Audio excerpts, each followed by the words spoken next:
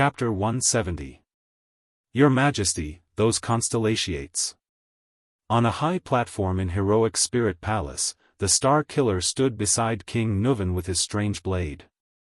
They requested to look for their prince on their own. King Nuvan propped himself up on the high platform and narrowed his eyes as he looked down at his city. This is Dragon Cloud City that belongs to the Waltons. The king exhaled slowly. Let them go. King Nuvan's voice sounded a little tired. Maybe I can find my granddaughter on the way. Compared to the current situation, perhaps the Walton family is really secondary. King Nuvan sighed heavily.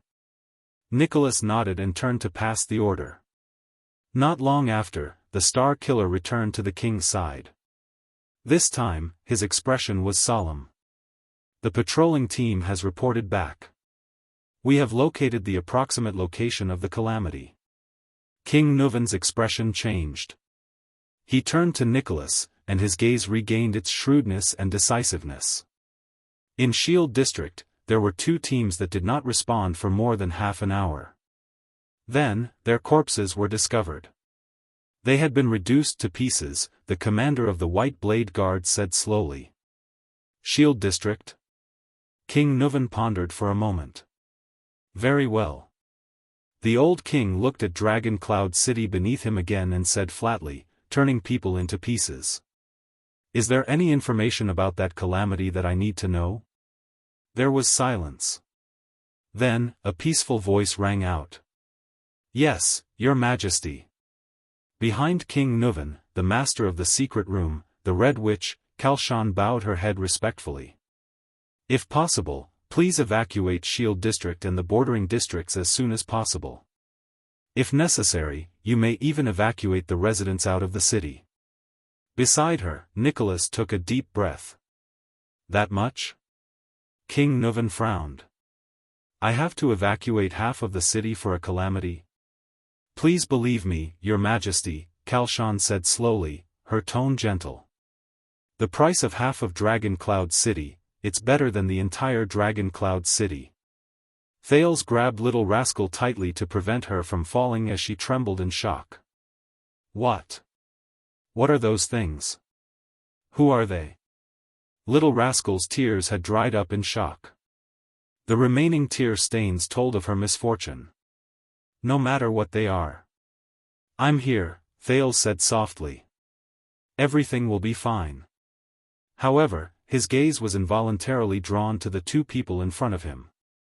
Especially the girl who stuck her head out of Asda's shadow and looked at him with a flowery smile. Child, I've said it before. Like a girl next door, Giza Streelman's eyes were filled with gentleness and pity. We will definitely meet again. Thales felt his hair stand on end. The explosion caused by Ramon's death had collapsed two walls and turned the alley into a circular flatland. Many of the residents in the surrounding area had been affected. Such a huge commotion could no longer be concealed. My God! My legs are pinned down. What happened? Help! Someone help me. Hurry up and find him. Where's the disciplinary officer? Did the house collapse? From time to time, injured civilians could be heard wailing in the ruins around them. More and more Northlanders woke up from their sleep and walked out of their houses. After recovering from their shock and panic, they went to help the injured. There were about 100 people. Who are you? A few Northlanders noticed the two mystics who were confronting each other. Puzzled, they approached them. What happened just now? Hey, young lady, did you see the explosion just now? In Thales' eyes, a short, sturdy, and older man approached them with a solemn expression. He first stared at the handsome Asda with a suspicious expression, then said to Giza, who had a subtle expression on her face, Are you in trouble? Thales' heart skipped a beat. But Giza and Asda still stood quietly, as if they did not hear the noise and clamor around them. It was as if they were the only two people in the world. I'm glad to see that you've recovered, Giza, Asda said softly. I heard some things about you from that child, and your attitude towards him. That's great. Giza flashed her usual gentle smile and clicked her tongue. Then I don't have to repeat it again. Asda's expression was slightly cold. Perhaps there's some misunderstanding between you two. Thales slowly gulped. He turned his head, looking for a chance to slip away, but he only saw more and more residents approaching. *T, Thales' heart froze. Hey! Both of you. I don't know if you're quarreling or putting on a show in Dark Knight Temple. The short, sturdy man impatiently pointed at the injured all around them. But right now, everyone needs help. It's best if you don't just stand there, but his voice was interrupted. A group of heavy footsteps came from afar. A team of patrolling soldiers came here with torches in their hands. They split into a formation and approached while vigilantly watching everyone on the street. Thales shuddered. Dragon Cloud City's patrolling team. But he glanced at the mystic who was still quietly confronting each other. They came at a bad time. Misunderstanding? Giza ignored the patrolling team that suddenly appeared. She shifted her gaze back to Asda, and her gaze was subtle. Don't worry, the misunderstanding between me and that child will soon be resolved. The blood mystic licked her lips. Very soon. Thales glanced at her feet. He did not know if it belonged to Ramon or Black Sword. He felt goosebumps all over his body. Asda's brows furrowed. He understood what the other party meant. Everyone, quiet. Stand close to the street. At this moment, a rough voice came from the patrolling team. In the name of the king, accept the disciplinary officer's inspection. Then, leave this place immediately. The civilians who were either helping the injured or watching in bewilderment all turned to look at the disciplinary officer with various emotions. Do as I say. The disciplinary officer walked out from the team with a stern expression. I'll say it again, hey, officer. The short, sturdy man who interrupted the mystic's conversation patted his chest in dissatisfaction and turned to the disciplinary officer. We're all injured here. We need help. Are the lives of Shield District worthless? Following his words, the civilians booed in unison. You will receive the help you deserve, but Shield District must be evacuated as soon as possible. You, the disciplinary officer said impatiently, but then he paused and narrowed his eyes. Wait, I recognize you. You're Big Leather Belt from the Glacier Sentinels, right? The short, sturdy man nodded slightly with a stern expression. We need help. The disciplinary officer recognized the short, sturdy man and his attitude became much better. He turned to his subordinates and waved. All right, for your sake, go and help first. Save the injured. Then evacuate immediately. Only then did the civilians calm down. The disciplinary officer turned his head and frowned at Big Leather Belt. Where's Gleeward? He's the only one who can control these people. He was called away by a few officers just now. They said it was the king's order. I don't know if it's true. Big Leather Belt glanced at the mystic who was confronting him. Why did they evacuate? I don't know. It's the king's order. The disciplinary officer shook his head. We were also sent out urgently. Did you see any suspicious people? Suspicious people? We're in Shield District. Almost everyone we don't know. Big Leather Belt paused. Surprise appeared on his face as he turned to the two mystics. There are. On Thales' side, the mystics were still conversing in their own world. This child. Do you know who he is? The air mystic asked slowly. Do you know what he means to us? Of course, I know very well who he is. Giza smiled. There was a hint of coldness in her voice. Move, Asda.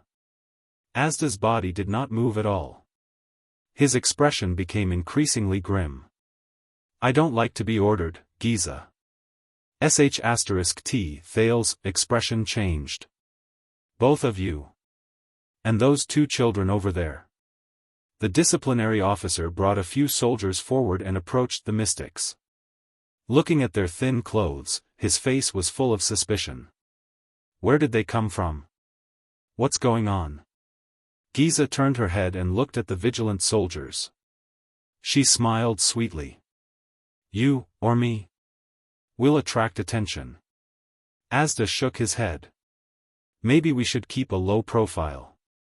No, Thales observed Giza and Asda's expressions and movements. His heart trembled. All right, I'll do it then. Giza sighed. I'll collect some materials. Asda frowned slightly. Thales' heart sank. **T, go. Thales sucked in a sharp breath and shouted at the people who surrounded him, hurry up and leave. Everyone, get out of here. Report to Heroic Spirit Palace. Under the puzzled gazes of the disciplinary officer and Big Leather Belt, a boy desperately dragged a shivering little girl and screamed at them in panic, "It's dangerous here." But a young child's voice obviously could not stop the Northlander's puzzlement and curiosity. What's wrong, child? The short and stout Big Leather Belt came forward and glared at the expressionless Asda warily. What did this guy do to you? Thales stepped back and shook his head vigorously. No, you, young lady. At that moment, a rudely rude soldier reached out and grabbed Giza's arm. Don't just stand there, stand on the street. But the soldier immediately shuddered and fell abruptly, his arm twitching. Giza giggled beside his ear. Damn it, my arm. What did you do, lass? The surrounding soldiers looked at the fallen soldier and burst into laughter. You can't even catch a girl, Jason, it's time for you to retire. Asda's expression did not change. He looked at the poor soldier who touched Giza and then fell to the ground, his face red from ear to ear. His fate was already sealed. Attacking the patrol team? Very well, capture them. The disciplinary officer narrowed his eyes and paused for only a second before he said resolutely, send someone to report to the higher-ups. Thales sighed. He knew it was too late. The patrolling soldiers laughed and surrounded the two mystics. Giza turned to them and flashed the warmest smile. At that moment, Thales pressed little rascal to her knees and pulled the pitiful girl into his arms, blocking the girl's line of sight. Don't look. Thales' eyes were cold as he said softly. Little rascal trembled slightly. But she obediently buried her head in his arms. Don't listen. When the first scream was heard, Thales forced little rascal, who was still in shock and did not know what was going on, to cover her ears. No matter what, don't care. I'm here. At that moment, even Thales shut his eyes tightly, his chin resting on little rascal's hair. He knew what was going to happen. These people did not know what kind of fate they would face. It was too cruel. What's wrong with this girl? I can't catch her, first came the soldier's surprised questions. This girl is weird. She's hot.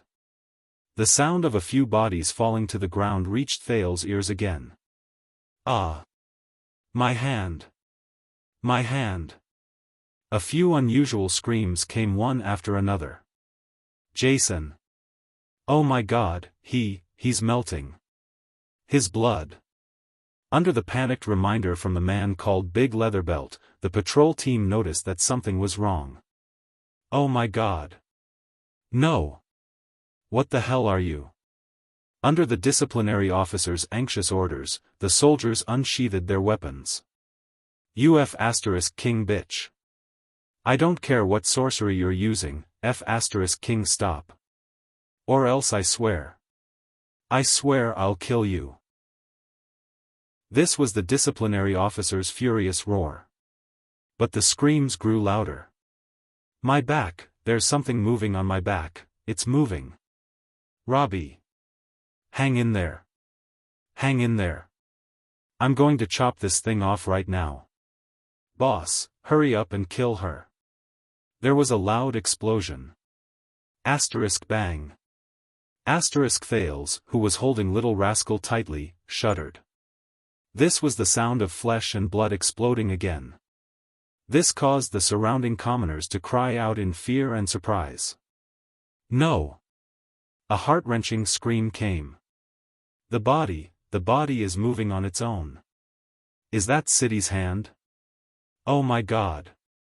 It was accompanied by Giza's soft chuckle. What are you waiting for? Kill her. Kill her. This was the hysterical disciplinary officer. The sound of a sword cutting into flesh was heard. Then came the sound of a head falling to the ground. And Giza's gentle laughter. No, it's impossible. Her head, why is it still moving? Help. Boss. The thing sticking out of her body, monster, it's a monster. Oh my God. Don't go near that thing again. Step back. Everyone, step back. The man called Big Leather Belt roared madly. Thales clenched his teeth and tried his best not to imagine everything around him. Little Rascal was in his arms. Even though she could not see or hear, she was trembling slightly. He had seen those nightmarish scenes in the birch tree forest in Constellation's northern territory. Retreat. Everyone, retreat. The disciplinary officer's voice finally began to tremble. Fear seized his brain and overpowered his courage. It was not just the patrol. Realizing that they were facing an unexplainable unknown and that the patrol could not control the situation, panic finally spread among the crowd. The people began to flee in terror. But it was too late. The sound of earth and rocks being broken could be heard. Watch out for the ground. What's coming out of the ground? Ah. Nina, don't worry about me. Take our son and run. Are these tree roots? I can't cut them. No, father, no. Don't. Stay away from me. Ah. Countless men and women cried out in fear. Boss. Boss. What do we do? These things are everywhere. As the soldiers screamed hysterically, the disciplinary officer's voice was drowned out. Thales shut his eyes tightly and bit his lower lip. His hands, which were holding Little Rascal, were trembling. The frantic footsteps gradually diminished. What replaced them were countless screams, countless sounds of being dragged, countless sounds of weapons falling to the ground, and countless cries of despair. Wait, where's the signal arrow? Fire the arrow and inform the higher-ups. Big Leather Belt's voice came with difficulty. At the same time, there was the sound of him being dragged on the ground. The sound of the crossbow's mechanism rang out. However, in less than a second, a clanging sound came from the sky.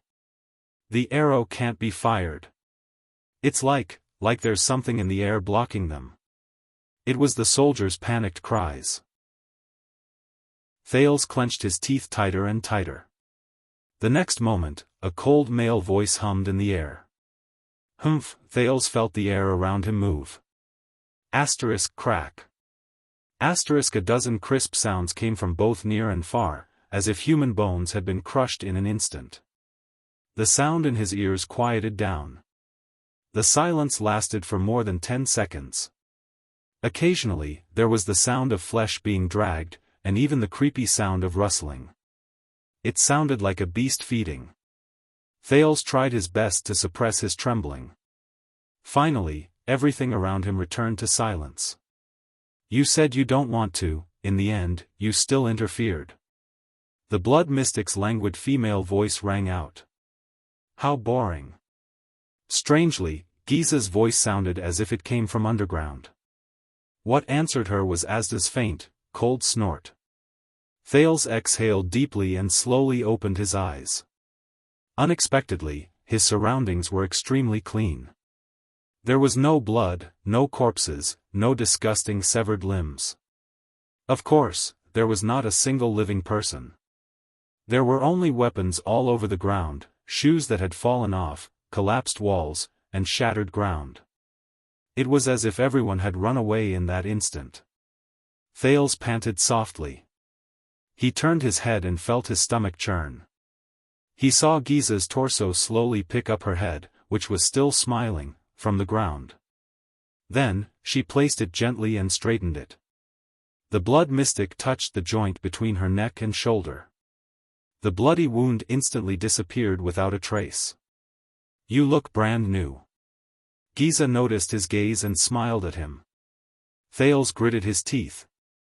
At that moment, Thales dared to let go of Little Rascal and let her open her eyes. Little Rascal looked at the strangely clean street around her and shuddered. Asda shook his head and said, "I may have blocked the transmission of signal arrows and sound, but with so many people missing, they will find out sooner or later." "Are you afraid?" The blood mystic smiled. Asda did not say a word. He turned around indifferently and walked towards Thales. Thales did not even dare to breathe loudly. His mind was frantically thinking about how to escape. No, from what he saw, it was a possibility to save his life. "Wait," Giza said gently. Asda stopped and his expression turned cold. "Leave that boy." The blood mystic lifted her gaze and looked at Thales. "Then, we will still be good friends. What do you say?" Thales shuddered. The air mystic was silent for a moment. Asda turned to Giza and said slowly, "The Soul Slayer pike and Severing Soul's blade are both in the city. Even if you fight with your physical body, you will not be able to withstand the Soul Slayer pike's power. We'd better escape quickly." "Oh?" The blood mystic shook her head slowly. "You deliberately lured the patrols here," Giza enunciated slowly and calmly, "just to use this reason to force me to leave? To protect your precious boy? It really makes me sad." "Partner." Hearing this, Asda sighed.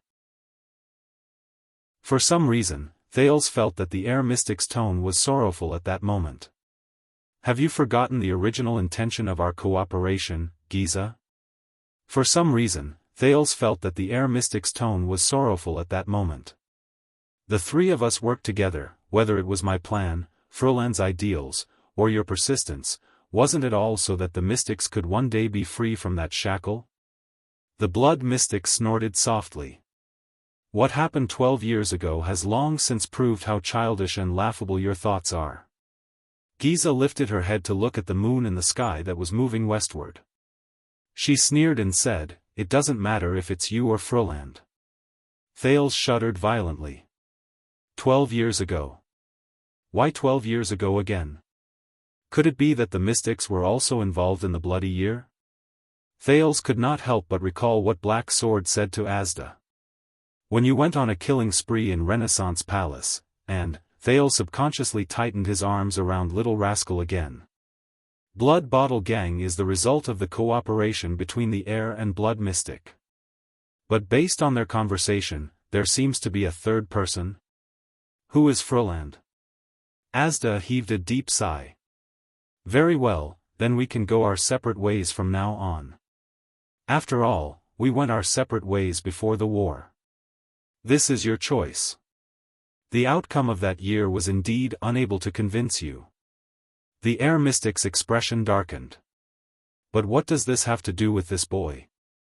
Asda raised his head, his eyes sparkling. "You must have a reason to kill him, right?" "Of course." This time, Giza answered readily. "His bloodline.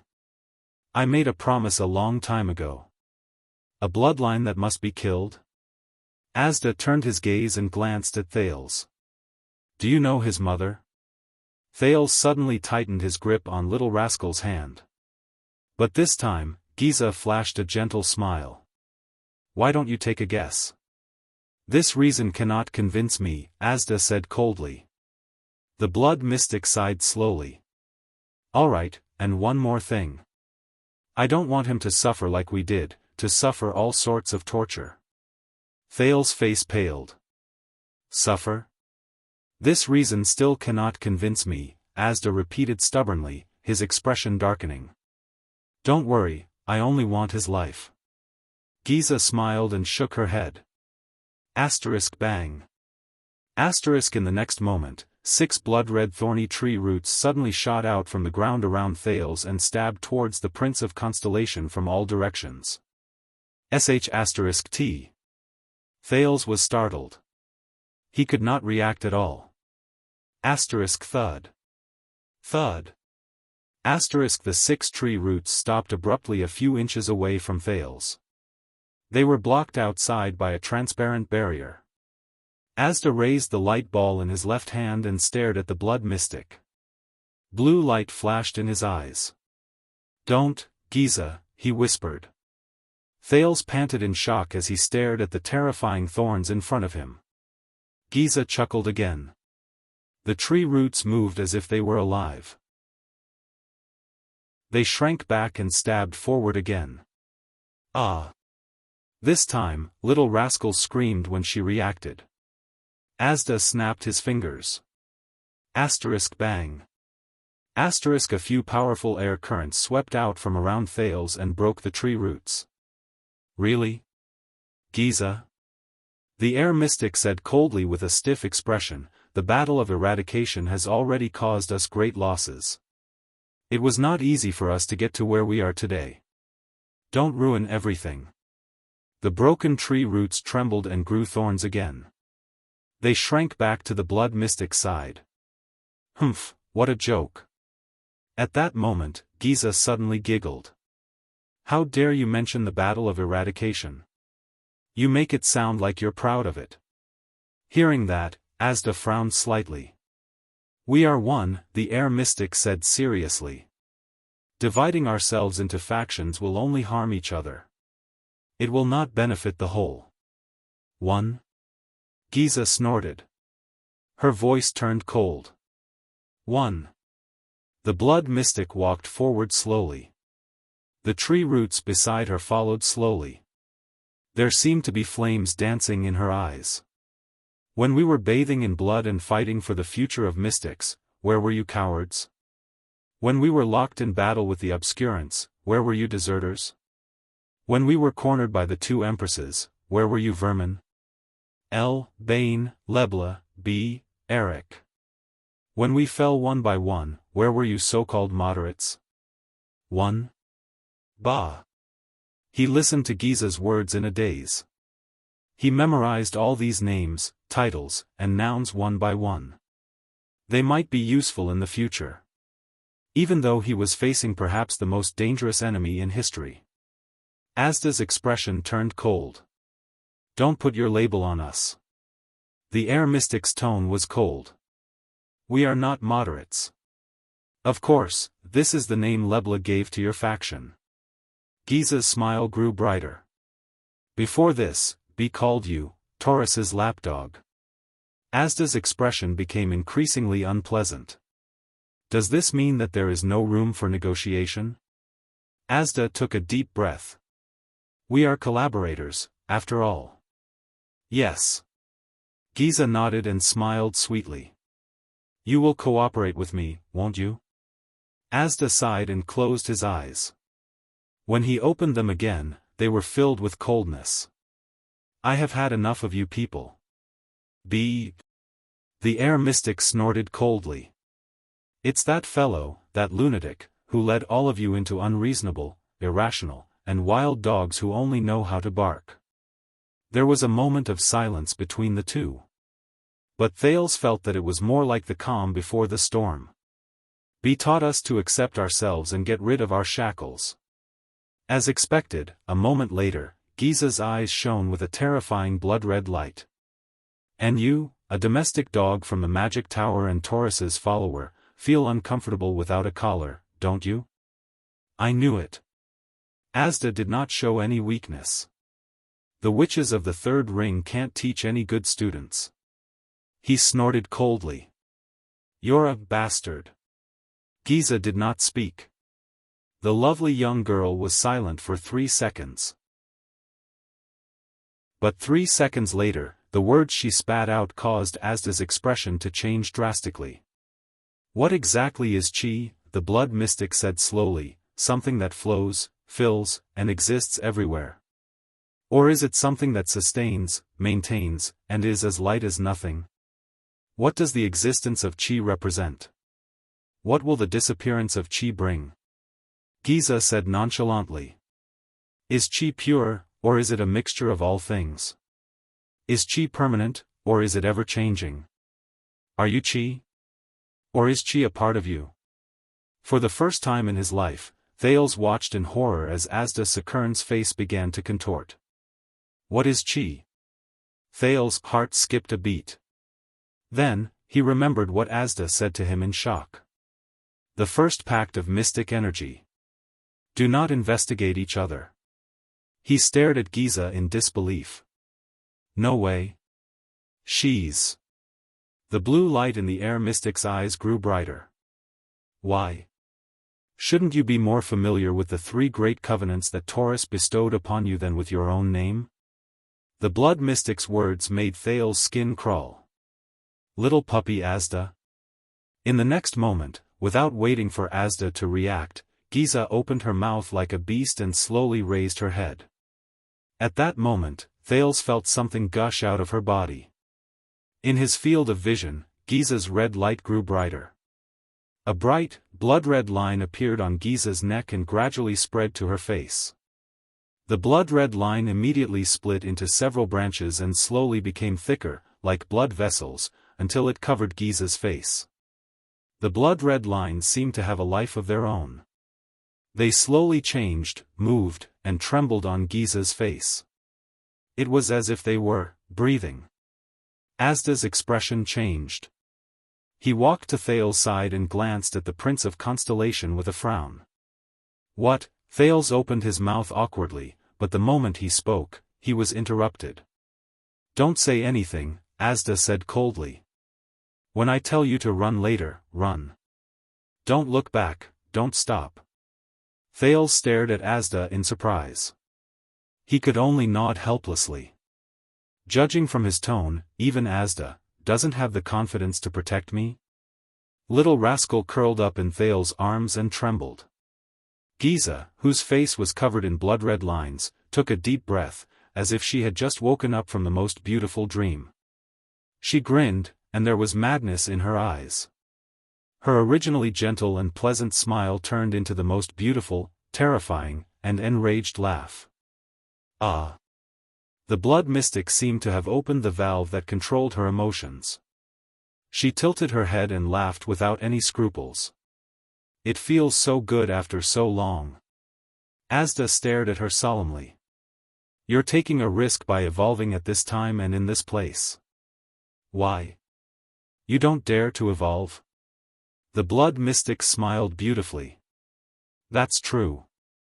After all, you're a coward. Little puppy Asda, let's play a game, shall we? Asda's eyebrows sank. The blood mystic pointed at Thales, then raised her arms and shouted while laughing maniacally, if I can't kill him every minute, then I'll continue evolving. There's no limit. Chapter 171. The moment Giza raised her arms, Thales felt the ground shake. Asterisk boom. Asterisk in the next second, the blood mystic rose from the ground. No, it should be said that a gigantic blood-red tentacle with a diameter of 2 people broke through the ground, rose from the ground, and lifted Giza up by force. It lifted her 7 or 8 stories high. Asterisk splat. Asterisk then, with the sound of flesh bursting, the gigantic tentacle exploded into countless smaller tentacles. They extended a terrifying surface area and stretched in all directions. Each tentacle seemed to have a life of its own as it slithered forward. A few seconds later, the blood-red tentacles trembled simultaneously, and covered the sky as they slithered towards Thales. There were hundreds of them. The tentacles covered almost his entire field of vision, even the moon was obscured. Thales looked at the scene before him with a pale face, while little rascal grabbed him in a daze. She had long since been scared out of her wits. Asda opened his mouth and roared, "Run! Run!" Thales shuddered, grabbed little rascal, and turned to run. He gritted his teeth. Just like Asda said, he did not care, did not turn his head, and just ran forward. Giza's maniacal and delighted laughter came from behind him.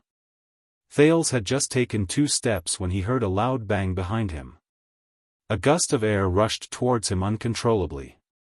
Then, there was another loud bang. Bang. In another direction, the air swirled up countless rocks and snow, sweeping them away. Thales' heart skipped a beat. This is the situation when the air wall is forcefully broken. Bang! Bang! Bang! The loud bangs came one after another. The air flow became more turbulent and chaotic. Obviously, Asda's air wall was being broken again and again. At that moment, Thales felt a weight on his hand. Little rascal fell to the ground. Thales felt a chill in his heart. Before he could react, the 2 of them, who were a beat slower, felt a wave of darkness attack them. Countless tentacles attacked from the sky behind them, covering their heads like a huge bull. Then, they blocked their way forward. In the darkness, Thales gasped. He had just pulled Little Rascal up when he heard the sound of flesh scraping against each other from all directions. In his field of vision, the tentacles glowing with red light attacked him from all angles.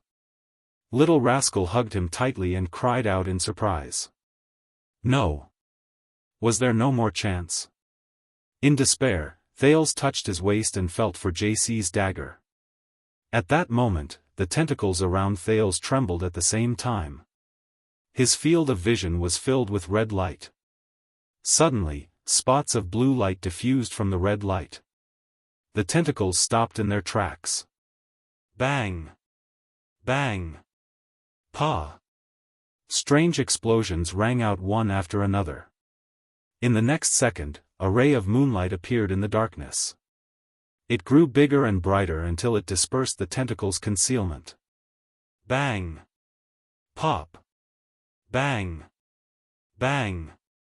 Pa! Thales watched in shock as the hundreds of blood-red tentacles around him exploded from the inside one after another. Countless blood mists and fragments burst out. In the blink of an eye, over 100 tiny tentacles exploded from their roots. The gigantic tentacle that was connected to the blood mystic's body was also undulating internally. A large hole appeared on the surface of the tentacle, and countless drops of blood spilled out. Giza laughed heartily and gently stroked the tentacle beneath her. Immediately, the tentacles and limbs that were scattered due to the explosion struggled violently and began to change shape. Some of the larger limbs grew into countless appendages and legs, like spiders or scorpions. The smaller limbs extended their length and resembled tadpoles or snakes. Some of the limbs even shrank into a round ball and began to roll like the tires of his previous life. What they had in common was that the moment they changed shape, they ran, crawled, or rolled towards Thales and Little Rascal in various ways. Thales felt his skin crawl as he watched the hundreds of strange-looking, little animals chase after him with twisted bodies. He turned his head and ran for his life while tears streamed down his face. I really have trypophobia. Little Rascal seemed to understand the severity of the situation. She gritted her teeth and followed Thales' pace. However, they could not outrun the little animals. Soon, a monster with 6 legs, 1 eye, and 2 claws leaped to their side. Thales immediately had goosebumps all over his body when he saw it from the corner of his eye. However, in the next second, the monster suddenly shuddered and exploded like the tentacles before it. It was not the only one. Countless of its kind behind it exploded at the same time, spraying blood all over the place. Blood drenched Thales and Little Rascal's faces. However, before Thales could rejoice, he suddenly felt the blood on his head and face begin to move as if it had a life of its own. Like countless tadpoles, they became active and trembled on the surface of his skin. F***ck. Disgust and fear flashed through Thales' heart at the same time. Fortunately, in the next moment, an unprecedented gust of wind assaulted them and lifted them into the air. Whoosh. The wind seemed to have a mind of its own. It went everywhere and forcefully scraped off the blood that belonged to Giza from the surface of their bodies. Thales and Little Rascal fell to the ground again, battered and exhausted. The gust of wind grew stronger and stronger. With a rumble, it blew away countless houses and swept towards Giza, breaking her newly grown tentacles, scattering them, and exploding them from the inside out in the air. Thales did not stop. He immediately pulled Little Rascal up, and with the help of the wind, he ran forward with all his might. Run! He panted heavily. The fluctuation in his body had been activated for a long time. Because of this, Thales held Little Rascal's hand and ran for a while from time to time, in case she ran out of stamina. Run! He gritted his teeth. He knew that everything related to blood and living things behind him could become a weapon to kill him. He could only run. This was a desperate run for survival. Finally, Thales and Little Rascal ran out of the street and saw living people again. The Northlanders on the other street seemed to have heard the loud tremors and noises. Many of them ran out to see what was going on. Some of them saw Thales running wildly and discussed among themselves. Thales wanted to yell and ask them to run. However, he was already panting from running with Little Rascal. He no longer had the strength to speak. He could only subconsciously continue running. They returned to the street Thales had just escaped from. After the gust of wind subsided, a figure hovered in the air. The air mystic appeared expressionlessly in the air. His eyes shone with blue light and his face flowed with blue light, as if his face was cracked. He silently confronted the blood mystic on the tentacles. However, the intensity, brightness, and frequency of the blue light flowing on his face were even greater than when he faced Black Sword. Ha ha ha. The blood mystic seemed to be very happy. She laughed and said to Asda, "Look, evolution isn't that difficult, is it? You're right. Evolution has improved the finesse of my control." The air mystic's words were emotionless. His tone was flat, but he had no intention of replying to Giza. And air is indeed everywhere. For example, the insides of all living things. As soon as he finished speaking, the giant tentacle beneath Giza burst open with countless small holes from the inside out. It shriveled up. "You don't have any more blood to use," the air mystic said coldly. "Give up. How about it?" The blood mystic laughed and landed on the ground. "No blood." Giza's words became more casual, and the tone of her laughter became stranger. "No blood?" Once she finished speaking, her eyes brightened. The blood lines on her face became more prominent than before. They began to tremble more frequently and extended into countless smaller branches. "Continue evolving." The blue light in Asda's eyes shone brighter, but his tone was surprisingly calm. "You're really crazy." In the next moment, Giza laughed wantonly. The ground beneath her feet suddenly cracked, and endless tremors spread. Asterisk rumble, asterisk the crack extended for nearly 100 meters, and the ground slowly bulged. Asterisk crash. Asterisk with Giza as the center, a giant monster that was dozens of meters tall burst out of the ground with a loud bang. Dirt, stones, and snow rolled off its body. The giant monster completely covered a circumference of 100 meters. As Giza laughed softly, the monster split into dozens of limbs that were comparable to the tentacle just now and plunged them into the ground. It was like an old tree taking root. It also looked like a gigantic, blood-red octopus. If Thales had turned around, he would have recognized that this was the terrifying, multi-headed snake in the birch tree forest. However, compared to its previous appearance, it was a dozen times bigger. The multi-headed snake's tentacles continued to penetrate the ground, its limbs twitching violently. Soon after, the ground trembled, and the tremors extended endlessly. Asterisk bang. Asterisk soon, in the streets and the city hundreds of meters away, several terrifying, giant tentacles burst out of the ground. One of them appeared on the street that Thales had just run to. Thales stared at the giant tentacle, which trembled as if it had sprouted from the ground. The residents around him cried out in alarm and scattered in all directions. But their luck was clearly very bad. In the next second, the giant tentacle split into countless smaller tentacles. Like a ferocious beast hunting its prey, it mercilessly and swiftly reached out to all living things around it. All life. Thales, whose scalp was numb, did not even turn around. He continued to run for his life with Little Rascal. In his heart, he was crying out in grief with all his might. What is this? The blood mystic in the past was not like this. Amidst the loud noise, countless civilian screams, cries of pain, cries for help, and desperate cries came one after another like demonic sounds. No. Ah. What is this? Help. Cut it off. Cut it, Irk. Mom. Run. Hurry. Damn it, you damn. Ah. Let me go. In a few streets, countless people were swept up by the small tentacles. They were pulled towards the giant tentacle, which served as its root, and fused into the horrifying flesh and blood. Even animals like cats and dogs were not spared. Even birds, insects, trees, and flowers. No matter what it was, their voices, just like their lives, stopped abruptly after entering the flesh and blood of the tentacles. No, no, Thales clenched his teeth tightly. Tears streamed down his cheeks continuously. The tragic scenes before his eyes stimulated his emotions in a way that exceeded his tolerance limit.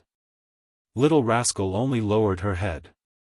She did not look around, behind, or around her. She cried as she ran. She cried as she ran.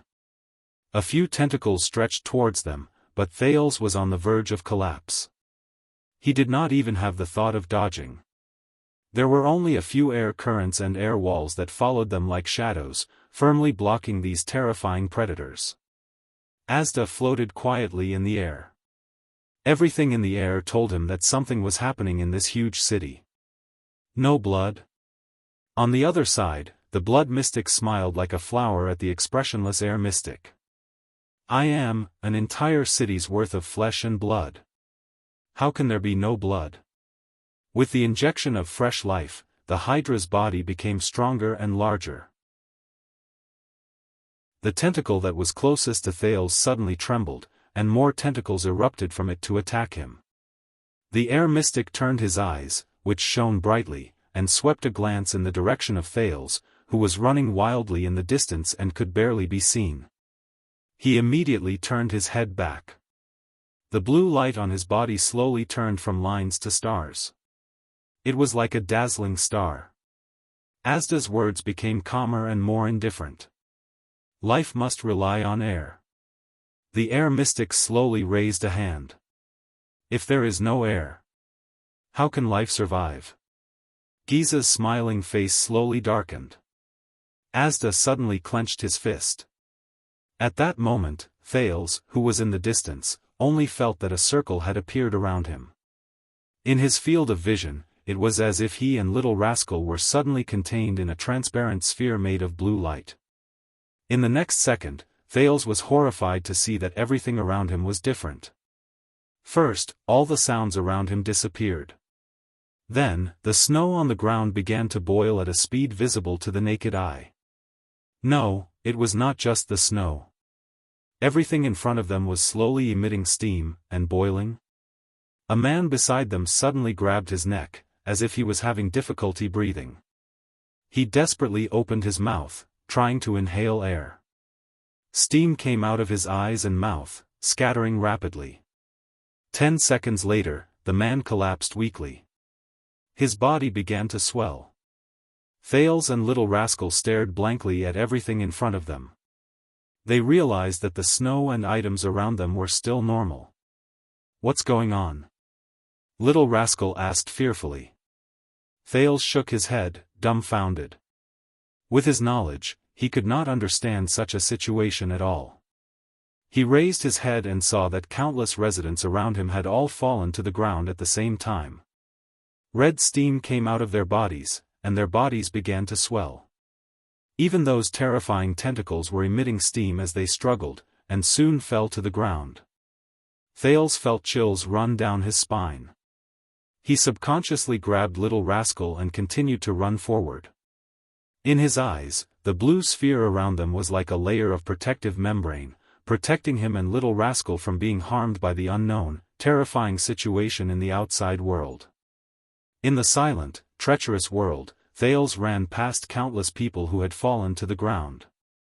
Some of their bodies were as swollen as the man just now, but most of them were obviously dead. When they died, their bodies returned to normal size, but their skin was tightly attached to their bones. They looked like dried corpses that had been dead for a long time. At that moment, Thales felt an extreme chill in his heart. His instincts told him that there was no longer anyone alive in this district. With his trembling hand, he squeezed Little Rascal's hand tightly. The latter was also in a daze, and subconsciously followed Thales. They ran past countless corpses of different shapes and postures, but all of them had died in agony. Thales gritted his teeth and wiped away the tear stains on his face, holding back the second wave of tears in his eyes. Thales knew that these people, these men and women's deaths, were all because of him. He was the one who brought death and disaster. Thales shook his head abruptly, trying to push everything out of his heart. Trying to think of nothing. Out of his wits, terrified, and filled with fear, he only had one goal left in his mind. Run. Run. The further, the better. In the silent world, the air mystic floated quietly in the air. He watched coldly as the blood mystic and her pet fell to the ground, trembling and boiling. The blood in Giza's body was continuously evaporating. But the blood mystic still forced herself to smile at him. In the next second, the blood veins on Giza's body grew vigorously again. It was as if her entire body was enveloped in blood. The gigantic tentacle beneath her suddenly moved. Countless pieces of flesh retracted. The gigantic hydra, which was hundreds of meters long, rapidly shrank into a tiny, strange, dark creature. It extended smaller but extremely sturdy tentacles, which now looked more like black bone spurs. The air mystic was still expressionless, but his eyebrows twitched slightly. He still clenched his right hand tightly, and the blue light on his face flickered more and more rapidly. Suddenly, the creature shot out 3 fine bone spurs, which pierced through Asda's figure. Asda's body flashed with blue light, and he swayed. The air mystic's right hand loosened. At that moment, as if an infinite force had suddenly descended, the entire shield district exploded with a loud bang. Asterisk boom. Asterisk all the houses, the ground, and everything around Thales exploded, as if they were suddenly slapped by a palm. Dirt and rocks flew everywhere, and debris flew everywhere. Many of them tried to attack Thales and Little Rascal, but they were blocked by the blue sphere. At that moment, Thales felt as if the entire Dragon Cloud city had been shaken by a giant, and then exploded. He and Little Rascal both fell to the ground. But then, Thales realized that everything before his eyes had returned to normal. First, at the moment of the explosion, the sound seemed to have returned. The snow no longer evaporated, and the shriveled corpses began to return to normal. Thales gasped for air, still in a state of shock. He turned his head and looked in the direction where Asda and Giza were. But he could not see anything. Little Rascal trembled and tugged at his sleeve. Thales turned his head and saw Little Rascal staring blankly in front of them. The street, which was dozens of meters long, was littered with corpses. There were hundreds of them. Thales knew that more corpses might be lying quietly in other streets. He desperately tried to control his trembling chest and forcefully swallowed a mouthful of saliva. Little Rascal sobbed softly. Why? Little Rascal's hair trembled, and she shook her head pitifully. Her tears slowly fell. What are these? Don't look. Thales took a deep breath and clenched his teeth. He resisted the urge to cry, covered little rascal's eyes, and continued to walk forward with her in his arms. "Don't look." At that moment, a great sorrow rose in Thal's heart. He gritted his teeth and said, "It's okay. It's okay. Soon, it will be over. It will be over." In the distance, the air mystic slowly recovered under the healing of the blue light. He looked at Giza, expressionless. "Surprised, right?" Giza looked at him with a smile. "But this is life, isn't it? Do you know, even in a vacuum without air, there are incomparably great lives that can stubbornly survive?" Asda looked at her, and his face shone with blue light. "That boy is really lucky. Are you ready for the second round?" The blood mystic shook her head coquettishly. The blood veins on her face began to turn an even more terrifying dark purple. "It's coming. If you evolve again, you'll have to knock on the door." The air mystic was emotionless, as if he was extremely rational. He looked at Giza calmly, as if she was not chasing after the mystic candidate he was supposed to protect. "Are you sure?" "Ah, puppy Asda." The blood mystic licked the corner of her mouth, charming and mischievous. "I'm sure. You have to keep a close eye on him." In the distance, on a small roof in Armor District, a young man in white watched the terrifying scene in Shield District with a solemn expression. He stared at the terrifying monster that was dozens of meters tall. He was not the only one who came out to watch the show. On both sides of the streets of the Armor District, residents of all sizes came out of their houses, pointing at the monster in horror. But this young man seemed a little special. He was strangely talking to the air. Yes, the young man in white said worriedly, "It has already begun. But there is a very big accident." The young man took a deep breath, raised his right hand, and said to the air, "That homicidal maniac seems to be more violent than expected. Does Black Sword really have the ability to force that monster into such a state?" The young man paused for a moment, then nodded. "Yes, at this rate, I suspect that the entire Dragon Cloud City will be torn down by it." In the distance, the monster abruptly shrank. "All right, I'll continue to observe." "Oh, it seems that the commotion has quieted down."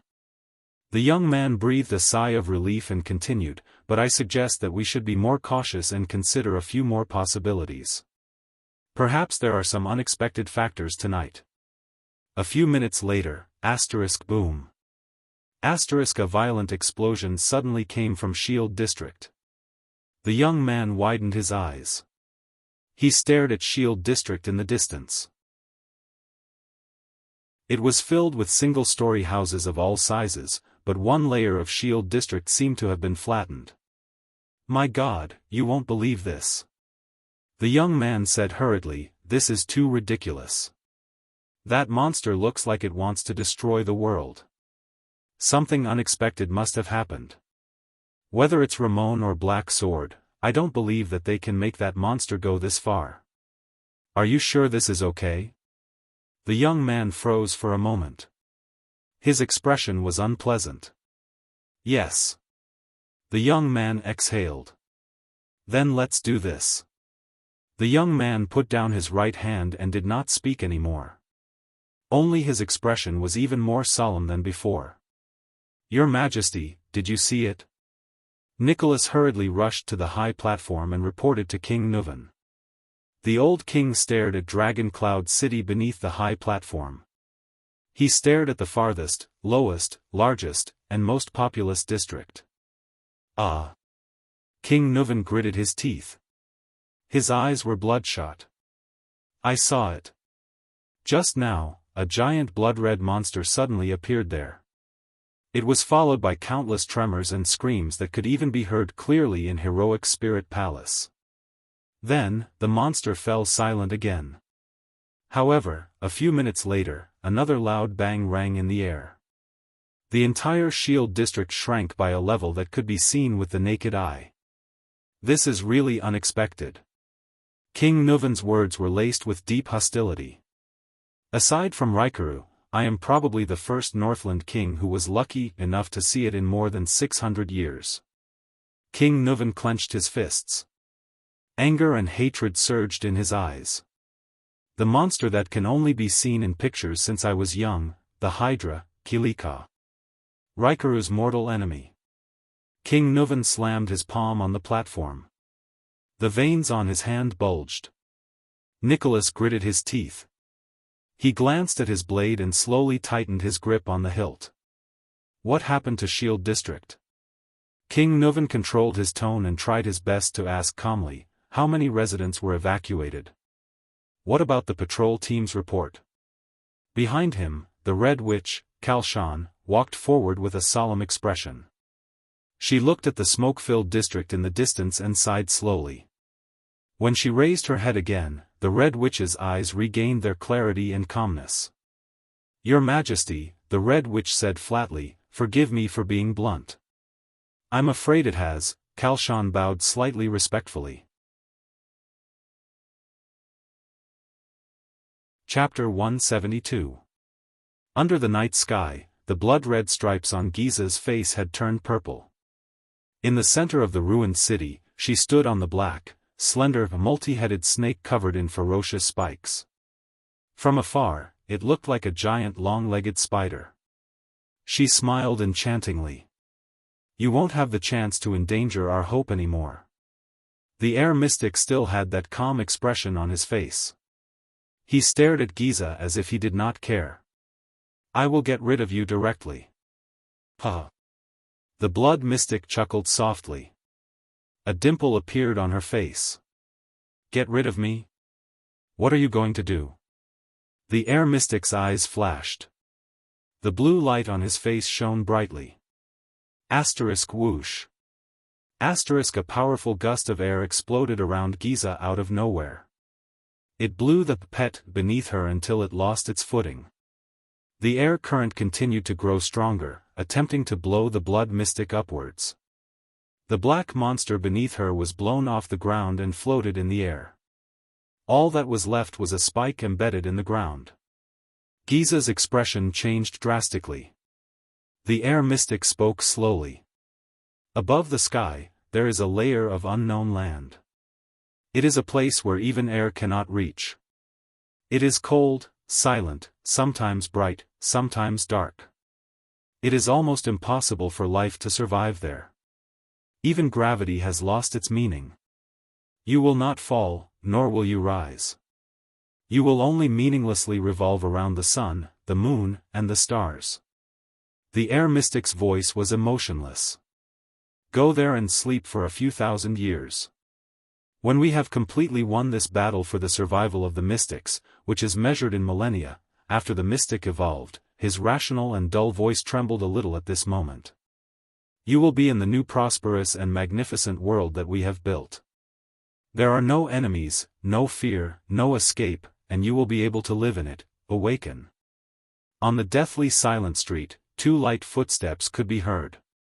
Thales pulled Little Rascal along and ran through a street at a speed that was close to walking. Both of them were panting from exhaustion. They had to stop and press their knees to rest for a while. Can we escape? Little Rascal's voice trembled.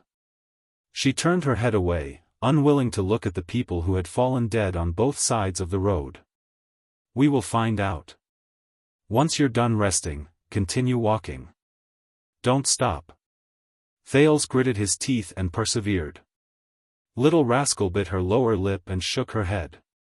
Year 346 of the calendar of eradication, during the Third Peninsular War, the Eastern Peninsula Allied Army attacked Dragon Cloud City.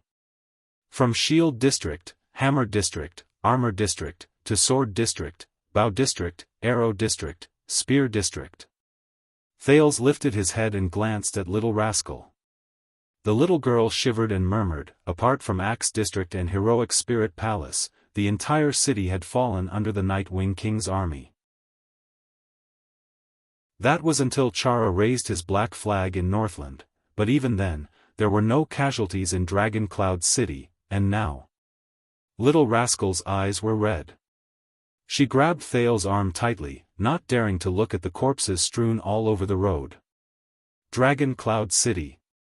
Is Dragon Cloud City going to be destroyed? I don't know. Thales sighed with a heavy heart. But we're still alive. That's enough. Thales straightened his body and dragged Little Rascal along without any explanation. Also, he stared at the ground beneath his feet, carefully avoiding the corpses that appeared every 2 steps. And Dragon Cloud City must have a way to fight against the mystics. Otherwise, Thales lifted his head and looked at the dead silent scene on the road. He gritted his teeth lightly. This is the power of the mystics and their... But, Thales lowered his head and looked at a child who was about his age beside his right foot. Before he died, he was still holding onto a wooden stick. He felt a wave of desolation in his heart. Probably no one will survive. At this moment, a tired male voice rang from the ruins to their left. If I were you, boy, Thales shuddered when he heard Little Rascal's scream. Thales subconsciously took a step back and shielded Little Rascal behind him. He touched JC's dagger with his right hand. Then, he stared at the source of the voice. How? Thales frowned in disbelief as he watched a corpse to his left begin to move. A moving corpse? Thales, who had a previous record, immediately felt his scalp tingle. Little Rascal closed her eyes in fear. The corpse turned over and revealed a hand. Thales widened his eyes and stared in shock at the hand that stretched out from the ground. He watched as it pulled away a pile of rubble and wood and dug a hole in the snow. A head popped out from inside. Thales felt a chill in his heart. No way. Fortunately, it's not what I imagined. If I were you, I wouldn't go over. Under the moonlight, a man with a dirty face, blood all over his body, and clothes full of holes crawled out of the hole. He panted and lay on his back. Asda's trick wasn't cleaned up very well. There are still things moving in front. With the help of the moonlight, Thales saw the man's face clearly. He could not help but shudder. He then stared at him. My God. He's Black Sword. Thales blurted out in disbelief. You're not dead? Little Rascal opened her eyes and looked curiously at the dying man in the ruins. I played a trick, so I'm not dead yet. Black Sword, who had the face of a passerby, lay on his back on the ground. He flashed a weak and ugly smile and patted his left upper arm. It was wrapped tightly with a thick layer of white cloth, but there was a shocking bloodstain on the surface of the white cloth. My life is very tough. If one were to describe Black Sword's state as pathetic, when he was hiding from Asda, then his current state could only be described as miserable. Just the large and small wounds on his body made Thales furrow his eyebrows tightly. Black Sword raised his head with difficulty and looked at the corpses on the street. He fell back on the ground and let out a long sigh. There's a tentacle, made of that thing, and it's still alive. Black Sword gritted his teeth. He broke out in cold sweat and trembled non-stop. At that moment, he seemed to be suffering from some kind of pain. Thales even felt that something was happening in the depths of his body. And, it's going crazy. You better not go over there. Thales narrowed his eyes and looked at the straight street. As expected, he found a frantically shaking blood-red tentacle in the distance. One of Giza's disgusting little pets. He began to worry. Is there another way? If not. Just as he pulled Little Rascal up and was about to see if there was another way, Black Sword's voice rang behind him again. Wait, kid. Thales hesitated for a moment. The second prince turned and looked at Black Sword, who was lying on the ground in a miserable state. You. Black Sword exhaled abruptly, as if he had just been freed from a wave of pain. He twitched the corner of his mouth and his gaze was sharp. Who are you? Thales looked at him and furrowed his brows. Little Rascal glanced at the prince and bit her lip. That trick of Asda's, the extraction of air, was really terrible. I'm afraid everyone in this street is dead. Black Sword gradually calmed his breathing. Lying on the ground, he fixed his gaze on Thales. I buried myself underground and desperately sucked in a small amount of air between the rocks and the soil. In the end, I survived and survived. You're really lucky. Thales shrugged and turned to leave. I'm used to racing against death. Black Sword's deep voice rang behind him. But you, kid, you shouldn't still be alive. Thales tightened his grip. Asda released a killing move that didn't differentiate between friend and foe, but he didn't forget to protect you, did he? Black Sword exhaled a mouthful of steaming white air. Are you really that important to him? Who are you? Thales was stunned. His heart began to race. Fortunately, Black Sword is heavily injured. I hope he doesn't have any spare energy to deal with me.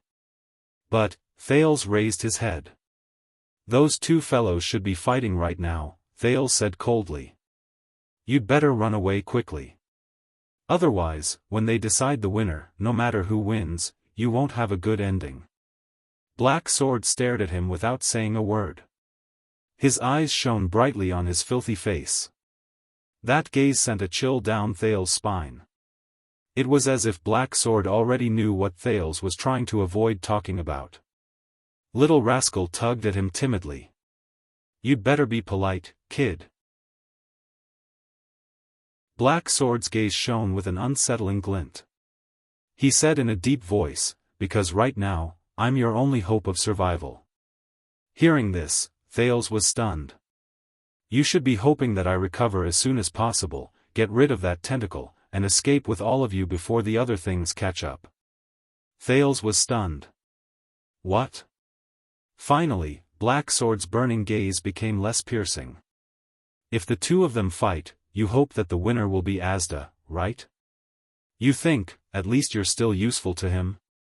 You think he won't kill you? Thales raised his eyebrows, turned around, and prepared to leave. It's a pity. Just as Thales took a step forward, Black Sword shifted his position. This movement made him grimace. The winner will only be that disgusting little girl. Thales finally furrowed his brows.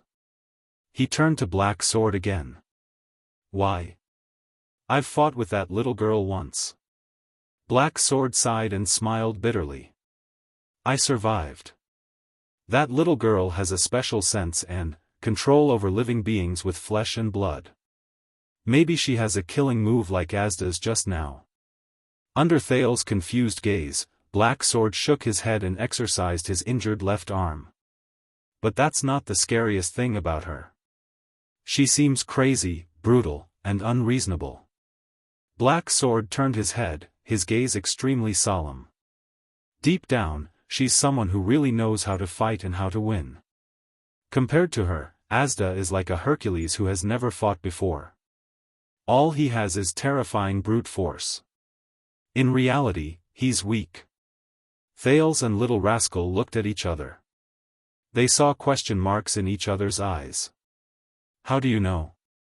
Thales shook his head. You've never seen them fight. Besides, they can't kill each other. Killing is one thing, and winning is another. Black Sword snorted. Asda and I are old acquaintances.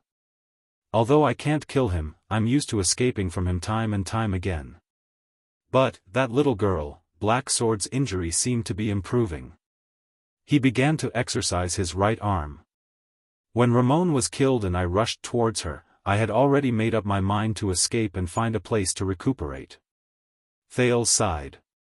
And here I thought you were really going to step forward and protect us. You don't need my protection. Black Sword snorted. Asda will protect you when the time comes. Thales shrugged and averted his gaze. Anyway, I plan to pretend to be injured by her and use a piece of flesh to confuse her. Black Sword took a deep breath. Unfortunately, the first time we exchanged blows, I realized, I didn't have to pretend to be injured at all. This is only the second time we've fought. Cold sweat broke out on Black Sword's forehead again. At that moment, Thales felt a strange power surging out of his body.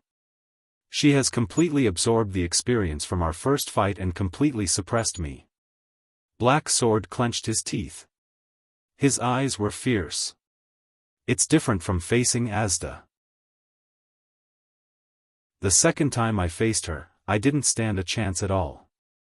That kind of battle awareness and experience, it's the seemingly powerful air mystic who is actually safe and harmless. It's impossible to imagine. Thales furrowed his brows again. Safe and harmless? He thought of the people who were squeezed into balls and complained in his heart. You're using domestic quality inspection standards, aren't you? At that moment, boom. Thales turned his head in shock. On that perfectly straight street, a blood-red shadow suddenly sprinted towards them. Little Rascal's grip on his hand tightened. Ah! It's those things. Damn it! Black Sword stared at the wriggling tentacle that was coming towards him. He tested his legs while trembling and could not help but frown. How can it still run without its roots? In the blink of an eye, the blood-red tentacle was before his eyes. Thales stared at Black Sword, who was lying on the ground, unable to move. He felt Little Rascal on his arm and could not help but feel his soul leave his body. In the duel between the two mystics, Giza laughed maniacally. A new world? Ha ha ha. I suddenly realized that you and Lebla should get along well. Why don't you consider joining us extremists? The air mystic did not answer. The next moment, the wind suddenly grew stronger. The blood mystic did not delay any longer. She crouched down and touched the huge, spider-like, pitch-black monster beneath her. The latter shuddered violently, and more black spikes extended from its main body, which was covered in spikes. They pierced into the ground with the swaying wind. A faint tremor came from the ground. Asda, who was calmly watching his opponent's attack, could not help but have a change in expression. A dazzling blue light flashed across his face again. The blood mystic and her pet swayed continuously in the wind, but the former still smiled and met the air mystic's gaze. A black spike protruded from the ground. Crack, then, a shrunken version of the pitch-black monster, covered in spikes, broke out of the ground amidst flying soil and stones. Its speed was astonishing. 3 steps behind Asda, he launched a surprise attack at him. Bang. It crashed into a transparent barrier. The air mystic's expression did not change. He deployed the air wall in time and blocked the incoming monster from the back of its master's head. However, more and more rustling sounds and cracking sounds came from the air mystic's body. Crack. Crack. Dozens of spider-like black spiky monsters swiftly and agilely broke out of the ground. They surrounded Asda and attacked him from all angles. The air mystic clenched his fist lightly. Visible water vapor immediately rose from a 10-meter radius around him. The dozens of monsters shuddered at the same time. But the shuddering only lasted for a moment. These monsters regained their mobility and rushed forward. The air mystic raised his eyebrows. It's useless even if you strip them of all the air. The blood mystic looked at Asda in amusement from above. They are little cuties who can survive tenaciously in a vacuum. Finally, the air mystic frowned slightly. But a second later, he let go of his clenched fist. Bang. Amidst the shattering sounds of countless house ruins, air pressure surged and pounced on the 10-meter radius of the vacuum, forcefully crushing the dozens of monsters. In the next moment, on the air mystic's face, which seemed extremely calm, layers of ripples surged in the cracked blue light. With Asda as the center, an invisible air current exploded outwards with an astonishing momentum. Snow and dust flew, and soil and stones shot in all directions. A circle formed by dust began to expand from the small center. Boom. The violent air current turned into the most unstoppable whirlwind. It lifted and cleared everything around it. The air mystic observed everything calmly from within the whirlwind. However, before the air mass with astonishing momentum could completely erupt, the air mystic suddenly turned his head and looked in a direction in the dust. Over there, a pitch-black little monster seemed to ignore the tyrannical and enormous air resistance, pouncing towards him without slowing down at all. In Asda's eyes, the only thing he saw was the monster swaying unsteadily in the storm. It forcibly lifted a sharp spike and kept the other spikes behind its back. Like an octopus at the bottom of the sea, it sprinted forward with a strange posture. A hint of solemnity finally appeared on the air mystic's seemingly emotionless face.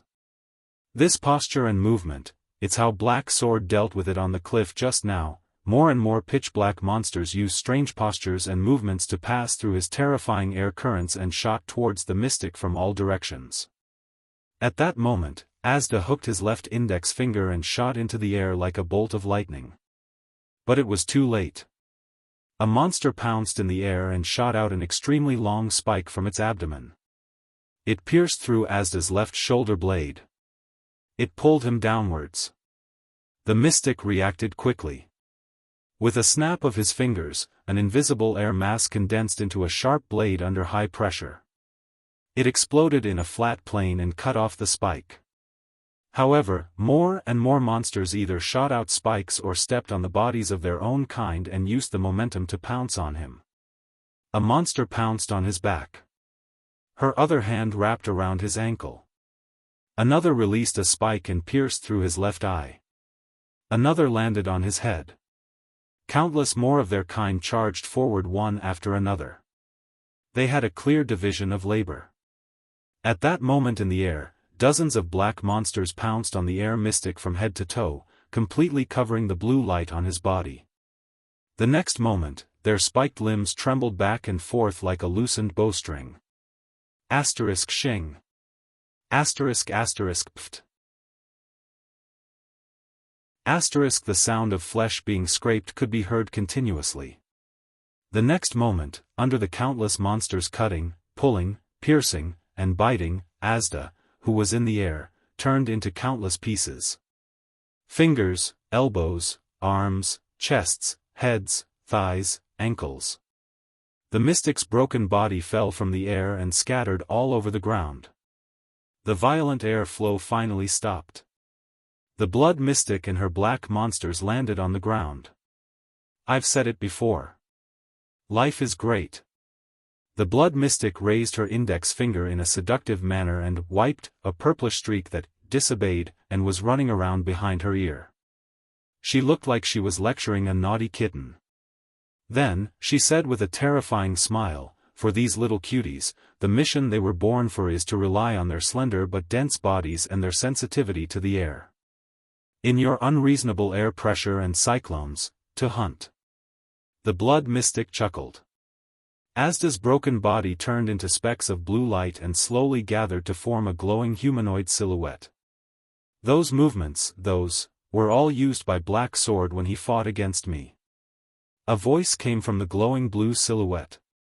You saw my battle with him and used the life you created to imitate him. Oh, that's all. Giza's body slowly descended. That fellow is very powerful. He actually tricked me with a useless piece of flesh just now, such a powerful fellow, of course he's my role model. After all, I was once a witch. The blood mystic walked down from the back of the gigantic black monster and covered her mouth as she chuckled. Learning and research were my past vocations. The young girl with the purplish-red cracks on her face gently bent down and picked up a black spider-like monster that was heavily injured by the cyclones just now. Her gaze was so gentle that it was as if she was stroking a kitten next door. But in the next moment, the blood mystic's gaze sharpened. The little monster in her hand leaped out and pounced on the air mystic's unformed blue light. As if they had received an order, countless black little monsters pounced on the blue light. Some of them exploded into broken limbs and blood, causing the blue light that was taking shape to fluctuate. Mystic energy interference? The glowing silhouette's tone was doubtful. You know that this won't work. At most, it can only delay my rebirth. But Giza's reply made it silent. That's enough. Asterisk bang. Asterisk a gigantic blood-red tentacle suddenly burst out of the ground under the blue light. Countless smaller tentacles spread out and bound the other monsters in the blue light tightly. Giza, you. The glowing silhouette spoke amidst the fluctuations. It seemed a little surprised. The blood mystic laughed heartily. Tell me, how much air is there under the ground that is a few hundred feet, a few hundred meters, or even a few thousand meters? How much time do you need to use that pitiful amount of air to return to the surface? It should be enough for me to kill that boy. The glowing silhouette did not speak again, but the speed at which it took shape was clearly increasing. It seemed to have become very anxious. Unfortunately, every black monster that exploded after entering the blue light could shake off a part of the blue light, greatly reducing its recovery speed. Of course, you can evolve to increase your control and range of effect. The blood mystic sighed. But I think that if you want to come back immediately from underground like that, the power you need. You must knock on the door to realize it, right? The glowing silhouette suddenly flashed. Come on, are you willing to knock on the door to protect that boy? The blood mystic said with a charming smile. Or are you willing to watch that boy die for your own safety? The glowing silhouette flashed more and more rapidly. See, this is the sorrow of never being on the battlefield. The blood mystic snorted softly and stroked her hair, which had turned blood red due to the evolution. You bunch of people who have never fought in a civil war, newbies. A few seconds later, the glowing silhouette finally spoke. I don't understand. That's not your style. Your so-called reasons are also not valid. Why would you rather pay such a huge price and risk being sealed by the legendary anti-mystic equipment and being discovered by Helen? Asda's voice, which had yet to take shape, sounded illusory. You still want to kill that boy? Just because you don't want him to suffer? At that moment, the two mystics were silent for a moment. Finally, the blood mystic replied flatly, you won't understand, except for me. None of us will understand. In the next moment, the huge blood-red tentacle dragged the black monster in the blue silhouette along with the blue light, which had yet to take shape, into the bottomless ground. Countless stones and soil tumbled down again, filling up the hole where the tentacle broke out of the ground. The tremors lasted for a long time. Until it became smaller and smaller. Until it disappeared. Only Giza was left. She silently stared at the ground where Asda disappeared. Her gaze was filled with thought-provoking and complicated emotions. The huge black monster behind her crawled forward. It extended its head or thorny limbs to her hand and intimately nudged the blood mystic. Yes. The purplish-red spots on Giza's face gradually faded. Her emotions also returned to normal. She gently stroked the monster beside her and said softly, at least I still have you.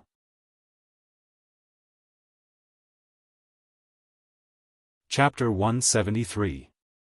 Under the night sky, in the deserted ruins of Shield District, the blood mystic gently turned around and stroked the black Kilika. In the next moment, the dense shell on the spider-like Kilika's body began to tear, change shape, and expand. Its black exterior began to turn red, and a dozen blood-red tentacles formed from human limbs extended from its body, growing larger and larger. Kilika's body grew larger until it turned into the blood-red hydra that Thales had seen before. Like a giant squid that was dozens of meters tall, it shook its tentacles and let out a strange whistling sound. Find that child. Giza's madness and stubbornness just now disappeared without a trace as the purplish-red markings on her face faded. At that moment, she was quiet and peaceful, like an ordinary and innocent girl. The mystic gently stroked Kilika, her tone light and gentle. You know his scent, understand his presence, and are familiar with his bloodline. Giza exhaled softly, her expression strange. Belongs to that fellow's bloodline. That guy that you want to eat even in your dreams. The Hydra's dozen or so giant tentacles trembled at the same time, and there was a sizzling sound of flesh and blood rubbing against each other. Boom. The tentacles fell with a loud bang, creating dozens of deep ravines in the ruins. Smoke and dust rose into the air. Giza laughed. She looked at the terrifying Kilika with a doting gaze, as if she was looking at an angry puppy wagging its tail. Go. Find him. The girl next door. Giza paused for a second before she opened her mouth slightly and exhaled softly. Before he becomes a mystic, kill him. Even if it means destroying all of Dragon Cloud City. Even if it means exposing myself. Even if Kilika's huge body once again let out a strange, unsettling sizzling sound. In the next second, its dozen or so blood-red tentacles plunged into the ground one after another from different directions. Bang. Bang. Bang. Its flesh and blood seemed to be multiplying endlessly, continuously extending the length of its tentacles and digging into the ground. Suddenly, Giza narrowed her eyes and turned her head with a solemn expression. A figure suddenly appeared in the smoke and dust stirred up by Kilika, slowly walking towards the mystic. Giza exhaled softly. As expected, I've wasted too much time. The silhouette in the smoke and dust approached slowly, one step at a time. The blood mystic closed her eyes and shook her head gently. He actually evacuated the people in the surrounding districts. Raikuru's descendants aren't completely useless. At this moment. Boom! A medium-sized tentacle suddenly shot out from the ground beside the figure. Amidst the smoke and dust, tentacles broke through the ground and attacked the uninvited guest.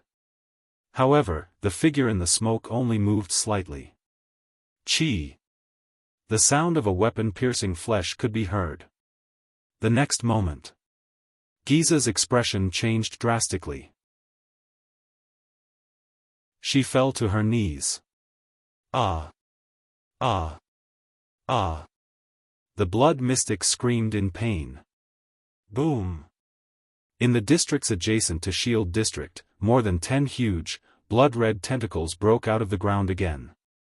For example, in the Sword District, which was the closest to the few noble districts, there was a huge tentacle like this. After it destroyed a stone house on top, it broke through the soil and rocks, and shot towards the sky. The moment it came out of the ground, the heads of these terrifying tentacles, which were formed by bloody human bodies, suddenly burst open and scattered into countless smaller tentacles. The small tentacles first stopped in the air and slowly turned around, occasionally trembling once or twice. It was as if they were sniffing. Not long after, these small tentacles trembled at the same time, and then quickly grew, proliferated, and extended in all directions. At this moment, a thin figure in a white cloak suddenly appeared from a corner and instantly landed in front of the roots of all the tentacles. The tentacles sensed the approaching flesh and blood. In that instant, countless tentacles attacked the cloaked figure like a wild beast with its hair standing on end. The figure turned around gently and brandished a special white-hilted blade. The blade flashed. Swoosh. Surrounded by countless tentacles, the figure flashed incessantly in that instant, even leaving afterimages. So much so that from afar, it looked like he was brandishing the blade in a few different directions.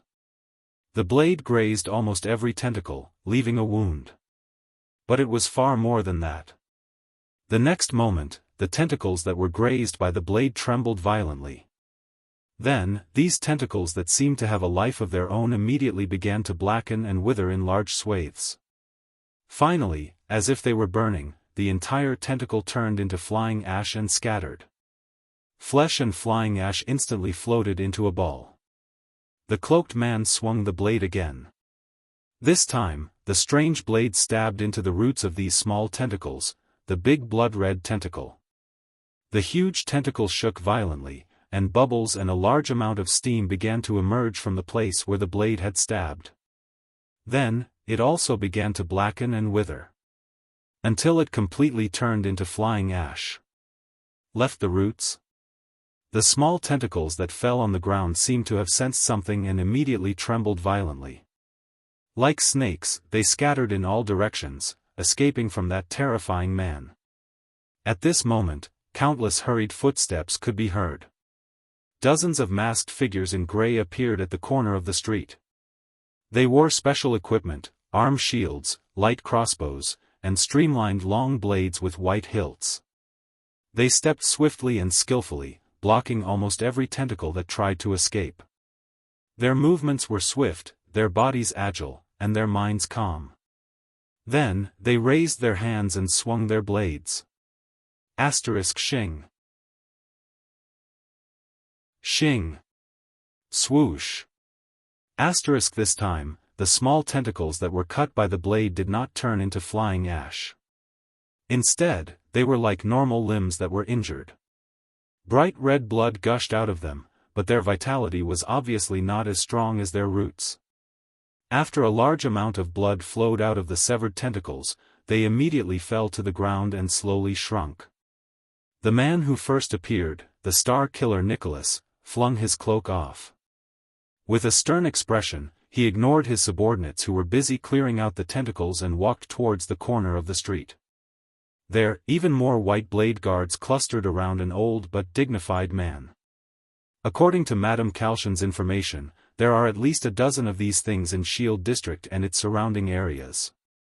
Fortunately, we evacuated the residents in time, or else they would have become food for those things, Your Majesty. The Star Killer reported solemnly. Nuvan VII furrowed his brows and looked at a trembling tentacle in the distance. A white blade guard stepped on it and chopped it off. Bright red blood flowed out of it. Nicholas noticed the king's gaze. He swung the strange blade in his hand and said slowly, "We've tested it. Normal anti-mystic equipment can only ensure that they can maintain their basic mobility under the siege of these things. Only a legendary anti-mystic equipment like the Severing Soul's blade can protect themselves and get rid of these disgusting things at the same time." The king nodded. His expression was terrifying. Gleeward has already set off with the Soul Slayer pike. That calamity won't be jumping around for long. Behind the king, a bureaucrat who looked like a disciplinary officer said worriedly, "But these things are still expanding, trying to find more people to feed on. Now, they've even appeared here. Sooner or later, they will extend out of Shield District and catch up to the residents we arranged to evacuate to other districts, and even to those outside the city. It's one thing for it to continue growing by absorbing, but if this goes on, the entire Dragon Cloud City." King Nuvan raised his hand abruptly and stopped his subordinate from reporting. His eyes flashed with anger and determination. The tentacles in this area were quickly cleaned up. King Nuvan clenched his fists and raised his head to look at the warriors around him. He shouted loudly, "White Blade Guards!" Yes. All the White Blade Guards, including Nicholas, turned their heads in unison and shouted angrily. They stared back at the Northland king with sharp gazes. King Nuvan took a heavy step forward. He glared at each of his personal guards, the elite White Blade Guards. The Dragon's Imperial Guards. The most valiant existence in Extet. The sound of earth and rocks collapsing came from afar again. King Nuvan took a deep breath. The flames in his eyes burned brighter. "Tell me, boys. When Extet needs your protection." The old king's old and powerful voice rang in everyone's ears. "When Northland needs your bravery, when you need to sacrifice your lives, when you bleed dry." King Nuvan turned his head and fixed his gaze on the blood-red hydra in the distance. He stared at the blurry but huge figure and roared ferociously. "Will you hesitate? Tell me." At that moment, all the White Blade Guards straightened their bodies without hesitation and punched their left chests with their right fists. Thud. The dull sound of a punch rang out at the same time. It was heavy and shocking, like a person. All the elite warriors roared angrily at the same time. Their voices were deafening. "No, Your Majesty." Swoosh. King Nuvan turned around and abruptly drew his saber. With a dignified expression, he nodded and looked at his guards. Very good. Nicholas. You're in charge of dispatching. The Star Killer knelt on one knee and punched his chest with a solemn expression. All White Blade Guards, equip yourselves with anti-mystic equipment and walk around the edge of Shield District, King Nuvan said calmly to the captain of his personal guards. Whether it's delaying, intercepting, or strangling, block this thing in Shield District. It can forget about touching a single Northlander. Nicholas nodded fiercely and stood up to give his orders. Everyone, split into 8 teams. Each team has at least 30 people. Check the anti-mystic equipment and bring signal arrows. Send messages according to wartime standards. The Star Killer looked at his subordinates and said coldly, form a circular formation of 5 people each. Focus on dealing with these little things. Slashing and slicing are the most effective methods. Pay attention to your footsteps, don't get entangled by more than one enemy. If you run into such a big fellow. Nicholas kicked the large tentacle that had already withered into black dried limbs and shook his severing soul's blade. Send a message to inform me. King Nuvan sighed. Kalshan said that the more people that Calamity faces, the stronger it will become. So, you won't have any backup. The king extended his right hand and pressed firmly on Nicholas' right shoulder. He stared straight ahead. Whether it's the patrols or the recruits, they don't have anti-mystic equipment. They will only die in vain. Our hope lies with Gleeward and you, the Soul Slayer Pike and the Severing Soul's Blade. Gleeward has already gone to find that Calamity. The Soul Slayer Pike is the best way to deal with it. What you need to do now, King Nuvan's eyes flashed, is to trap a rat in a cage. Completely cut off that thing's strength and escape route. Nicholas and the king exchanged a deep glance. Then, he nodded firmly and respectfully. We have no problem, Your Majesty. Please wait for the news of our triumphant return in the palace. But King Nuvan shook his head. I'll go with you. In that second, Nicholas widened his eyes. Your Majesty, it's not safe ahead. King Nuvan raised his hand sternly and stopped him from speaking. Most of the White Blade Guards are here. Heroic Spirit Palace may not be as safe as here. And I have never doubted that the place where the White Blade Guards are located is the safest place in the world. King Nuvan's eyes were filled with unquestionable majesty. Do you have any objections to this statement? Nicholas shuddered violently. In that instant, Nicholas said nothing. He only gritted his teeth and nodded solemnly.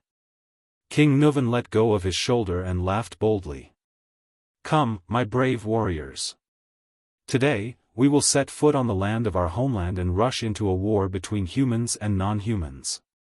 The old king raised his head and looked at the cliff of the sky, at the valiant statue holding a spear. Today, we will follow in Rikuru's footsteps. To hunt the legendary Calamity. The White Blade Guard's expressions became solemn. Nicholas' pupils gradually narrowed. He slowly tightened his grip on the weapon in his hand. Nuvan VII turned to the Hydra in the distance. He took a deep breath and slowly exhaled. Take out those crazy criminals who have committed heinous blood debts in Northland 600 years ago and now. Take out those unreasonable freaks who have caused endless disasters for thousands of years. Take out those evil beings who take pleasure in killing and bloodshed. Take out those scum who see us as ants. King Nuvan clenched his fists. His gaze was fierce. Destroy them all. Giza suddenly collapsed to the ground. Her originally rosy and healthy face suddenly turned gray and shriveled. Moreover, this gloomy color continued to intensify on her face. Behind Giza, the Hydra Kilika sensed its master's condition and trembled madly. Following Kilika's movement, a few tentacles appeared around the figure again and attacked the uninvited guest. Asterisk swoosh. Asterisk rip. Two sharp sounds of flesh being pierced came from the smoke. Ah! Ah, no! Kilika, that's... Giza screamed in pain. Her entire body trembled and her face became increasingly gray, as if she was enduring torture. Kilika suddenly writhed like a madman. Crack. The ground between the mystic and the figure cracked open. A huge blood-red tentacle extended from Kilika's body, twisting madly as it struggled to break free from the ground. It trembled continuously, as if it was experiencing the most terrifying torture. The bright red tentacle formed by severed limbs started to blacken and wither at an extreme speed, starting from the figure in the smoke. Like a fine cloth dyed with ink, the blackening and withering of the tentacle spread all the way to its roots. It extended to Kilika and Giza. The blood mystic raised her black and withered face, gritted her teeth, and roared, "Don't even think about it." In the next moment, before the blackening and withering tentacle reached Kilika with that terrifying momentum, it swelled up by itself from its roots and suddenly broke. Bang. A large amount of blood burst out. At that moment, Giza Streelman cut a sorry figure and looked nervous. Like a gecko with its tail cut off, struggling to survive. If she was a moment late, she would be doomed eternally. The blackening and withering spread to the point where it broke off. Finally, it could not continue, and the huge tentacle was completely turned into a withered branch. Only Giza's panting could be heard in the air as she lay on the ground. Her face finally began to regain its rosy color. The mystic raised her head, gritted her teeth, and stared straight ahead. She stared at the figure walking towards her from the smoke. The figure in the smoke approached her slowly. What followed was an unpleasant sound of friction. Crash. Giza stood up from the ground and frowned slightly. The figure was tall, but his pace was strange. With every step, his right leg would drag. It was like a cripple. Crash. The unpleasant sound continued. It sounded like exquisite tools rubbing against a rough rock surface. Finally, a rough voice came from the smoke. Shield District is a sad place. The smoke and dust gradually dispersed, revealing a strong and capable man.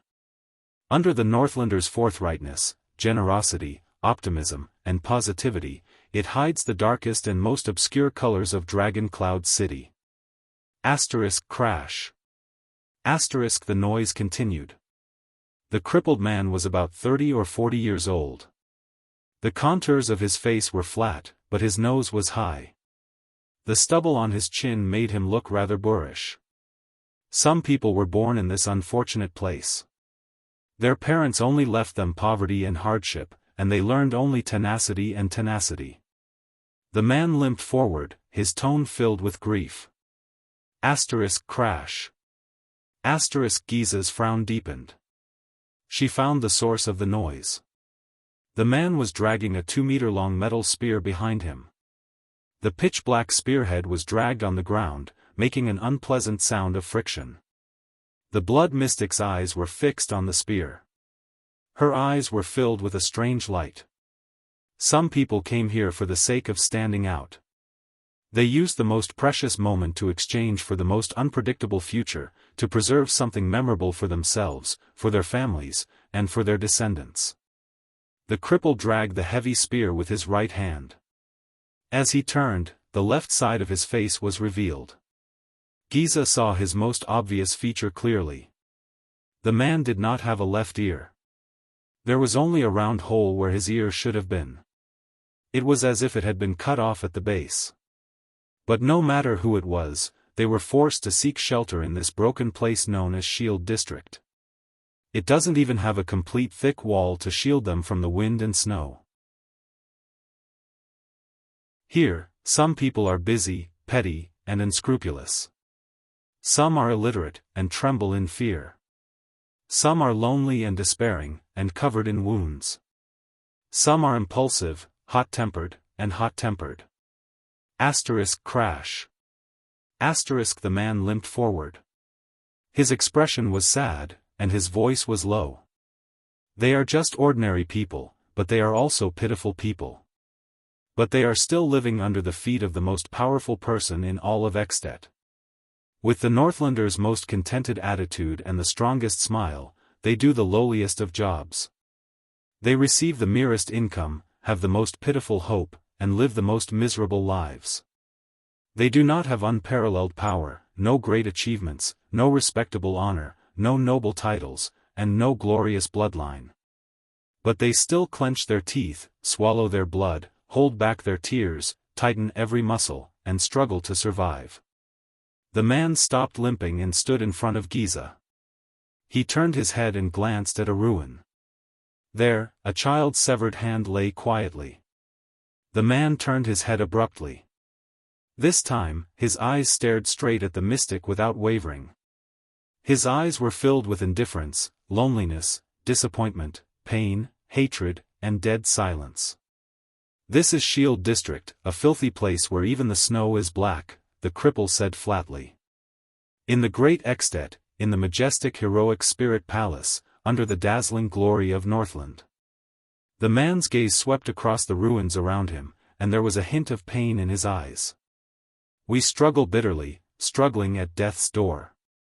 We are more like Northlanders than the strongest Northlander." The crippled man with only one ear had a cold expression. He raised the spear in his hand and looked at Giza.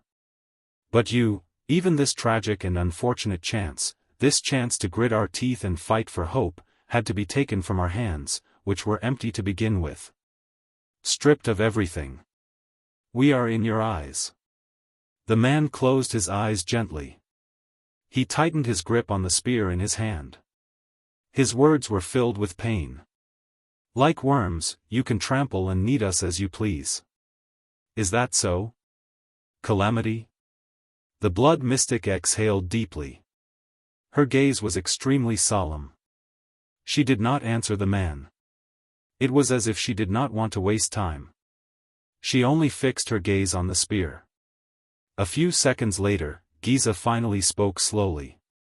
600 years later, the controller of the Soul Slayer Pike.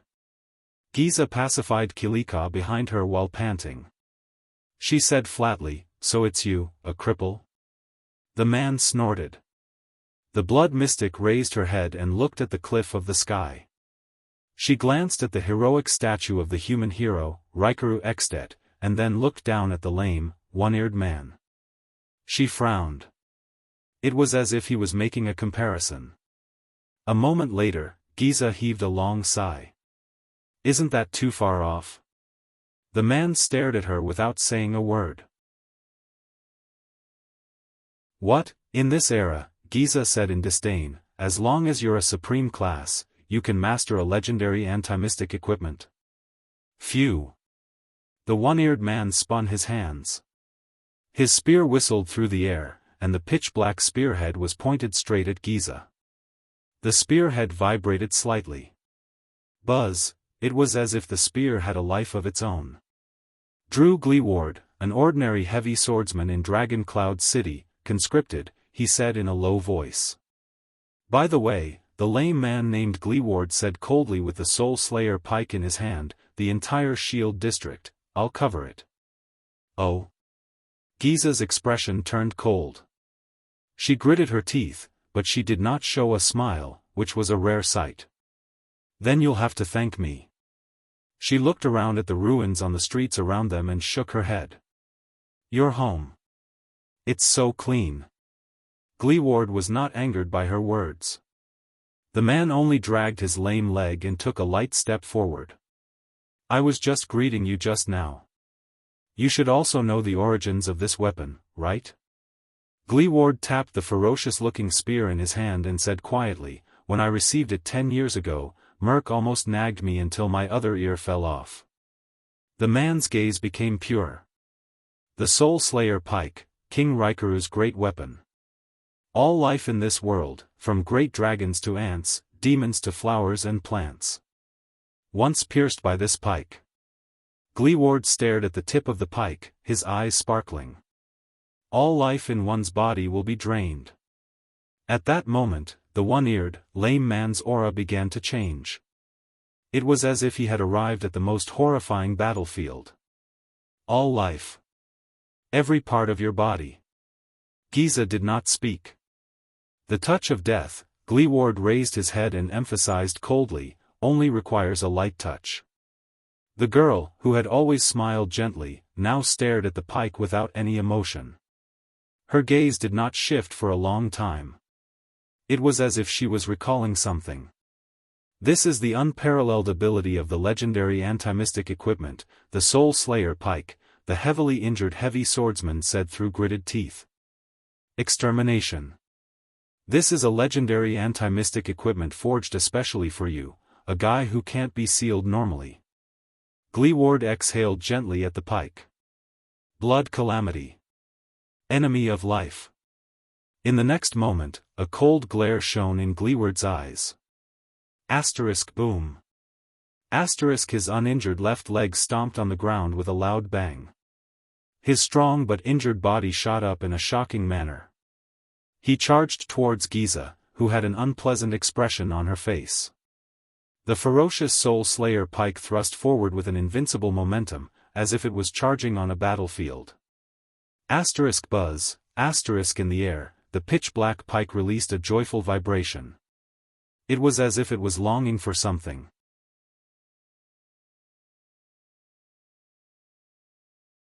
Chapter 174. The moon was gradually setting in the west.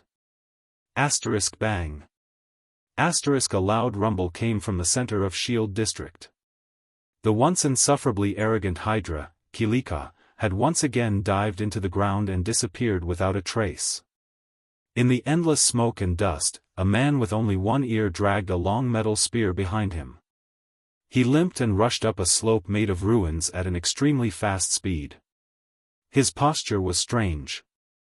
Gleeward swept his gaze around him. He could only see a few blood-red tentacles scrambling to crawl into the ground. The boss of Shield District calmly raised the Soul Slayer pike and swept the spearhead in all directions. Just as the spearhead swept to the left, the Soul Slayer pike suddenly trembled. Buzz, Gleeward no longer hesitated. He took a step forward and rushed in that direction. Swoosh. His pike was faster than a human figure. It instantly pierced into the smoke and dust. Bang. One of the ruins exploded. A disheveled girl revealed herself in the blasted ruins. She avoided the pike by a hair's breadth and flew out. Gleeward did not stop. He chased after Giza and stabbed at her head. The spearhead swept past the left side of Giza's face. The latter's face immediately sizzled as if it was being roasted and began to melt. Damn it, as the blood mystic cursed softly, a few tentacles suddenly extended from under Giza's simple dress. They struck the ground violently and pushed her away. Away from Gleeward's pike. Very well. Gleeward stopped in his tracks. His eyes were filled with coldness, and he said calmly, "Hide, run, hide, this is the attitude you should have, Calamity." Giza gritted her teeth and glared at Gleeward with a furious expression. Then, the latter charged at her again. Giza moved. She rushed through a ruin without stopping. The many tentacles under her dress swung swiftly, allowing her to leap as if she was running on flat ground. Gleeward chased after her relentlessly. At that moment, boom. A blood-red monster with 4 tentacles and 2 sharp pincers crawled out of the ground beside Gleeward. Thud. The lame man's footsteps came to an abrupt halt, and he abruptly stepped on a large rock to stop himself, narrowly avoiding a sharp pincer that swept past the tip of his nose. This weird and disgusting creature was actually made up of blurred and sticky limbs. On what seemed to be its head, there was a huge eye that was spinning. Gleeward frowned. "These are your warriors?" Giza did not say a word. She just looked at him coldly. In the next instant, the monster expanded into a strange form that was several people tall and several people wide. It attacked the man with the gun from 6 directions at the same time. The tentacles curled around his limbs, one of them stabbing towards his crotch, the other reaching for his head. But Gleeward still did not move. He had no intention of dodging even in the face of a fatal encirclement. He just stared at the mystic. That's a bad idea. Gleeward was unmoved. His tone was flat as he continued to observe his opponent. A second later, the crippled man's eyes flickered, and he swung the Soul Slayer pike in an arc. The moment his opponent's killing move was about to reach his body, the pike lightly brushed past one of the monster's tentacles. Shik. The monster shuddered violently. Its shockingly powerful tentacles and sharp pincers began to tremble uncontrollably. Giza's expression changed as she witnessed all of this. Then, her body swayed as well. In the next moment, Gleeward quickly rushed down the slope. Behind him, the monster had already changed its shape and color as it trembled. It cracked open like a piece of charcoal and fell down. 5 meters away from Gleeward, Giza screamed uncontrollably again. She covered her face with her hands as she trembled and contorted. Her face, which was starting to turn black, was filled with pain. How does it feel to be killed? Gleeward's voice was heavy, and his footsteps were steady as he swiftly approached his inhuman opponent. Whether it's Kilika or these monsters you created, they're all essentially you, right? In pain, the blood mystic raised her left hand with great difficulty and extended it towards the dying monster. She gritted her teeth in hatred. Shik. Before it completely turned into black ash, the monster that was stabbed by the Soul Slayer pike exploded into pieces. Blood splattered everywhere. As the monster sacrificed itself, Giza's pained expression lessened as well. However, in the next moment, Gleeward, whose expression did not change but whose killing intent was hidden, had already rushed in front of her. He thrust the pike mercilessly. Giza's expression was ferocious. She screamed and quickly retreated. But it was too late. The power of eradication in Gleeward's body surged freely. His pike suddenly sped up. Whoosh. The wind howled. In the next moment, the Soul Slayer pike's black pike twisted in the air in a bizarre manner as if it had a life of its own. The body of the pike bent in a terrifying arc. It stabbed Giza's left hand. The blood mystic screamed in pain. This time, her screams were far louder than before. A visible blackness spread from her left arm to her entire body. Gleeward rotated the pike with ease. He knew that extermination had taken effect. The moment she was stabbed by the Soul Slayer pike, Giza did not hesitate. Her right hand immediately turned into a blood-red blade. Crack. Before the blackness spread to her chest, the blood mystic's expression was fierce. She chopped off her left arm. Her left arm fell to the ground. Then, before it completely turned into charcoal and ashes, it swelled and exploded. Giza clutched her severed arm and took a painful step back. Beautiful. But do you feel pain as well? Gleeward was the one who praised her, but he did not have any intention of showing mercy. His cold eyes reflected the girl's image. It also reflected the black pike he was thrusting towards the girl. The wind howled. The pike was raised again. The pike was pointed at the disheveled Giza. It was about to pierce her face. Giza clutched her left arm weakly. She gritted her teeth and stared at Gleeward with a mournful gaze. A satisfied smile finally appeared on Gleeward's face. But it was also at that moment that a few blood-red lines that looked like the branches of a tree and blood vessels slowly rose on Giza's face. The pike thrust forward. It was unstoppable. In the next moment, a figure burst out of the ruins on the ground. Boom. It stood between Giza and Gleeward. Thud. It was a dull thud, not the muffled sound of metal piercing flesh. Gleeward, who held the pike with both hands, frowned deeply. The tip of the Soul Slayer pike stopped right before the tip of Giza's nose. It was only half a second away. The Soul Slayer pike that the crippled man used to take the mystic's weapon was currently held by a short and muscular figure who was using both arms to hold the pike. Even though the latter's hands were already bleeding from the friction of his grip on the pike. The weak Giza panted. The blood-red lines on her face trembled slightly. She stared at the pike before her with the ghost of a smile. Her expression was complicated and subtle. But Gleeward's expression quickly changed. How? Gleeward stared in disbelief at the short and muscular man who was holding his pike in a death grip. The man's attire, figure, and appearance were no different from a normal Northlander. How could it be you? You are. Gleeward stared at the man in front of him, whose face was filled with despair. He called out his nickname in shock and bewilderment. Glacier Sentinels, Big Leather Belt. Giza revealed a long-lost smile when she saw Gleeward's expression. At the edge of Shield District, Nicholas turned a gigantic tentacle into ashes with a smooth slash. Behind him, the shadows of countless swords and blades could be heard. The elite warriors of the White Blade Guards were carrying out their duty to kill even more smaller tentacles. The Star Killer frowned and walked down the battlefield. In the distance, King Nuvan, who was tightly surrounded by a dozen guards, narrowed his eyes and looked at the captain of his personal guards. Your Majesty! The sound of horse hooves came from afar, along with the loud reports of the cavaliers on the horses. The secret room has sent news.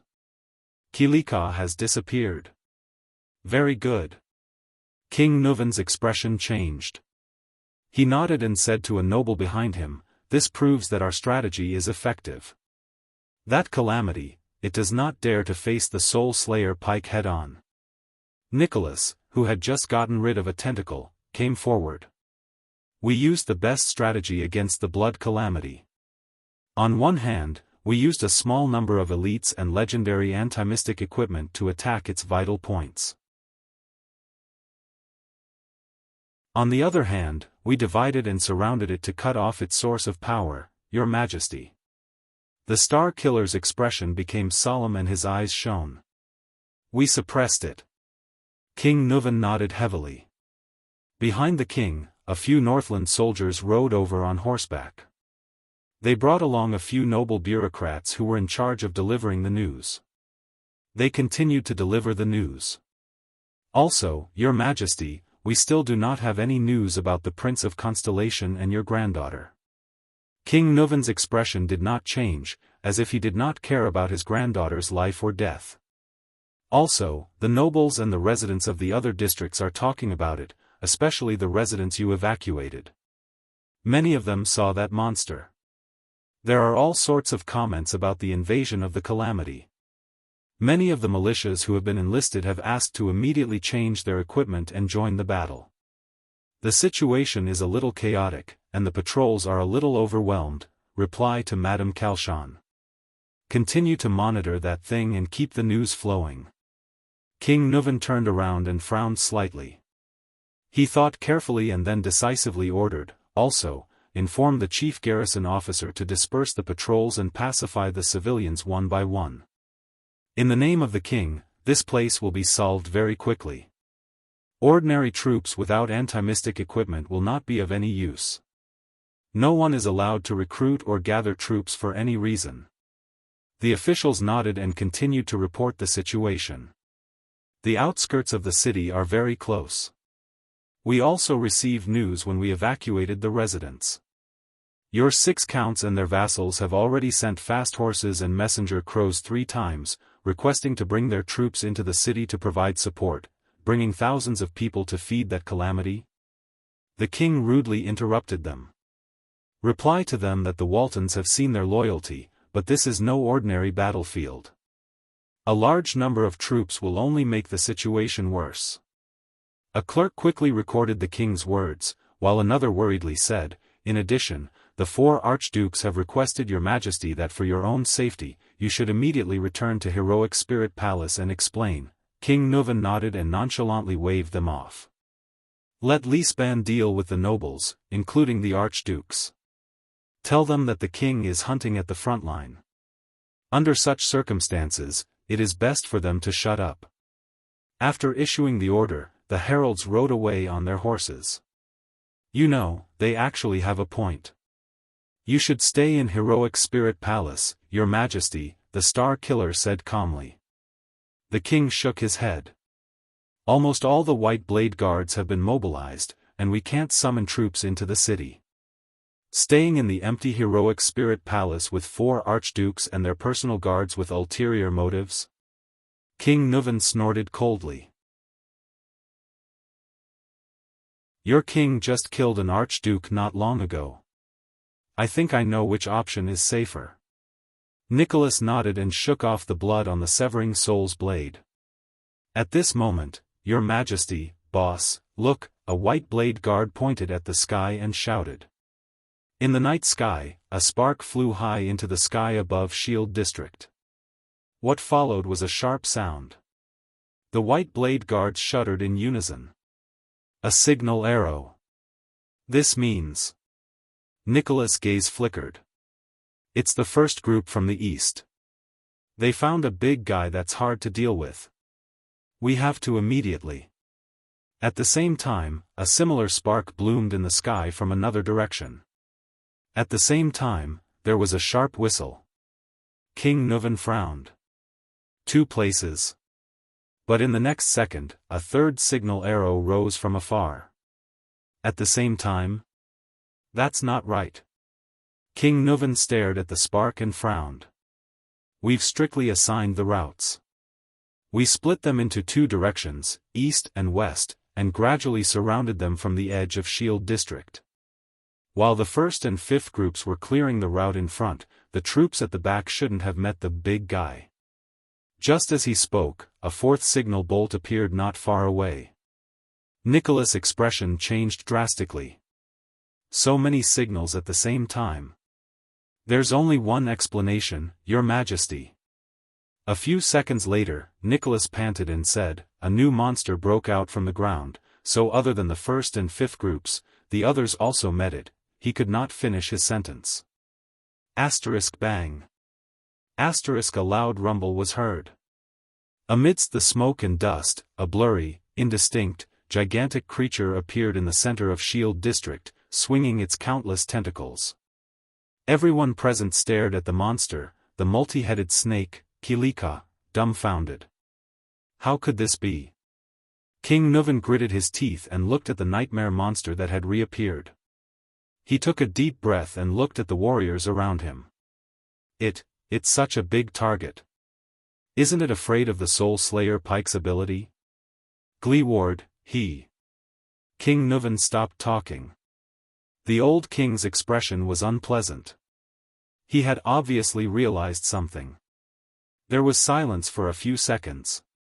Then, Nicholas put the severing soul's blade into the scabbard on his back and slowly crouched down. He tightened the straps on his legs and nodded solemnly. "Your Majesty, I request that we depart immediately." The Star Killer regained his extreme calmness. He said softly, "We must slow down the work of clearing these tentacles. I think I need to bring the severing soul's blade as soon as possible, to save Gleeward. On the other side of Shield District. Dodge." Black Sword's furious roar was heard. Thales looked at the blood-red tentacle that was charging at them. He gritted his teeth and dragged Little Rascal backwards.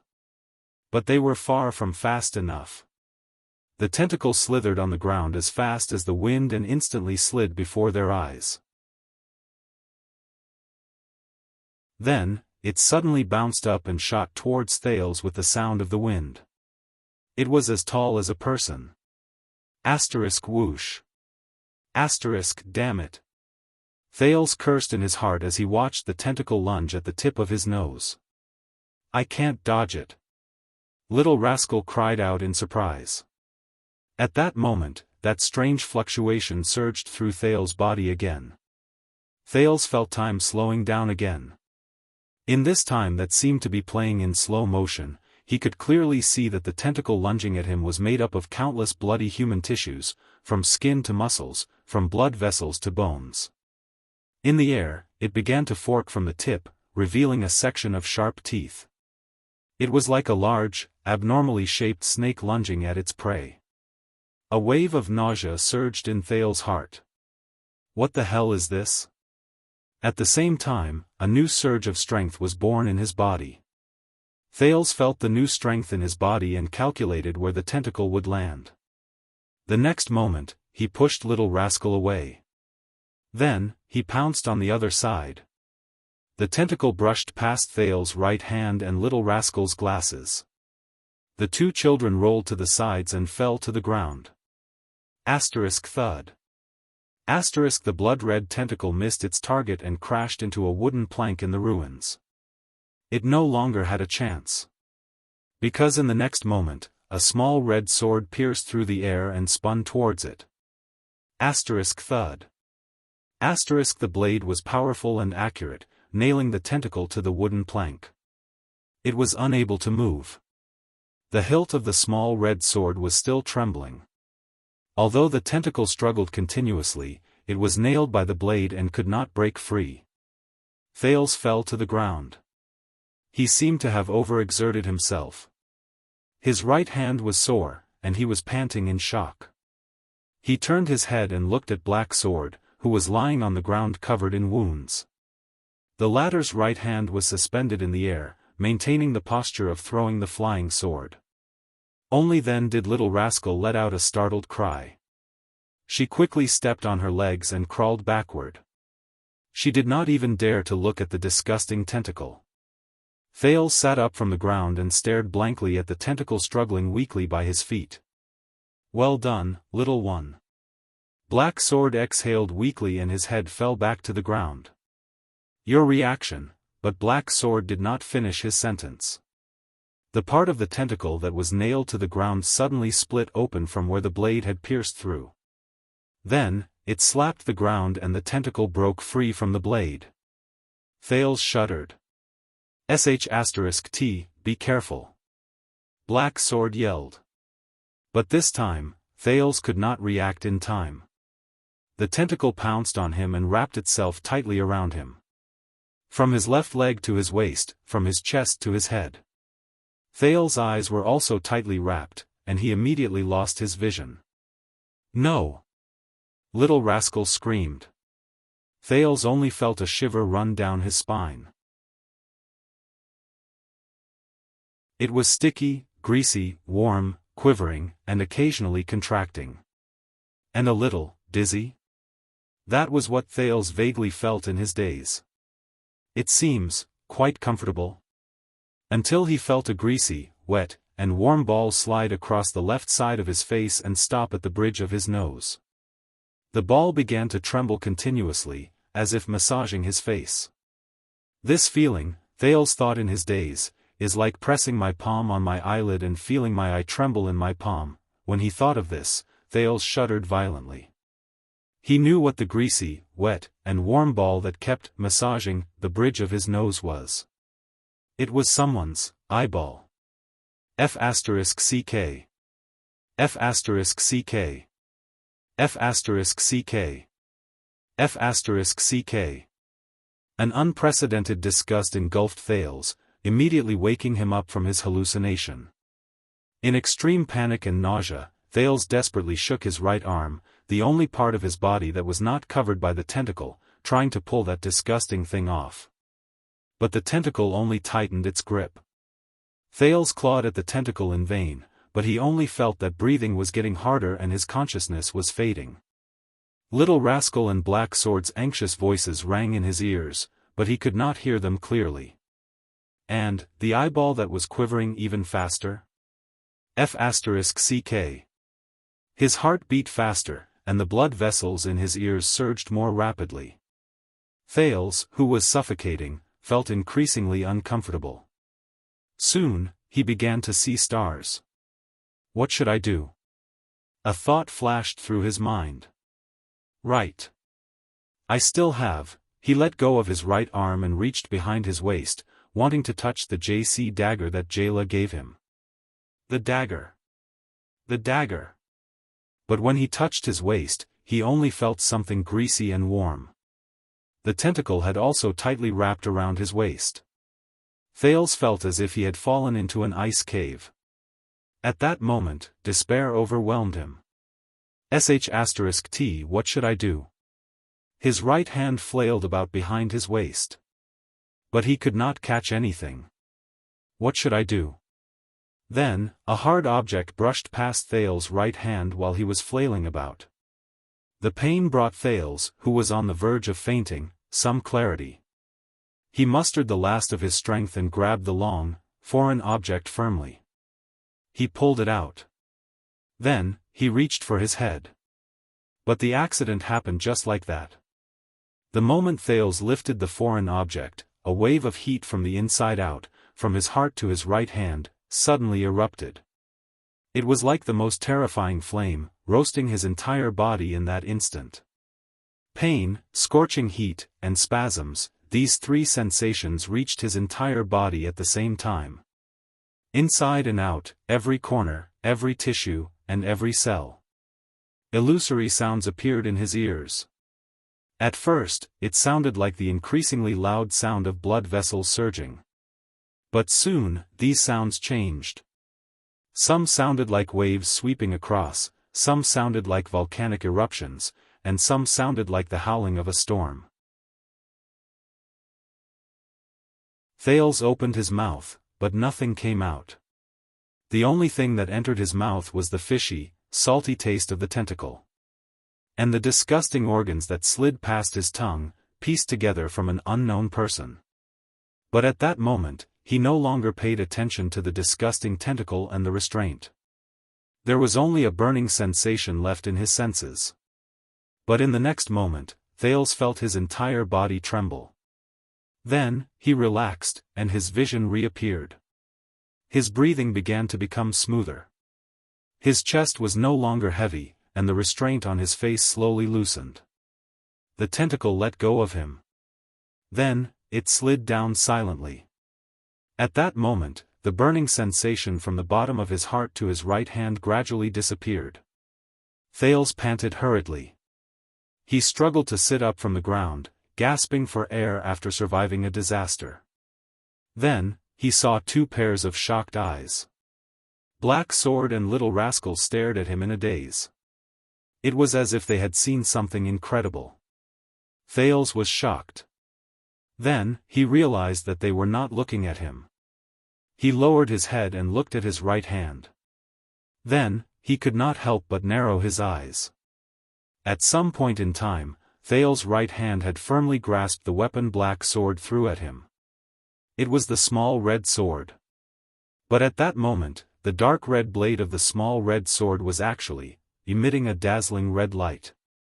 Thales stared at the small red sword, dumbfounded. He watched as the blade, which was originally dark red and lusterless, gradually became lighter and brighter, becoming a color similar to the blade. It was as if it had just been sharpened. That was not the only abnormality. The disgusting tentacle began to change from the point it approached the small red sword. Thales had seen this change before. It was in the birch tree forest, when the fortress flower was facing the blood mystic. The entire tentacle, which hung limply on Thales' body, began to dissolve, wither, and turn black. Then, it turned into ashes and dissipated in the air. It was as if it had met its natural enemy. All that was left on Thales' body was black ashes. What did you do? Black Sword frowned. He stared at the sword in Thales' hand and murmured, could it really be a legend, a legend? Little Rascal blinked. She did not understand. At that moment, before Thales could react, he heard the sound of a raging tide, which resembled the surging of blood vessels. Whoosh, it seemed to be surging from afar. But the raging tide soon changed, turning into a low murmur of a human. Thales shuddered and jumped in fright. He raised his head and looked at Black Sword and Little Rascal, but both of them only stared at him in a daze. Black Sword's gaze kept shifting back and forth between Thale's face and the sword in his hand. He did not bother to hide his deep suspicions. However, the two of them acted as if they hadn't heard the voice at all. This scene is so familiar. Thales looked around in panic. Aside from the ruins, the night sky, and the glow of the small sword in his hand, he saw nothing. What's going on? What's going on? Staring at the glowing small sword in his hand, Thales was at a loss. Just as he was about to speak, the single syllable became clearer. It began to form words and sentences. My name, the voice rang slowly, like an old man from afar. My name, it sounded like it was coming from countless wooden planks. Thales could not tell what language it was. But he clearly understood the meaning of the voice. My name, Blade of Purification. Thales opened his mouth wide and stared at the glowing small sword in his hand in utter shock. Purify, Blade of Purification? Thales was completely stunned. But that was not what surprised him the most. Amid the raging tide, the voice uttered the last two sentences. It's been a long time, the voice said slowly, my blood brother. Thales shuddered. Blood, blood. Brother, brother? A second later, the voice and the light on the small sword fell silent. Cold snowflakes fell. It was as if nothing had happened just now. Except for the tip of the small sword. It had turned from a dull red to a pure crimson. It was the color of blood.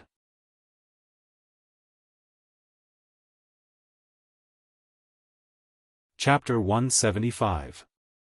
Dragon Cloud City, the border between Armor District and Shield District.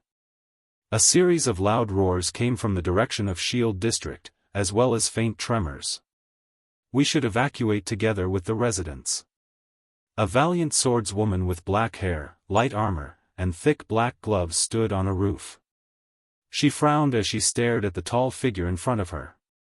It's not our duty to be nosy, and it's not in line with our principles to look for trouble. But the figure just stared at the sky of Shield District in the distance, taking in the crazily rampaging, unusual giant blood-red monster. Is this the reason Raphael asked us to leave? Cohen pursed his lips with a worried expression, his eyebrows constantly moving. This is what the Secret Intelligence Department wants to do? Did you hear what the resident said? That's the legendary Hydra, Kilika. Cohen clenched his fists tightly, displeasure flashed in his eyes.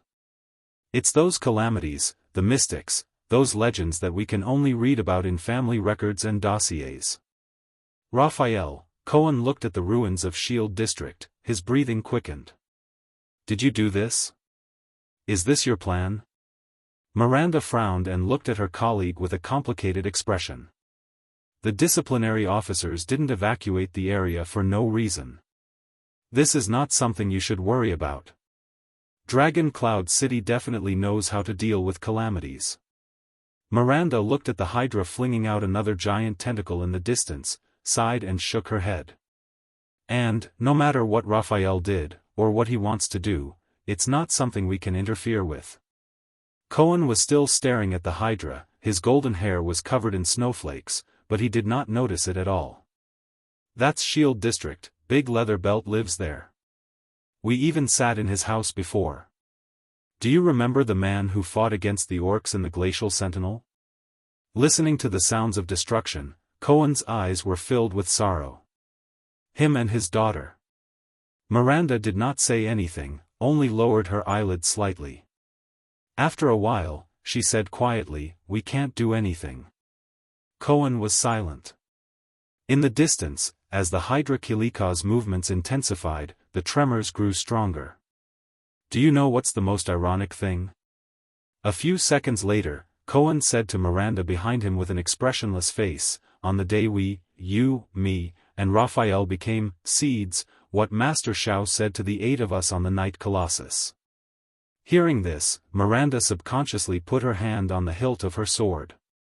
The mission of the Tower of Eradication is to preserve the last, purest, and most transcendent spark for mankind. Against the backdrop of the Hydra wreaking havoc in the distance, Cohen continued to speak calmly, to pass on the power of eradication, and to pass on the spirit and mission of our ancestors. Cohen's eyes flashed with mixed emotions. Be alert and ready at all times. The day they make a comeback, the swords of eradication will be unsheathed once more. Miranda raised her head and gritted her teeth as she stared at the Hydra's terrifying figure. Regardless of race, country, or seniority, we will resume the mission that belonged to our predecessors, and we will recreate the glory of the Calamity Hunters. In the darkest days, in the hellish battlefield, in the last moments of mankind, we will carry our swords and hope, go against the crowd, face death calmly, and press forward. Charge towards the almost invincible calamities. This is the original and final mission of the Tower of Eradication.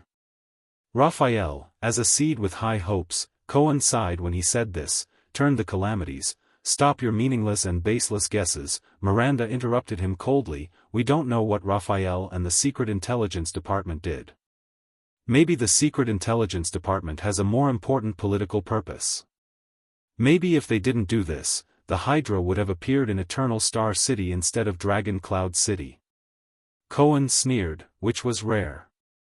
Politics? The blonde police officer shook his head in disappointment. The Tower of Eradication passes down skills to protect mankind, and is above politics. This is also the most valuable thing about it. No matter how bad the relationship between the Tower of Eradication and Constellation is, it has never rejected students from Constellation. Cohen lowered his head and said in a low voice, but we use these treasures, which have been passed down for thousands of years, to kill each other.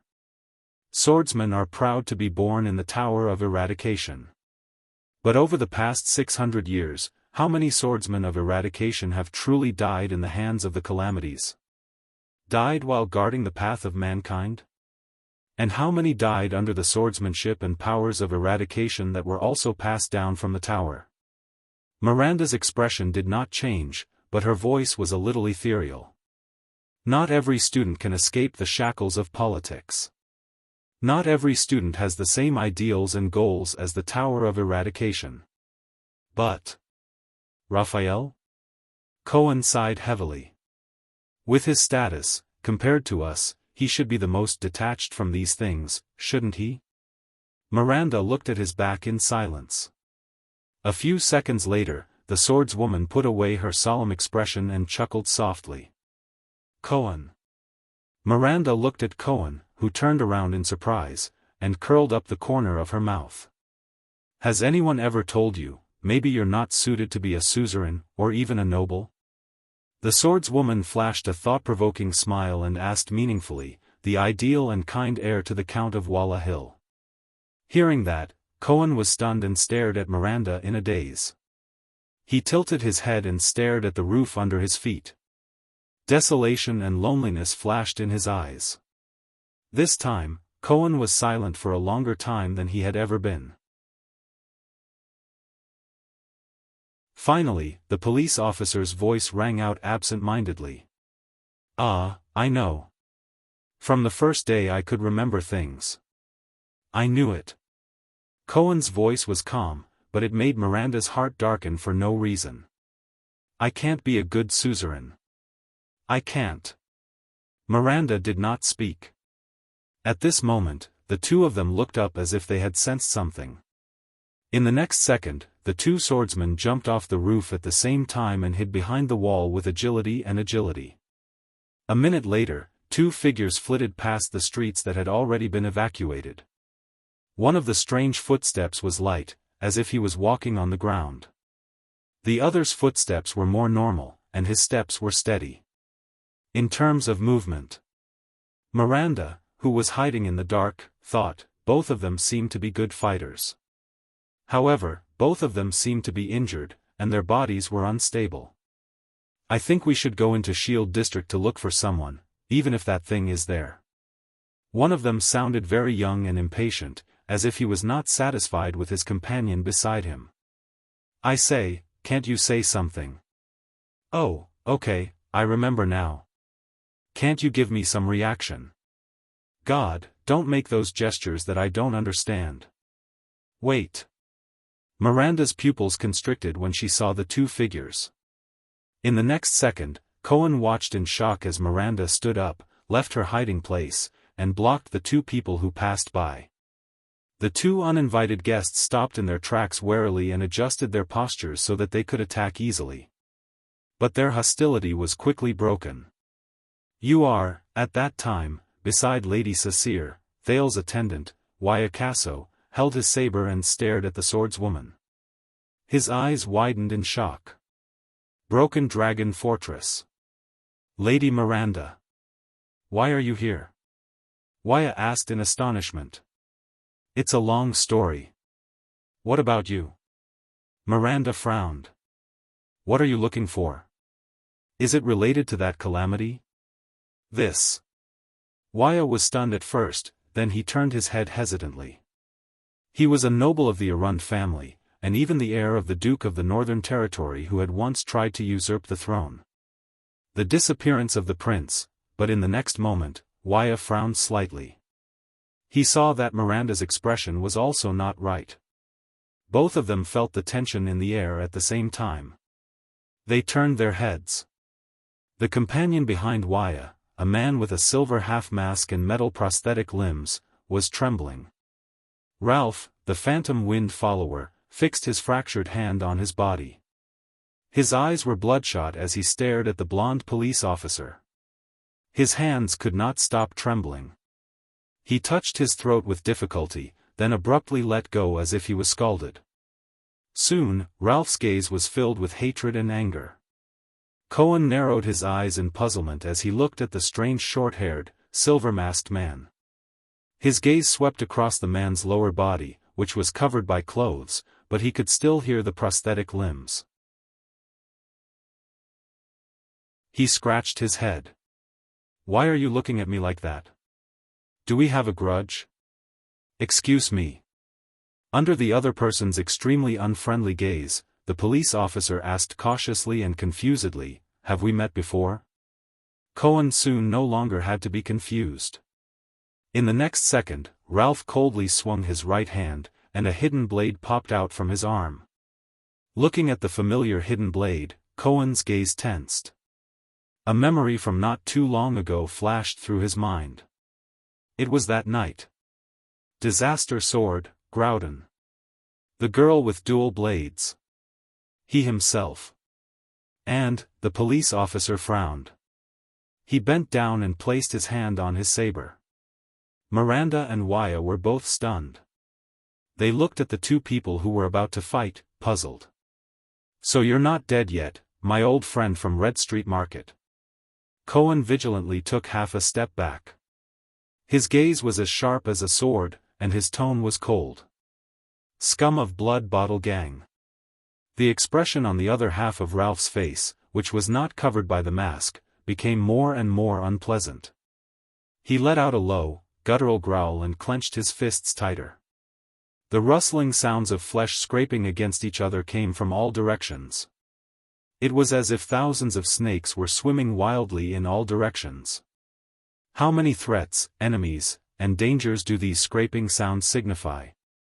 In the midst of the strange rustling sounds, Nicholas, who was under the eaves of a dilapidated house, opened his eyes gently. The power of eradication in his body began to circulate in a strange manner. It surged through his entire body in waves. In the next moment, the Star Killer descended like a bolt of lightning. He broke through the eaves with an astonishing momentum. Asterisk bang. Asterisk as Nicholas' figure appeared, a dozen blood-red tentacles of various sizes appeared in front of him. The tentacles trembled in unison and attacked him from different angles. Nicholas, who was in the air, should not have been able to dodge. But his figure strangely began to flicker and blur. All the tentacles that were stretched out towards Nicholas curled, whipped, struck, and stabbed at him from front to back. These life-threatening tentacles brushed past his ears, armpits, soles of his feet, and waist in the air, but without exception, all missed his body by a hair's breadth. The air was torn apart by the tentacles. The howling wind glided past the surface of the Star Killer's body. In that second, the unscathed Nicholas' gaze was calm. He swung the severing soul's blade in the air. The trajectory and arc of the blade formed countless ellipses in the air as Nicholas' body descended. Asterisk thud. Asterisk Nicholas landed steadily on the ground. Behind him, many broken tentacles fell and turned into ashes. Nicholas stood up. Without changing his expression, he stabbed the severing soul's blade into the large tentacle in front of him. Soon, Kilika's severed limb disappeared from the world. It's much easier than parrying the weapons coming from all directions on the battlefield, Nicholas thought to himself. After all, I only have to face one enemy. He broke through from the edge of Shield District all the way here, and the worry in his heart did not decrease. Instead, it increased. The number of enemies on the road was getting denser, and the Hydra's figure was also getting bigger. Clearly, he was already close to Gleeward. Hopefully, nothing will happen to him. As one of the few Supreme-class warriors who had fought their way out of piles of corpses on the battlefield, Drew Gleeward had an indomitable will, rich experience, and resolute determination that matched his exquisite fighting skills. This kind of warrior seemed to be born to exist on large-scale battlefields. Regardless of whether it was a favorable or unfavorable situation, they could create unimaginable miracles. When he thought of that person, Nicholas could not help but frown. The kingdom's wrath in the south. This was also why, even though Gleeward's temper was terrible and his relationship with the officials of Dragon Cloud City was bad, he was still chosen as the wielder of the Soul Slayer Pike 10 years ago, even though he was still cursing and insulting Nuvan VII and the other archdukes of the Walton family and their parents on the first day he received the pike. Of course, it was also because of his bad temper that Gleeward, a heavy swordsman, lost his title, official position, and wealth after he retired. His name was also not among the 5 war generals. Instead, he became a famous boss in Shield District and Hammer District. The Hydra was right in front of him. Nicholas gritted his teeth. Before new monsters or tentacles reached him, Nicholas did not stop moving. He moved forward quickly. When he bypassed the ruins of a collapsed mill, Nicholas was stunned. He saw Gleeward. Gleeward was not suppressed to the point where he could not fight back as he had expected, nor had he fallen. This was the worst-case scenario he had expected. Gleeward stood in front of him, perfectly fine. His back was facing Nicholas. The Soul Slayer pike was still in his hand, and the spearhead was still trembling. What really stunned Nicholas was not Gleeward. Instead, it was his surroundings. Behind Gleeward were countless corpses. Adults, children, old people, men, women, most of them were dressed in rags and had serene smiles on their faces. But their faces were as black as dried wood. Nicholas stared at the corpses all over the ground with an unpleasant expression. He had seen this kind of death before. It was the effect of being hit by extermination. But, Nicholas stared at Gleeward in disbelief. Gleeward! Nicholas shouted loudly. Gleeward shuddered slightly and turned around slowly. Nicholas tightened his grip on the severing soul's blade in his hand. Gleeward did not even notice that he was behind him. This was unimaginable in the past. There's something wrong with his current state of mind. The Star Killer thought to himself. The lame former heavy swordsman turned around while trembling and looked at the Star Killer. Nicholas stared at Gleeward's face in shock. It was covered in tear stains. "It's you." Gleeward bit his lip, and another tear fell. He said hoarsely and weakly, "Walton's lackey." When he heard the familiar and rude form of address, Nicholas felt slightly at ease. But he still stared at the corpses all over the ground and asked in puzzlement, "What happened? These people. What happened?"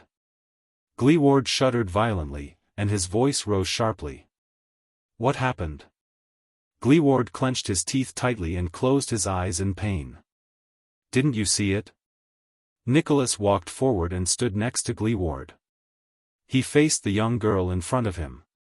The young girl with a face full of blood-red spots and a gentle smile. "Oh?" The blood mystic chuckled. "Another one?" A puzzled look appeared on Nicholas' thin and pale face.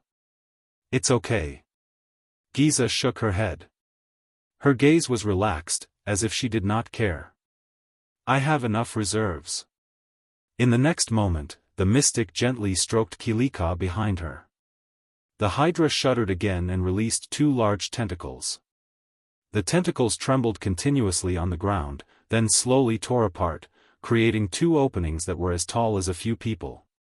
Nicholas' pupils shrank. From the 2 openings, 1, 2, 3 people slowly walked out. There were dozens of people. The person who walked toward them was an old woman with a face that looked like she had gone through the vicissitudes of life. She was puzzled at first, then confused, and then terrified as she looked at her own body. There were dozens of people of all sizes, men, women, the elderly, and the young. After their initial bewilderment, they became astonished. Then, they all walked towards Gleeward at the same time. Nicholas turned his head abruptly and looked at Gleeward. Could it be? Gleeward shook his head laboriously. His eyes were filled with tears of grief, indignation, and desolation. "Gleeward?" The old woman who led the group opened her fearful eyes. She seemed to know Gleeward. "Good child, what is going on? I remember that just now." "Ah." The old woman lowered her head in surprise. She looked at her thin and shriveled legs, one in front of the other, as she dragged her body forward. "How did I stand up? My legs are healed." Granny Deval. Gleeward looked at the old woman's figure and closed his eyes in grief. He stabbed his spear into the ground. "Bastard, no." The old woman immediately realized something. She said in panic, my body, why can't I move? Why am I walking?" Granny Deval was not the only one who reacted this way. Among the dozens of people, almost everyone had the same reaction. Panic, fear, and shock appeared behind the crowd. "What's going on? My hand, ah. I can't walk so fast, I'm too old, I'll fall. Oh my God, look, it's a monster. It's the monster I saw before I fainted." However, the crowd continued to move forward. At that moment, Nicholas, who was in a daze, understood something. They can't help themselves. Tears flowed out of Gleeward's tightly shut eyes again. His voice was intermittent. These civilians of Shield District, after they were eaten by that monster, that bitch, I don't know what she did, now, she's controlling their bodies. Nicholas watched the crowd move forward towards them in disbelief. He watched as they continued to quarrel, question, argue, and even cry, shout, and roar. Just like the most ordinary residents of Shield District. "Ah, I didn't eat them. They are perfect, independent individuals." The blood mystic sighed. "Every single one of them is a life." Nicholas looked at the corpses on the ground beside Gleeward and completely understood. He took a step forward, and his palm unconsciously twisted due to anger. "The Soul Slayer Pike?" Gleeward swallowed hard and shook his head in pain. "She's different from the other tentacle monsters." The crippled, one-eared man suppressed his grief. "Extinction can't hurt her directly. It can only kill these people themselves." The blood mystic smiled like a flower. "That's right. Didn't you say that you're in charge of this district?" At that moment, the demon-like maiden smiled. The blood-red stripes on her face were especially strange and terrifying. "Then, let me see your determination. I have thousands of people." The terrified crowd quickened their pace and blocked the path between the 2 supreme-class warriors and the mystic. "Ah!" Gleeward let out a furious roar. Nicholas took a deep breath and calmed down. "They're just ordinary civilians. Or, we can break through them without stopping, regardless of the cost. The Star Killer swung the severing soul's blade in his hand and said coldly, "Go straight for that monster." Under the Star Killer's gaze, Gleeward still shook his head laboriously. Nicholas frowned. He suddenly noticed that Gleeward had many wounds all over his body. The mystic answered his doubts. "Ordinary civilians?" Giza smiled softly. "No, there are thousands of them. Their thoughts are clear, their minds are clear, and they can even speak on their own, but they're not afraid of death, they're not afraid of pain, they don't cower, they don't stop, they don't hold back, they don't hesitate." The blood mystic tilted her head, swiped her finger across her lips, and smiled charmingly. "Flesh and blood dolls." As she finished speaking, Granny Daval, who was leading the group, suddenly cried out in surprise. The next moment, the old woman suddenly lowered her body and got down on all fours. The crowd behind her instantly burst into an uproar. As she cried out in surprise, Granny Daval used her hands and feet like a feline. With agility and speed that did not match her age and body, she leaped more than 10 meters in a few seconds and pounced on Gleeward as if she was hunting prey. "No!" Gleeward roared in pain. He turned the pike around and used the handle to sweep Granny Daval back. As Granny Daval cried out in pain, she flew back to a ruin and fell hard. Asterisk bang. Asterisk the old woman's bones seemed to be very fragile. Just like that, Granny Daval's left hand was bent and deformed. Nicholas widened his eyes in anger. He watched as Granny Daval used her broken left hand to support herself on the ground again and pounced on Gleeward while she cried out in pain. The old woman's pained screams echoed in Nicholas' ears. "I'm sorry. I'm sorry." Gleeward raised his head abruptly and roared. "Eh!" This time, Gleeward widened his eyes in anger. As tears flowed down his face, he trembled as he handed over the pike. Asterisk rip. Asterisk the pike pierced through Granny Daval. "Gleeward, child." Granny Daval's face was filled with disbelief. Then, Granny Daval's face turned black. She lost all her life and slowly fell down. The crowd burst into a collective howl of panic. Gleeward gritted his teeth and panted continuously. "Hey, these people aren't as useful as my cuties." The blood mystic covered her mouth and chuckled. The blood spots on her face swayed like reeds in the wind. "Of course, you're also much weaker when you face them, pitiful humans." Nicholas stared at all of this in a daze. Gleeward's eyes were bloodshot. He bit down hard on his lower lip and pulled the pike out of the old woman's body while his entire body trembled. "They won't stop." The crippled man gripped the pike in his hand tighter, as if he wanted to leave a palm print on it. "No matter how injured or damaged they are, they will only get up again." This was his shield district.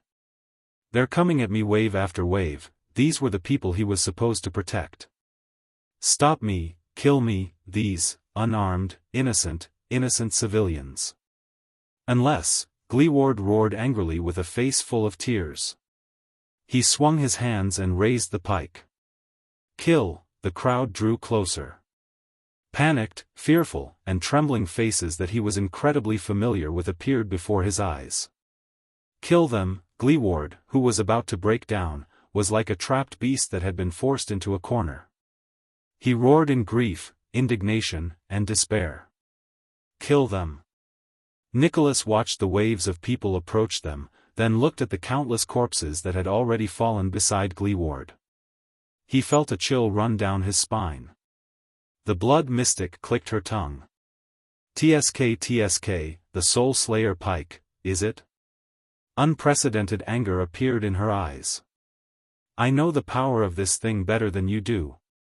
The power it can unleash in Rikuru's hands is much stronger than a rookie like you, but I am still standing here in one piece." The blood mystic raised her hands. There was a smile on her face, and her voice was cold. "Guess what this proves?" The mystic grinned and laughed with her head thrown back. Very well. Giza thought quickly in her abnormally excited state. This way, I can at least buy some time. Enough time to search for that boy. Find him. Kill him. Save him. As her thoughts raced, Kilika extended more and more tentacles underground. 2 patches of red appeared on Nicholas' pale face. He spoke slowly and laboriously. So, you've already planned how to face the Soul Slayer Pike from the beginning, right? Starting from absorbing your food, the mystic flashed a bright smile. Gleeward could not stop trembling. He raised his head and looked at the approaching crowd. His eyes were filled with numbness and determination. Nicholas stared at his inhuman opponent. His heart grew heavier. What should I do? Kill all the residents of Shield District who are not dead yet?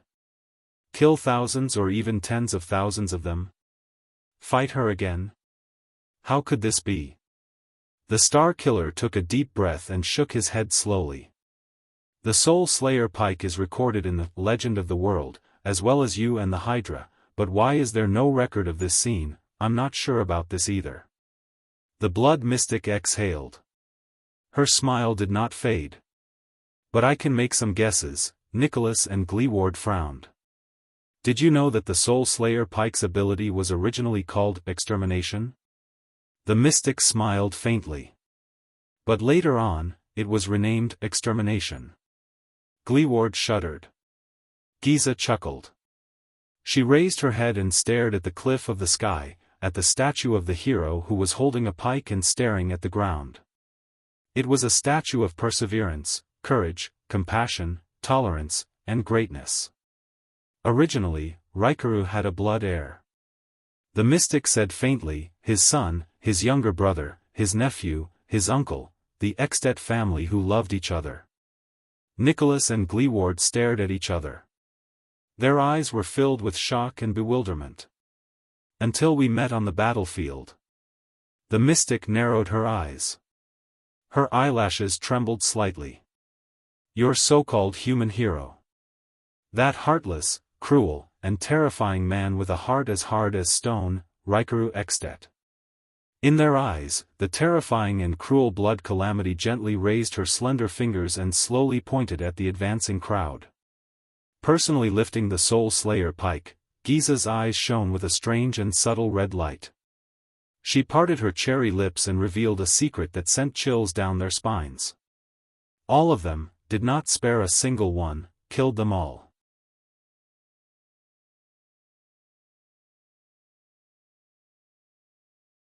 Chapter 176. Thales stared at the small red sword in his hand absent-mindedly. He did not even notice when Little Rascal shuddered and moved closer to him.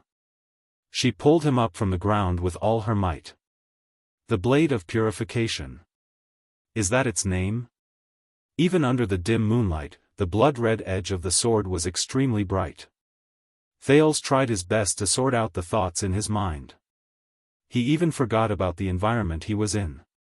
Is this sword a living thing? If it is, why didn't it move in Black Sword's hand? If it isn't, then what is that voice that came from my ear? No, it's more like it came from the bottom of my heart. Why is it so similar to what happened when the High Priestess of Bright Moon Temple prayed?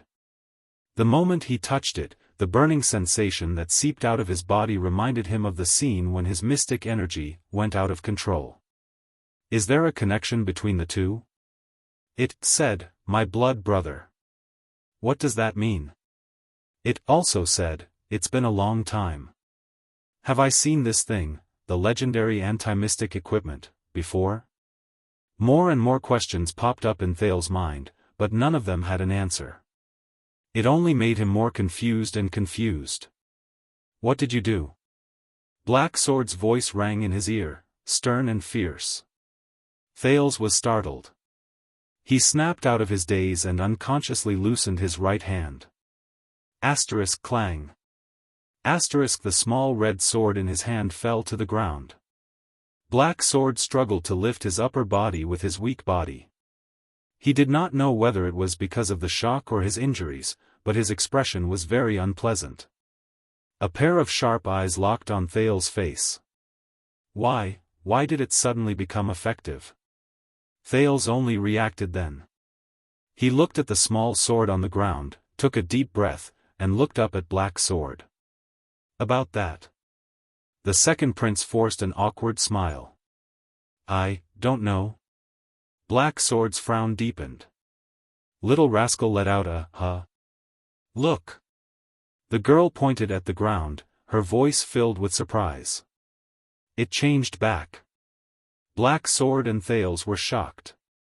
Their gazes were once again attracted by the small sword on the ground. The small sword that once shone with a red glow in Thales's hand began to change color. The bright blood-like blade on the ground faded once more, turning into the same dull and dark red color as before, as if all its blood had been sucked out. Thales blinked in bewilderment. He was not the only one who reacted this way. The legendary assassin of the Brotherhood shook his head shakily, his expression puzzled. What exactly is this? If only Ramon was still here. Black Sword looked at the dimming small sword. He lowered his head and gritted his teeth. His eyes were filled with indignation. Right at this moment, another loud explosion sounded from afar. Bang! Before anyone could react, a dilapidated house not far away suddenly turned into dust. A terrifying giant blood-colored tentacle soared into the sky. In the distance, the Hydra silhouette was faintly discernible in the smoke. Both Thales and Little Rascal shuddered. They watched in astonishment as the tentacle split into countless tiny limbs. Like a group of densely packed, wriggling snakes, they swept towards them from all directions. What are you waiting for? Black Sword roared anxiously, run. Thales shuddered. Without saying a word, he grabbed the pale-faced little rascal. Ignoring everything that had just happened, he dashed in the opposite direction of the tentacles. This kind of tentacle again, so. Thales gritted his teeth. Did Asda really lose? Aren't mystics immortal and indestructible? Then how did he lose? Damn it. I have to keep running. As for Black Sword, who was still on the ground, unable to move, he could only wish him luck. However, this time, the tentacles seemed to be exceptionally swift and powerful. They flooded the corpse-strewn street like a tidal wave. Everywhere they went, there was a terrifying sizzling sound. When Thales heard it, he felt a chill run down his spine. He was scared out of his wits. Without Asda's protection, they had barely taken 4 or 5 steps when the first small tentacle caught up to them. This time, its target was only Thales. In an instant, Thales felt a weight under his feet. His ankle was tightly entangled by the tentacle that came first. Thales felt a chill run down his spine. Thud. He staggered and fell to the ground. The tentacle began to twist and drag him backwards. No! Little Rascal screamed. She turned around and grabbed Thales' arm tightly, trying to save him from the entanglement of the tentacles. However, how could the strength of 2 children struggle against the multi-headed snake's tentacles? They were dragged towards the snake-like tentacles. Damn it! Thales felt his scalp tingle as he watched his ankle being entangled tighter and tighter. He glanced behind them and saw other tentacles getting closer and closer. In just a few seconds, they were right in front of him. The melted, broken, and stuck limbs of the tentacles were clearly visible before his eyes. Thales shuddered. He quickly turned around and yelled, "Run!" However, Little Rascal only bit her lower lip and refused to let go of his arm. She shook her head violently. They were dragged a few meters back. Sizzling, the terrifying sound of flesh rubbing against each other came closer. Thales felt a chill run down his spine. It's too late. Soon, countless tentacles blotted out the sky and the moon. Like a raging wave, they swept over slowly. The first tentacle wrapped around Little Rascal's left arm. the second covered Thales's back. The third, the fourth, and the fifth, from his limbs to his body, these tentacles bound him and little rascal tightly. No! The sticky, warm, yet nauseating tentacles covered Thales's eyes as he roared, blocking little rascal's tear-stained face from his line of sight. Little rascal screamed and let go of Thales's hand as he was pulled. Thales's eyes were about to pop out of their sobs as he watched little rascal's sorrowful face disappear before his eyes. No, no! Thales desperately reached for JC's dagger as the tentacles pulled on him all over his body. At the juncture of life and death, he no longer cared about secrets or side effects. He had to use mystic energy, or what he thought was mystic energy. However, just as the second prince was about to stab himself with the dagger, another tentacle came from behind and bound his right arm. Then, it dragged him backward. He could not touch the dagger. Thales gritted his teeth in indignation. No, he was like a prey hunted by a spider, trapped in a spider's web and unable to move. He could only close his eyes and wait for death. But at this moment, Black Sword's low growl suddenly rang in his ears. Ah! Then, the sound of flesh being torn apart could be heard one after another. Asterisk swoosh. Asterisk Thales shuddered. He felt the momentum of his being dragged suddenly lessen. In the next moment, the tentacles wrapped around his head and face were suddenly released. Blood splattered everywhere. Black Sword, who was covered in wounds, appeared in Thales' sight. Thales was instantly invigorated. Before he could speak, Black Sword roared and swung the red small sword in his hand amidst the surging group of tentacles. Asterisk whoosh. Asterisk the wind howled, flesh and blood splattered everywhere. The blade of the sword drew circles and circles on the flesh and blood of the tentacles. It cut and severed the tentacles one after another. The tentacles trembled, and like a pot of boiling oil, they madly attacked Black Sword. With a body riddled with wounds, Black Sword displayed a speed that did not match his physical condition. His body sometimes trembled to break free from the entanglement, and sometimes he turned to dodge the attacks. He fought with all his might in the group of tentacles that surrounded him from all directions. Black Sword dodged a tentacle that reached for his left shoulder. His right arm trembled, and with a strange rhythm, he shook off a tentacle that was resting on it. Then, he roared and cut off a tentacle that was binding Thales' left leg. Black Sword's expression was unpleasant. He stepped on the ground full of tentacles. His legs had been unknowingly entangled, but he was still oblivious. The small sword in his hand never stopped swinging. Sometimes, it would cut off a tentacle that was binding Thales, and sometimes, it would cut off a tentacle that was trying to stop him. Black Sword stood in front of Thales amidst the group of countless tentacles. His gaze was firm, and his body moved. At that moment, he was like a restless bug that had fallen into a spider's web. He was stubborn and unyielding, struggling with all his might and trembling incessantly. Thales watched the scene in a daze. "Hold on to me!" Black Sword roared. His left arm, which was wrapped in a thick cloth and had a thick bloodstain on it, grabbed Thales' shoulder in a death grip. Then, he swung the small sword again and instantly cut off 3 tentacles that were binding Thales. Asterisk rip. Asterisk the next moment, Black Sword's expression was fierce. Like pulling a carrot, he forcefully pulled Thales out from the mass of tentacles. Thales hugged Black Sword's arm tightly and coughed continuously. Black Sword swung with great force and threw Thales out of the tentacle's range. Thales rolled on the ground and panted rapidly. A few tentacles wanted to follow Thales, but they were mercilessly cut off by Black Sword before his eyes. As for Black Sword himself, he was increasingly entangled by the tentacles. Thales did not even have the time to catch his breath. He quickly turned around and saw Black Sword, who was almost drowned in the tentacles, struggling bitterly after saving Thales with a burst of power. Thales instinctively wanted to crawl backwards, but when he raised his head and saw Black Sword's gaze, he could not help but stop in his tracks. That man was still fighting ceaselessly in the mass of tentacles. This sword. Why isn't it working? Black Sword looked at the red small sword in his hand and roared, "These things haven't disappeared." Thales, who had just escaped death, felt mentally and physically exhausted. He propped himself up on the floor and listened to the sizzling sound of the tentacles behind him. The helpless expression on Little Rascal's face when she was finally dragged away appeared in his eyes.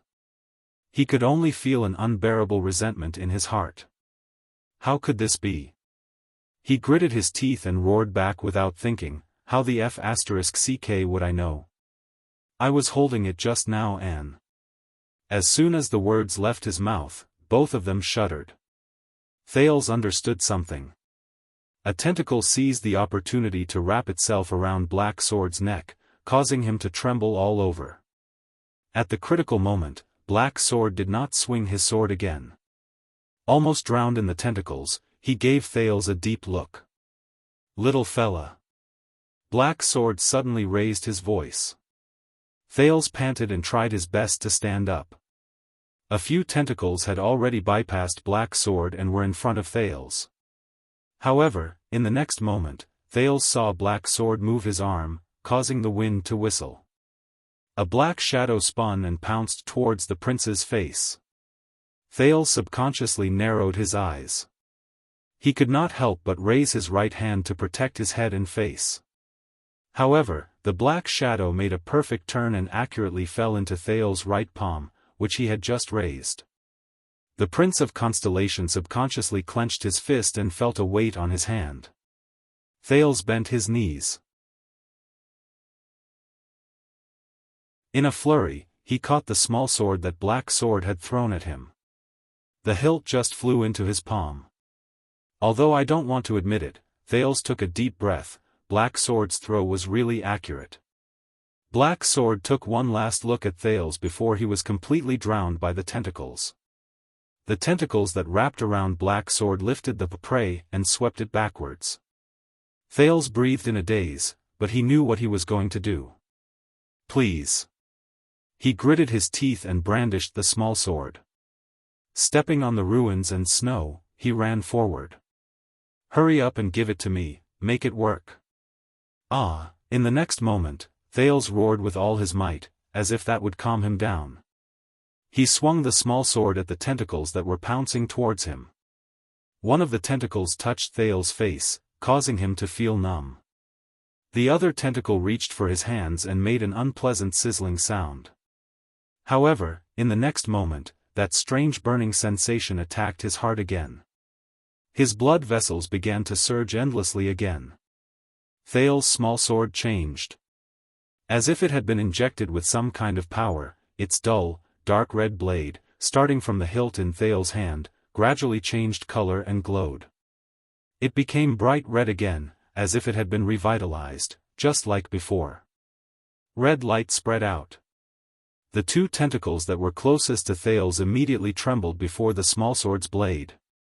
In just a few seconds, their warm and strong flesh curled up and withered into dull gray limbs. With the sizzling sound of roasting flames and red steam, they were turned into ashes. Thales was shocked. "It's effective." He did not stop. Instead, he charged forward without a care for his life. Not far away, the blood mystic, who was facing off against Gleeward and Nicholas, turned her head and cast a glance in his direction. Giza's tentacles were very memorable. Thales did not want to experience the warm, solid, sticky, and slippery sensation when he bumped into them. "It's too disgusting." But this time, Thales only lowered his head, raised his small sword, and charged forward with all his might. Surprisingly, Thales did not run into any substantial obstacles that could stop him for more than a few seconds, even though the group of tentacles looked so terrifying. Thales stared at the ground, not letting the surging tentacles in front of him affect his vision. With just one breath, he continued to run. His entire body crashed into the mass of tentacles that wrapped around the black sword in a disorderly manner. The wall of flesh and blood formed by the tentacles crumbled the moment he touched it. Ashes fell continuously in front of him. If he was entangled by a tentacle, Thales would subconsciously lean the blade against that spot. In just a few seconds, the tentacles would tremble slightly, then loosen and turn into ashes. Like ripples on the surface of a lake, the tentacles trembled, retreated, and dispersed in front of him. At a speed faster than when they came, they curled towards the roots. But Thales still did not care. He just raised his sword and charged forward. The next second, he felt the ground beneath his feet become empty. Thales panicked and fell to the ground. But he did not fall. Thud. A dull thud was heard. Thales felt a pain in his head. He felt as if he had crashed into a thick wall. Something caught him just in time. Enough. Black Sword's cold voice rang in Thales' ears. Thales shuddered, and only then did he raise his head. Freed from his predicament, Black Sword's expression was unpleasant. He grabbed Thales' wrist tightly and held the red small sword in front of his neck. "That's enough," Black Sword said coldly, and let go of Thales' arm along with the small sword. Thales, who was still in a state of shock, finally found his breath. Having survived the disaster, he looked around. He saw the tentacles retreating in defeat. They curled back in a sparse and sporadic manner, either withered on the spot or disappeared into the darkness. It was as if nothing had happened. The only thing missing was a person's figure. Thales ran 2 steps forward in a daze. He saw nothing but corpses and withered tentacles all over the ground. "It's too late." Black Sword's sharp eyes stared into the darkness in the distance. His voice was a little weak. "We can't catch up." Thales' heart trembled. Clutching the red small sword, he slid weakly to the ground and bit his lower lip. However, his left hand accidentally pressed against something. A hard object. Thales lowered his head and was immediately shocked. It was Little Rascal's glasses. The pair of black-rimmed glasses that did not suit her. One of the lenses had been worn off. But its owner, Thales could not help but feel a pang in his heart. Little Rascal, he had dragged her away from King Nuvan, away from Asda, and away from Giza's tentacles. But now, in the end, she was, when he thought of this, Thales felt a lump in his throat. It was as if a huge rock was stuck in his heart. No, Thales picked up the badly damaged glasses and bit his lip hard. In his mind, he could not stop the image of Little Rascal hugging his arm tightly. Then, she was drowned in the tentacles, screaming as she was dragged away.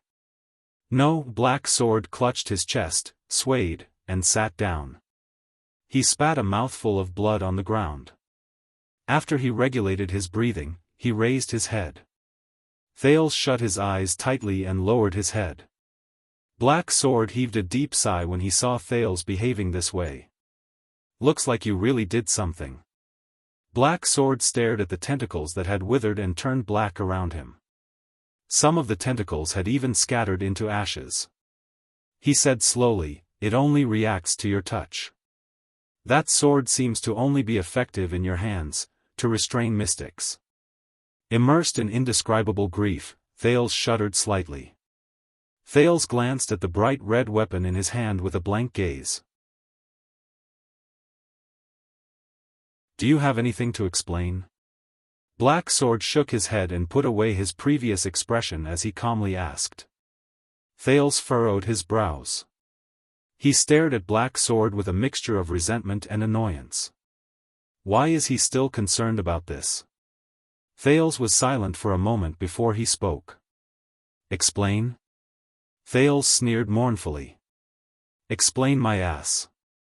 Black Sword ignored what he said. Instead, he stared at Thales' face. A few seconds later, Black Sword suddenly spoke. "Azure ambition." Thales replied absent-mindedly, "What? What do you have to do with that place?" Black Sword asked seriously. At that moment, Thales felt a surge of resentment in his chest. He had no intention of paying any attention to Black Sword. He said coldly, "What the f*** do I have to do with it?" Thales lowered his head and gritted his teeth. He closed his eyes and tried his best not to look at the corpses on both sides of the street. After being attacked by the tentacles just now, they were unrecognizable. Black Sword did not answer him. He only tilted his head and frowned as he looked at the darkness in the distance. A moment later, Black Sword's tone turned cold. "Don't you know? She's in this state because of you." Thales trembled and raised his head. His eyes flickered as he looked at Black Sword. "Everyone here, including Ramon, thousands of people, died because of you. You should know this very well," Black Sword said indifferently. "How do you feel?" Thales breathed without realizing it. His eyes were empty and lifeless. "This is the disaster brought about by those monsters," Black Sword said flatly. 12 years ago, I saw such a tragedy. Corpses were strewn all over the place, countless ruins, companions who were snatched away, innocent people involved, and the monsters' indifferent and hateful gazes, as though no one was around. To those monsters, we're just worms that can think and talk.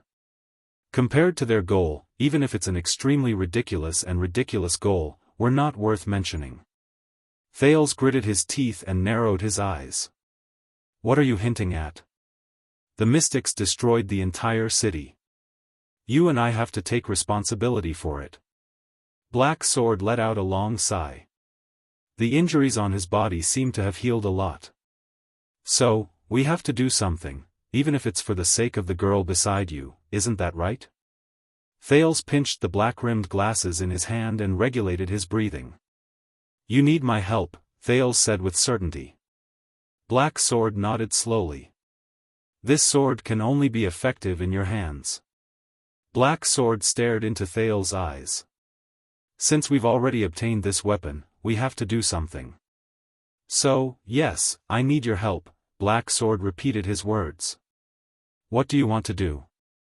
Thales' breathing became erratic. His voice was a little hollow. This time, Black Sword stared at him for a long time before he slowly spoke. "Look around us, look at the ruins they left behind." Black Sword stood up shakily from the ground and gazed into the distance. "That thing is still wreaking havoc. I'm guessing that Dragon Cloud City can no longer control the situation." Thales' entire body trembled. He came to a realization. "You want?" Thales was a little surprised. He followed Black Sword's gaze and turned his head to look at Kilika in the distance. "You want to find the Blood Mystic? We want to end all of this." Black Sword nodded. "To end this city's nightmare. If we're lucky, we might even be able to save that girl, if she hasn't been eaten by that thing." Thales' breathing slowly quickened.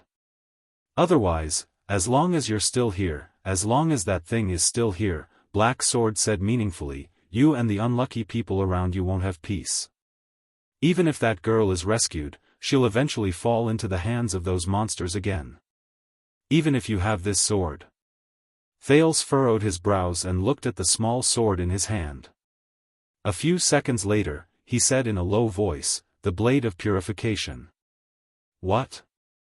Black Sword furrowed his brows.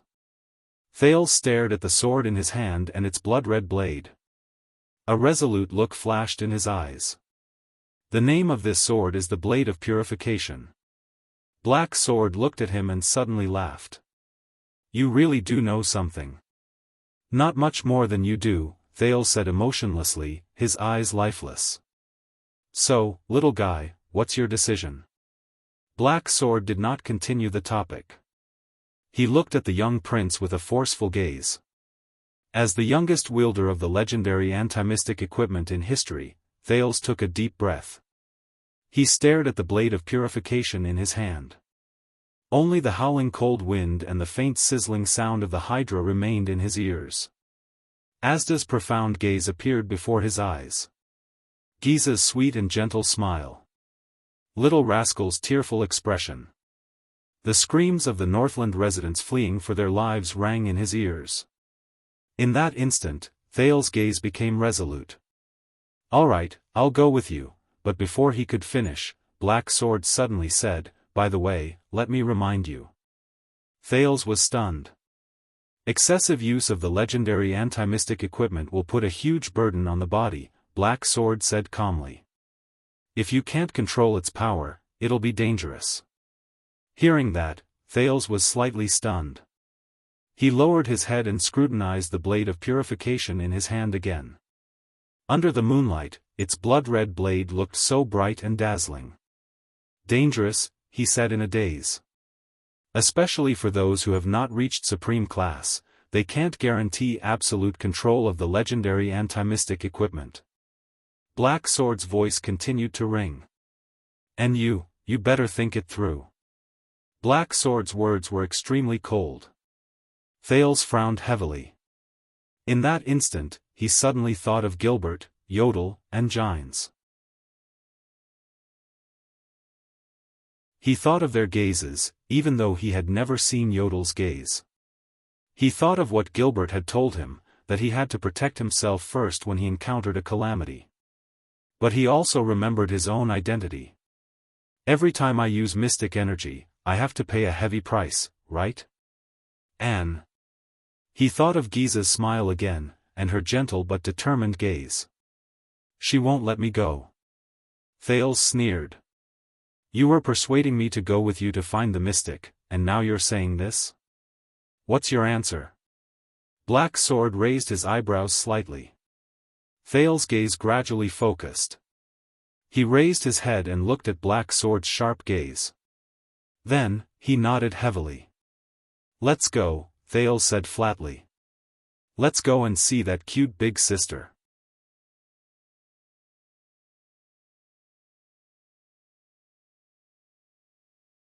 Chapter 177. Black Sword stared at Thales' determined face for a very long time. "Not bad." Finally, Black Sword nodded slowly and flashed a very ordinary smile. "You are indeed a jade star." At that moment, Thales was shocked and his eyes widened. He tightened his grip on the blade of purification in his hand. "You," Black Sword shook his head with a faint smile. "Ah, if I still can't guess your identity at this moment, how can I talk about finding a mystic?" "Prince Thales." The next moment, Black Sword picked him up with his right arm. "Hold your sword," Black Sword said coldly. He quickly jumped onto a half-collapsed roof in Kilika's direction and leaped away.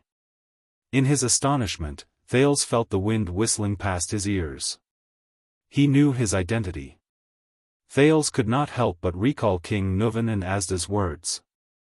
The mercenary leader's skills are strange, carrying a strange longsword, the map of Renaissance Palace.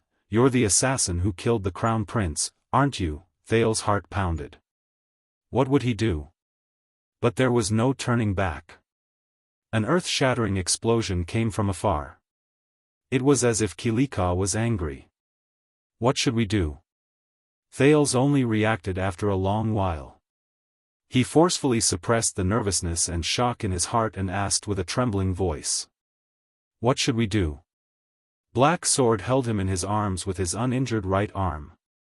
His feet did not stop and he continued to advance with his weakened body. "The blood mystic." The second prince frowned. "That person. I saw it with my own eyes. She can't be sealed by the legendary anti-mystic equipment. If we can't seal her, if we have to fight her face to face with those strange abilities," Thales could not suppress the worry in his heart. "Of course there is a way," Black Sword said with certainty. "There has never been an enemy that cannot be defeated. That kind of creature only exists in night novels. They are called protagonists." "Huh?" Thales was stunned. "What way?" First of all, Black Sword nimbly turned and avoided a tentacle that vaguely appeared in front of him. "You have to change your mind." Thales was slightly stunned. "Change my mind? You think you're weak, don't you?" Black Sword lowered his head and allowed his voice to travel with the wind into Thales' ears. "Do you think that your chances of winning against that person are very small?" Thales opened his mouth, sucked in a mouthful of cold air, and spoke with a trembling voice. "Isn't that the case?" Thales hugged the blade of purification tightly in his arms and said in a rather dejected manner, "I'm very weak. Facing an enemy like that, other than you, not to mention me, even a transcendent magus would be insignificant." When Black Sword heard that, he sneered without a doubt. "Actually, I'm far from finished what I said to Asda just now." Black Sword's tone suddenly became a little solemn. "Now, listen to me." Black Sword paused and stopped in front of a low wall. Next to them was a pair of lovers who were hugging each other, motionless. "No, little fellow." Black Sword's tone was extremely cold. The sound of a house collapsing came from afar. The battle seemed to be very intense. Under Black Sword's murderous gaze, Thales suddenly felt inexplicably nervous. He said resolutely and decisively, "You're not weak at all." This time, when he heard Black Sword's unquestionable tone, Thales was truly stunned. "Do you think that you're powerless and vulnerable, and that anyone with the slightest bit of ability can manipulate you?" Black Sword lowered his voice and hid behind the low wall with Thales, listening to the sizzling sound that came from nearby. "Then why are you still standing here?" Thales was a little speechless. "I'm lucky. I'm occasionally a little clever. I can bluff my way through every time." Black Sword's eyes narrowed into slits, but the light that shone from them was unprecedentedly threatening. A few seconds later, the leader of the Brotherhood said in a casual but unquestionable tone, "Only a truly weak person would use pure strength as proof of their strength." Thales' eyebrows twitched. For a truly powerful person, strength is but a decoration. True strength does not lie in how many heavy axes you can swing, how fast you can stab with your sword, how sturdy your bow is, or how accurate your blade is. When he saw Thales frown, Black Sword only paused for a moment before he continued expressionlessly, "In fact, it does not lie in how many tens of thousands of soldiers you can command, or how many sturdy cities you can break. I've seen famed supreme-class elites die in humiliation in a beggar's sack. I've also seen powerful suzerains fall hopelessly under their servants' axes." Black Sword's pupils narrowed, and his words were cold and threatening. "I've also seen an insufferably arrogant mystic being frightened by a frail and sickly girl, panicking and at a loss for what to do." Thales took a deep breath and raised his head. His eyebrows were tightly furrowed as he whispered, "Supreme class, suzerains, and even mystics. Those are just coincidences. Under very rare circumstances, coupled with some impossible luck, they only have the chance to die in the hands of the weak." However, as Thales spoke, his voice slowly became weaker. He stared at Black Sword, who was shaking his head slowly. "You're right." The ordinary-looking man exhaled. "Coincidences, circumstances, luck, opportunities, and so on. When all of these are added together, they are the key to determining the difference between the strong and the weak, the superior and inferior, and the difference between victory and defeat." Thales widened his eyes, slightly startled. "You mean?" The corners of Black Sword's lips curled up slightly, as though he was looking at a mischievous student. "A truly powerful person views all the factors that determine victory and defeat as their own strength." The sizzling sound disappeared beside his ears. In the next moment, Black Sword's figure rose from the ground again. Thales shut his eyes tightly, feeling the frost and snow blowing against his face. But Black Sword's words still reached his ears without missing a single word. They were clear and unmistakable. A truly powerful person turns disadvantages into advantages, disadvantages into advantages, death into opportunities, and absolutes into uncertainties. They turn their enemy's strength into their weakness, and infinitely magnify their own strength. They seek hope in a hopeless situation, fight for a turnaround in a loss, sublimate a favorable situation into a sure-win situation, and turn unforeseen circumstances and accidents into their own aid. Black Sword stepped over a man who had fallen to the ground. The dead man's face still showed signs of suffocation. They turned into an alley that was missing half of its entrance. The sounds of intense battle ahead were getting closer. As the cold wind blew against his face, Thales could not help but say, but Black Sword did not allow him to interrupt. Instead, he continued. They unfold a chessboard in the vast world, using all living beings as chess pieces and everything in the world as chess pieces. They turn a seemingly simple duel into a supreme game of chess to determine the outcome of the battle. Black Sword took a deep breath and looked up at the sky. These people turn what the enemy relies on into what they own, and regard factors including the enemy, themselves, the situation, and luck as bargaining chips. These people who grasp everything in their hands, take the world into their hearts, and see the entire situation, only they are qualified to be called. Black Sword lowered his head. The profound meaning in his eyes made Thales subconsciously freeze, and he quietly listened to him finish. A true powerhouse. Kilika's sizzling sound could be heard clearly, and it was even getting closer. There was a moment of silence between the two of them. Only the snow that scraped against their faces reminded them of their situation. Thales slowly opened his mouth. After gritting his teeth and hesitating for a while, he finally spoke. But Thales revealed a bitter smile, which made him look rather haggard. For a mystic who breaks the rules, no matter what kind of scheme or how many factors are considered, their effects are limited. You're wrong again, Black Sword said with a cold expression. Black Sword made a sharp turn and held Thales in his arms. With a slide shovel, he slid across a dry and frozen ditch. The action was a little rushed, and Thales only felt dizzy.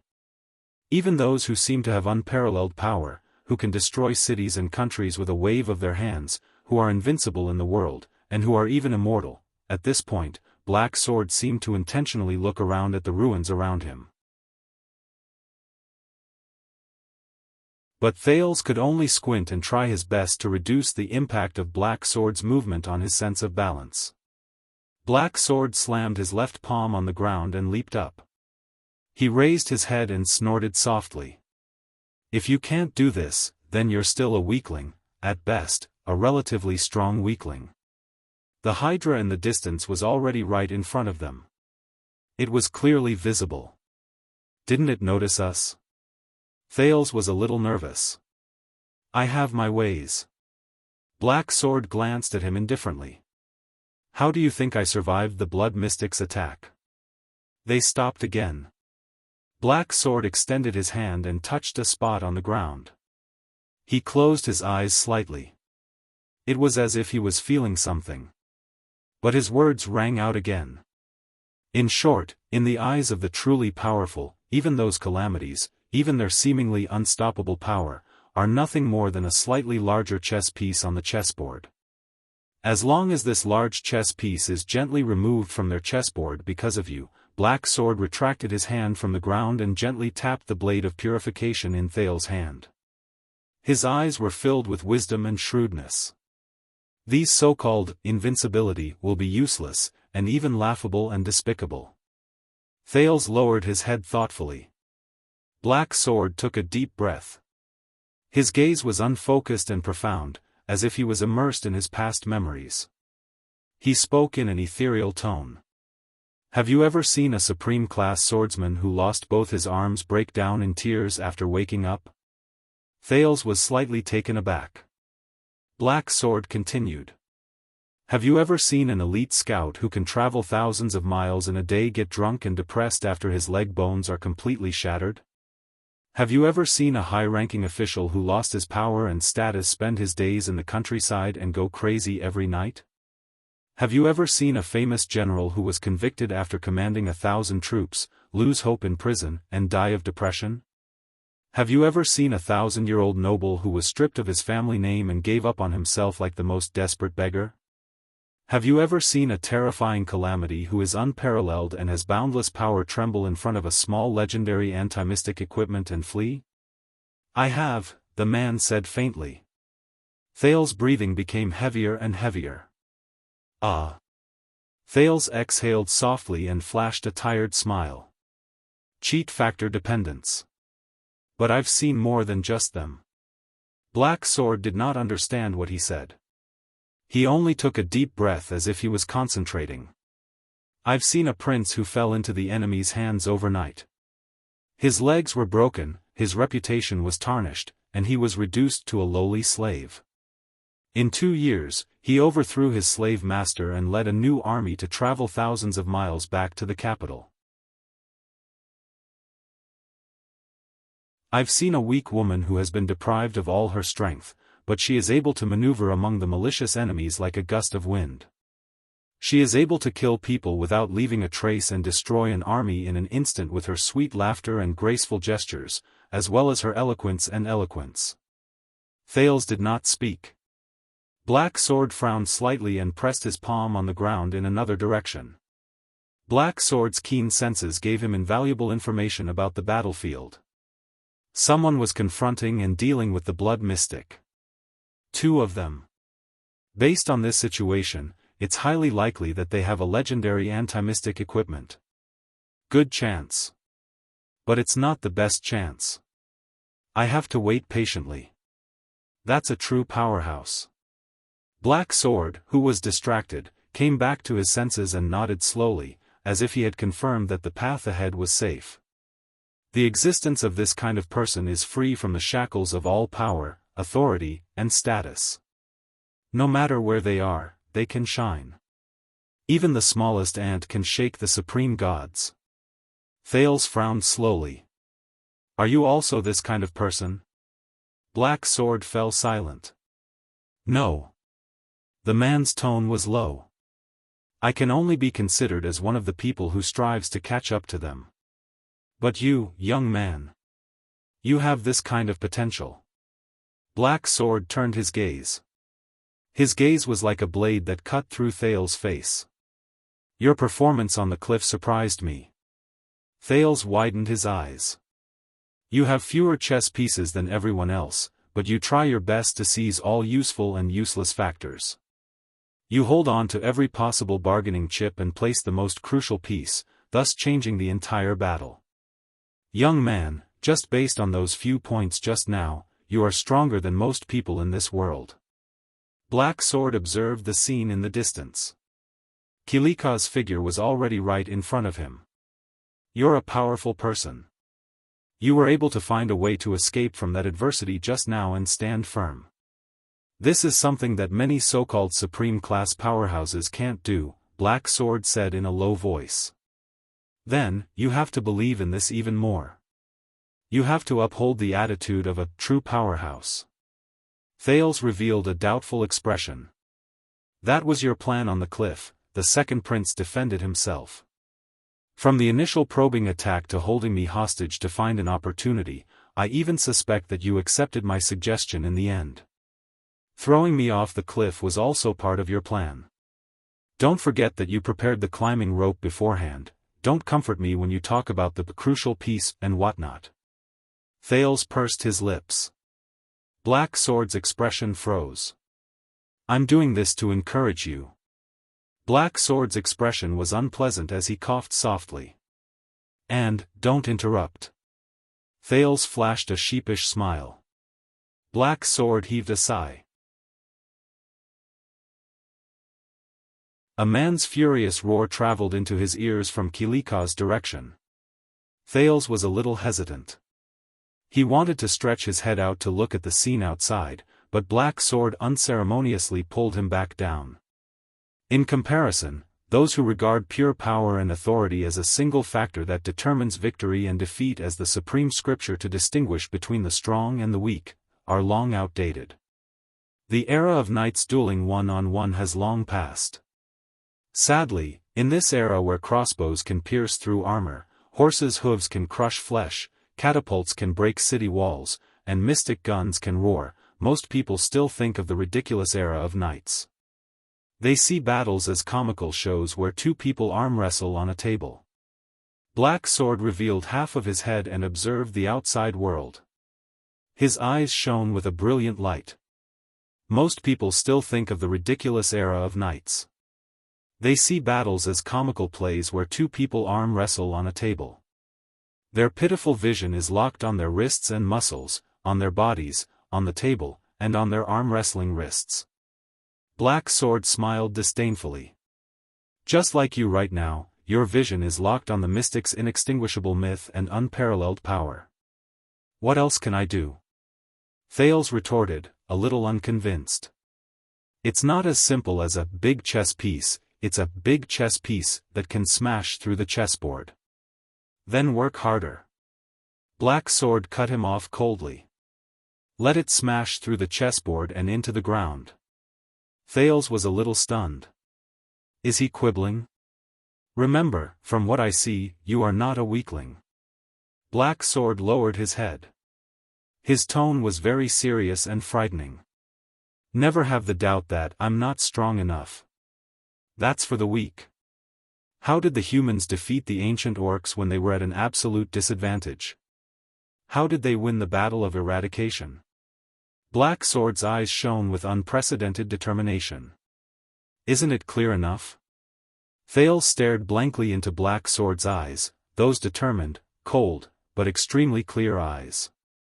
Northland military sword style. Thales said subconsciously.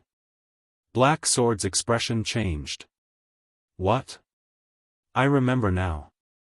Earlier on the cliff of the sky, when you charged towards Asda, it was the Northland military sword style. Thales narrowed his eyes. The sword style used to defend against the ancient orcs. He quickly raised his head and looked at Black Sword. Why are you telling me this? Black Sword stared at him. The corners of his mouth slowly curled into an ugly smile. First of all, I won't bring along a burden, Black Sword said flatly. Especially a burden who has the potential to be powerful, but is full of the awareness of a weakling, and only knows how to try his luck at a critical moment. This kind of person is the most troublesome. Thales raised his eyebrows in resignation, but he was a little anxious.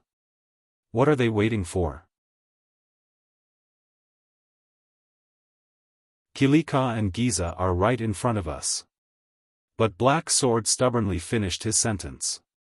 Secondly, only when you change your mind and understand this principle can you make the best use of all your chess pieces. Thales thought of something. He looked at Black Sword, puzzled. Chess pieces? You mean this sword? Thales scratched his head and raised the blade of purification in his hand. Yes. But it's not just this. Black Sword slowly adjusted his breathing. His gaze became colder. You have a strange power, don't you? In that instant, Thales felt as if he was struck by lightning. No way. Strange power? Don't tell me he's talking about my mystic. However, Black Sword's next words stirred up waves in his already shocked heart. It's that power that allowed you to see Asda's air wall, see through its essence, and even warn me. Black Sword's words were like a heavy hammer, pounding on Thales' heart. It even allows you to see further, run faster, have more strength, and have more acute reflexes. Power? Thales stared at Black Sword in a daze. Not mystic energy? Wait a minute, it's that fluctuation. How did he know? It's because of that power that you were able to dodge that tentacle just now, Black Sword said coldly. Thales opened his mouth wide and could not close it for a long time. The silence lasted for a few seconds. You mean? Thales could hear his heart beating faster and his blood surging. He could not help but frown. That power, that's the power of eradication. Black Sword answered his doubt straightforwardly. It's an extremely rare power of eradication. The sin of Hell's River. Thales widened his eyes. His pupils kept shifting between focusing and unfocused. Power of eradication? Hell's River. Hell's River, although I don't know how you obtained it at such a young age. Black Sword took a deep breath and furrowed his brows, as if he was a little disappointed, but there's no doubt that it's one of your most powerful chess pieces. It can even decide the outcome of the battle. Sin of Hell's River? After a long while, Thales came to his senses and said absent-mindedly, "What the hell is this name? I didn't say that its name is nice." Black Sword stared at his expression, as if he wanted to see flowers blossoming on his face. "It just needs to be useful. That's enough." "Useful?" Thales raised his head and tried hard to adjust his chaotic thoughts. He remembered the first time the fluctuation surged in the birch tree forest. He also remembered the moment when he first saw those strange fluctuations on Ramon's body in Broken Dragon Fortress. "I don't even know what that is." Thales frowned. "Do you?" Sparse rumbling sounds came from behind the low wall. A few seconds passed. Under the moonlight, Black Sword's ordinary face actually looked a little frightening at that moment. In that moment, Thales vaguely felt that Black Sword's expression was a little lonely and sorrowful. "I don't just know." Thales blinked. As the Hydra's hissing became increasingly noisy, Black Sword spoke softly. "We're more of the same kind. The kind of slaves who are cursed." Thales sucked in a breath in shock. "Same kind? Slaves?" Wait, that power, but Black Sword did not give him any chance to ask. "Listen carefully." The legendary leader of the Brotherhood raised his head and looked at Kilika's terrifying body that was growing stronger by the second. Using the most ordinary and even somewhat dull tone, he said in a low voice, "Before we make our final move, about how to use the sin of Hell's River."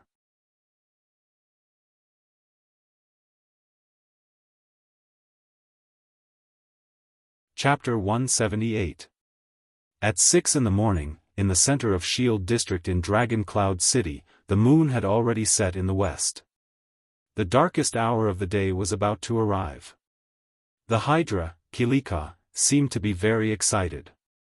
Its gigantic body emitted a chilling sound of flesh rubbing against each other.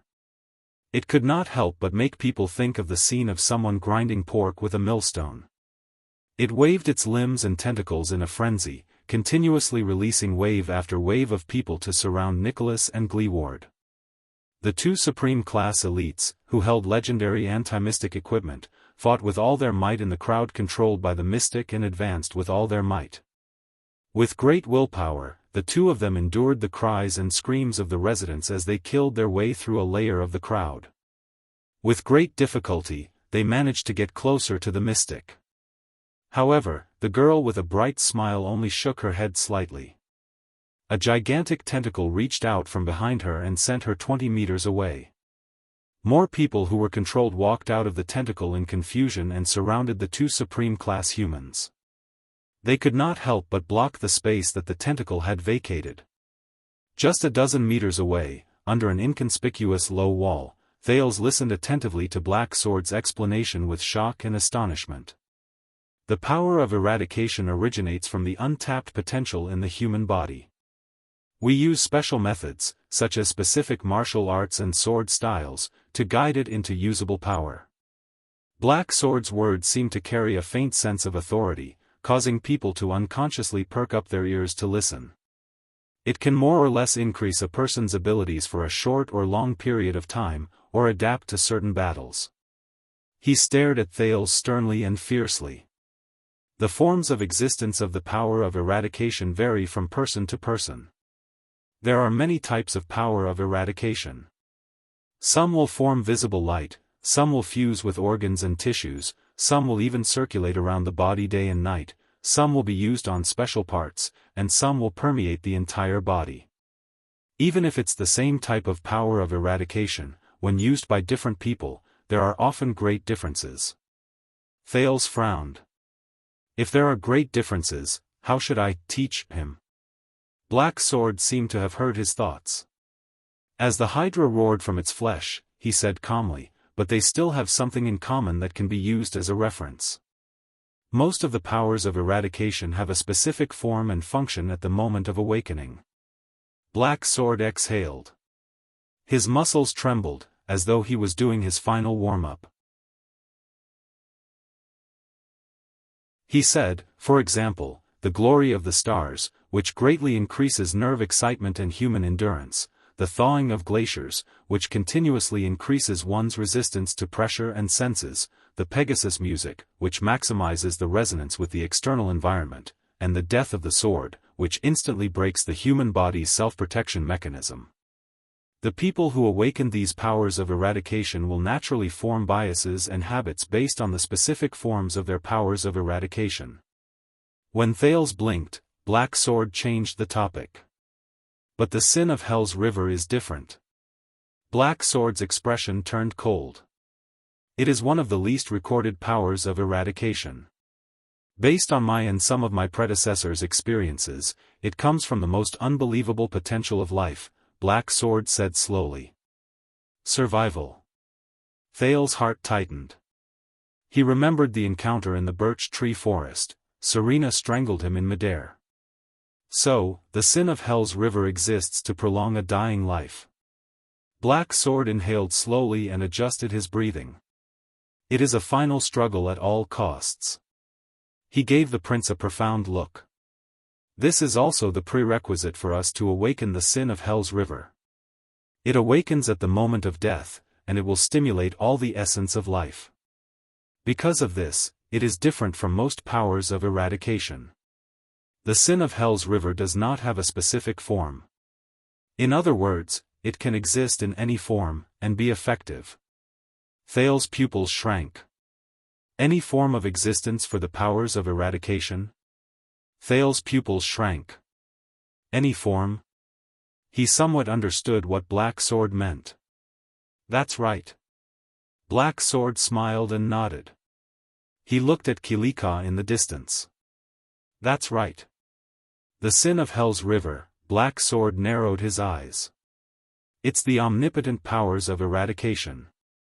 While the two of them spoke, Nicholas and Gleeward were struggling to hold on. We can't go on like this. With a cold expression, Nicholas chopped off a woman's head with the severing soul's blade. Her terrified gaze before she died made the battle-hardened warrior's chest feel heavy. Then, he faced the next old man with a dazed expression. With the legendary anti-mystic equipment, we won't have to worry about protecting ourselves. Nicholas gently swung his slightly sore arm. He glanced at the corpses around them and could not help but frown. But in the end, we will be exhausted to death. The Star Killer glanced at Gleeward, who had a crazed expression and whose eyes were filled with rage. Or, Gleeward will have a mental breakdown after he reaches his limit. Gleeward roared and brandished his spear. The spearhead slashed through 3 people, but his left arm was scratched by a little girl who attacked him from behind. The civilians of Shield District who were scratched by the spear died under the effect of extermination. Gleeward tried his best not to look at their expressions before they died, but his entire body was trembling violently. Do you have any way to break through? Gleeward gritted his teeth and took a step back.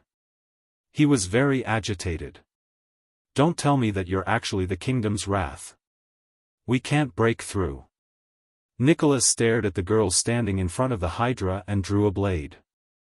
But we can make it so that she can't retreat.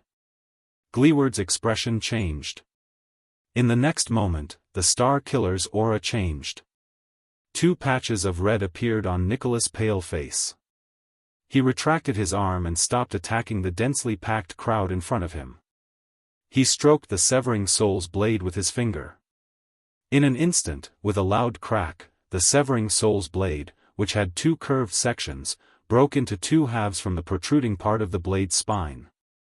The blood mystic raised her eyebrows as she watched all of this. She instinctively felt that something was wrong, and the blood-red stripes on her face shuddered.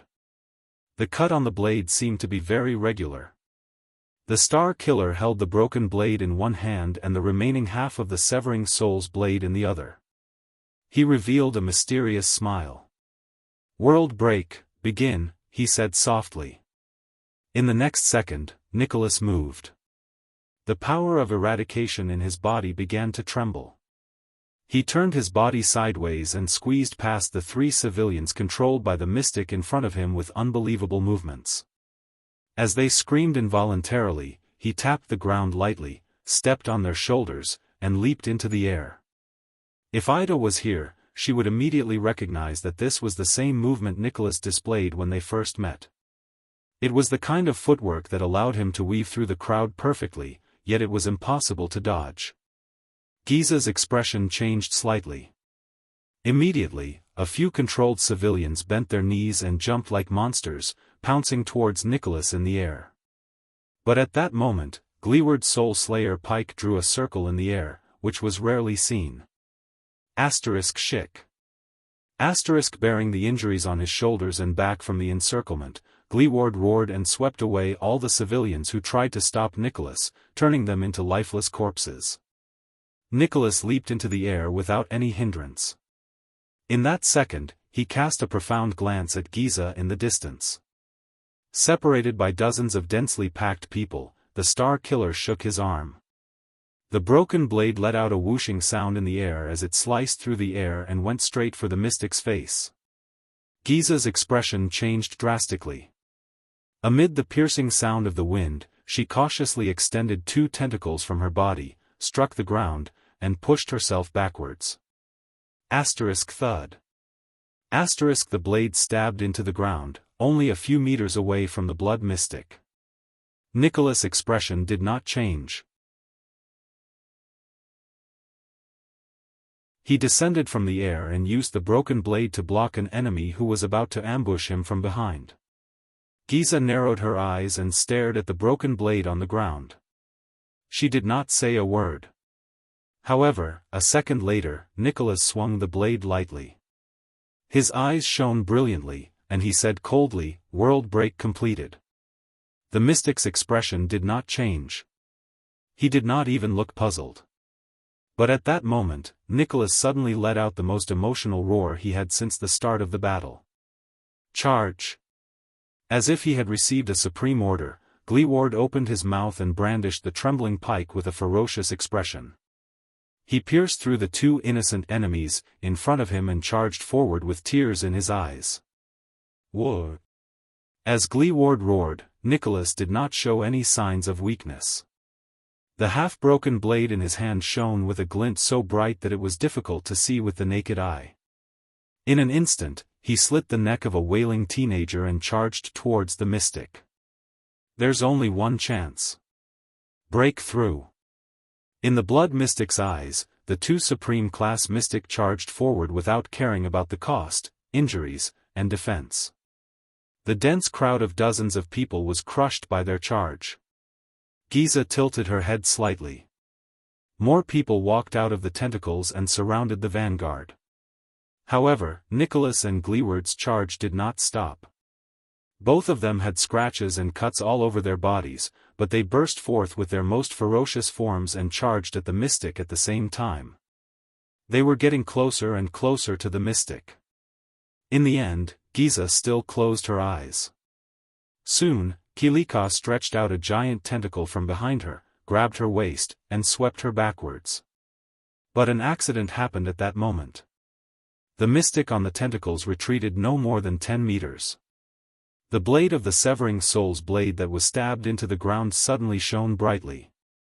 The broken blade shone with the most dazzling yellow light. The tentacles that protected Giza continued to drag her backwards, but a yellow light that was identical to the one on the blade suddenly appeared behind Giza. Giza's expression changed. The tentacles were still retreating, but Giza seemed to be held back by an invisible hand from behind. She was forced to a stop in front of a barrier formed by the yellow light. No matter how hard the tentacles tried, they could not drag Giza out of the area of the yellow light. It was as if it had been stuck by something. Giza raised her head abruptly and looked at the broken blade of the severing soul's blade on the ground in front of her. It's that broken blade. There's something wrong with it. Giza did not have much time to think, because in an instant, the two supreme-class elites broke through the densely packed crowd. Covered in blood, they charged fiercely towards the mystic, who could not retreat even a single inch. 10 meters, 5 meters, 4 meters, 3 meters, the distance between the two of them and Giza was getting closer. Attack! Nicholas roared and elbowed an enemy to his left. Then, he turned around and swung his blade decisively. As blood splattered, he cut down 3 or 4 people, protecting Gleeward at all costs. With tears still on his face and a heart full of resentment, Gleeward swung the fatal Soul Slayer pike and stepped within 3 meters of the mystic. Then, he thrust the pike forward. The yellow light behind the blood mystic flashed faster and faster. It still obstructed her and prevented her from retreating or dodging. The tip of the pike approached the spot between Giza's eyes. Thud. At that critical moment, the body of the Soul Slayer pike was once again gripped tightly by the veteran, Big Leather Belt, who suddenly appeared beside Giza. Chief Gleeward. Big Leather Belt held the Soul Slayer pike with a face full of tears. I'm sorry. Nicholas' figure flashed again. The broken blade flew and clanked against metal. In a short period of time, Gleeward was protected so tightly that not even a drop of water could escape. It's nothing. Gleeward gritted his teeth and glared at Big Leather Belt, who was forced to stand between the mystic and the Soul Slayer pike. It's just another unlucky battle. The 3 of them were locked in a stalemate. The crowd surrounding the 3 of them seemed to have received some sort of order. They stopped abruptly and retreated in unison amidst the terrified howls of those who were being controlled. Only then did Nicholas get a chance to catch his breath. He took a step back and leaned his back against Gleeward, who was holding the Soul Slayer pike against the mystic. Giza lowered her head. Her lips moved slightly, and her voice rang in the ears of the 2 supreme-class individuals. What is this? The mystic asked flatly. This is the ability of the Severing Soul's blade. Nicholas clutched his chest. He glanced at the blade on the ground, then at Big Leather Belt, who was blocking the Soul Slayer pike. His expression was unpleasant. With the separated blade as the center, it can isolate an area that is completely isolated from the outside world for a short period of time. It only allows entry and no exit. Gleeward gritted his teeth. His eyes were full of hatred. It's enough to trap you here, Bam. Giza narrowed her eyes. She did not seem to mind at all. Without moving her lips, she asked, how rare? It's another equipment I've never seen before. This ability has a terrible name. Nicholas' face twitched a little. In the end, he took a deep breath and said somewhat stiffly, it's called, You Can't Escape. Humph, the blood mystic snorted coldly. It sounds like the work of that B*TCH, blood spike. Nicholas looked at the crowd around him warily. Without batting an eyelid, he nudged his companion behind him. The Blood Spike Empress originally forged this equipment to fight against the Void Mystic, that kind of illusory, untraceable existence. The Hydra, Kilika, let out an enraged and indecipherable roar. Just to deal with Zarkal? The Blood Mystic shook her head slowly. You don't know how sad that fool will be when he hears you say that. Nicholas turned his head and fixed his gaze on Giza. Of course, we later realized that if the Severing Soul's blade is used with other equipment, it will be quite effective against most calamities. For example, right now, it's You Can't Escape. The Blood Mystic fixed her gaze on them. Her expression became more and more stiff. Game over, bitch. Wielding the Soul Slayer pike, Gleeward's expression was terrifying. He looked as if he wanted to cut the mystic into pieces with his gaze. Do it. Nicholas urged his companion behind him in a cold voice. Let's end this. Are you ready, Big Leather Belt? Gleeward nodded. Staring at his former comrade who was being controlled, anger and reluctance flashed in his eyes. Of course, boss. Big Leather Belt smiled miserably at first. Then, his expression stiffened and he said sorrowfully, I still have a daughter. Hearing that, Gleeward frowned slightly. Shield District is almost completely destroyed. Only a small number of residents in the periphery were evacuated. My daughter is probably, but Gleeward still took a deep breath, gritted his teeth and said, "I'll take care of her for you." Tears flashed in Big Leatherbelt's eyes. At that moment, he flashed a serene smile. "Thank you." In the next second, under Big Leatherbelt's relieved gaze, Gleeward's entire body let out a terrifying crackling sound. The Soul Slayer pike in his hand seemed to have the strength of 1,000 kilograms. Trembling, Gleeward's hands, which had been freed from Big Leatherbelt, thrust forward. Thud.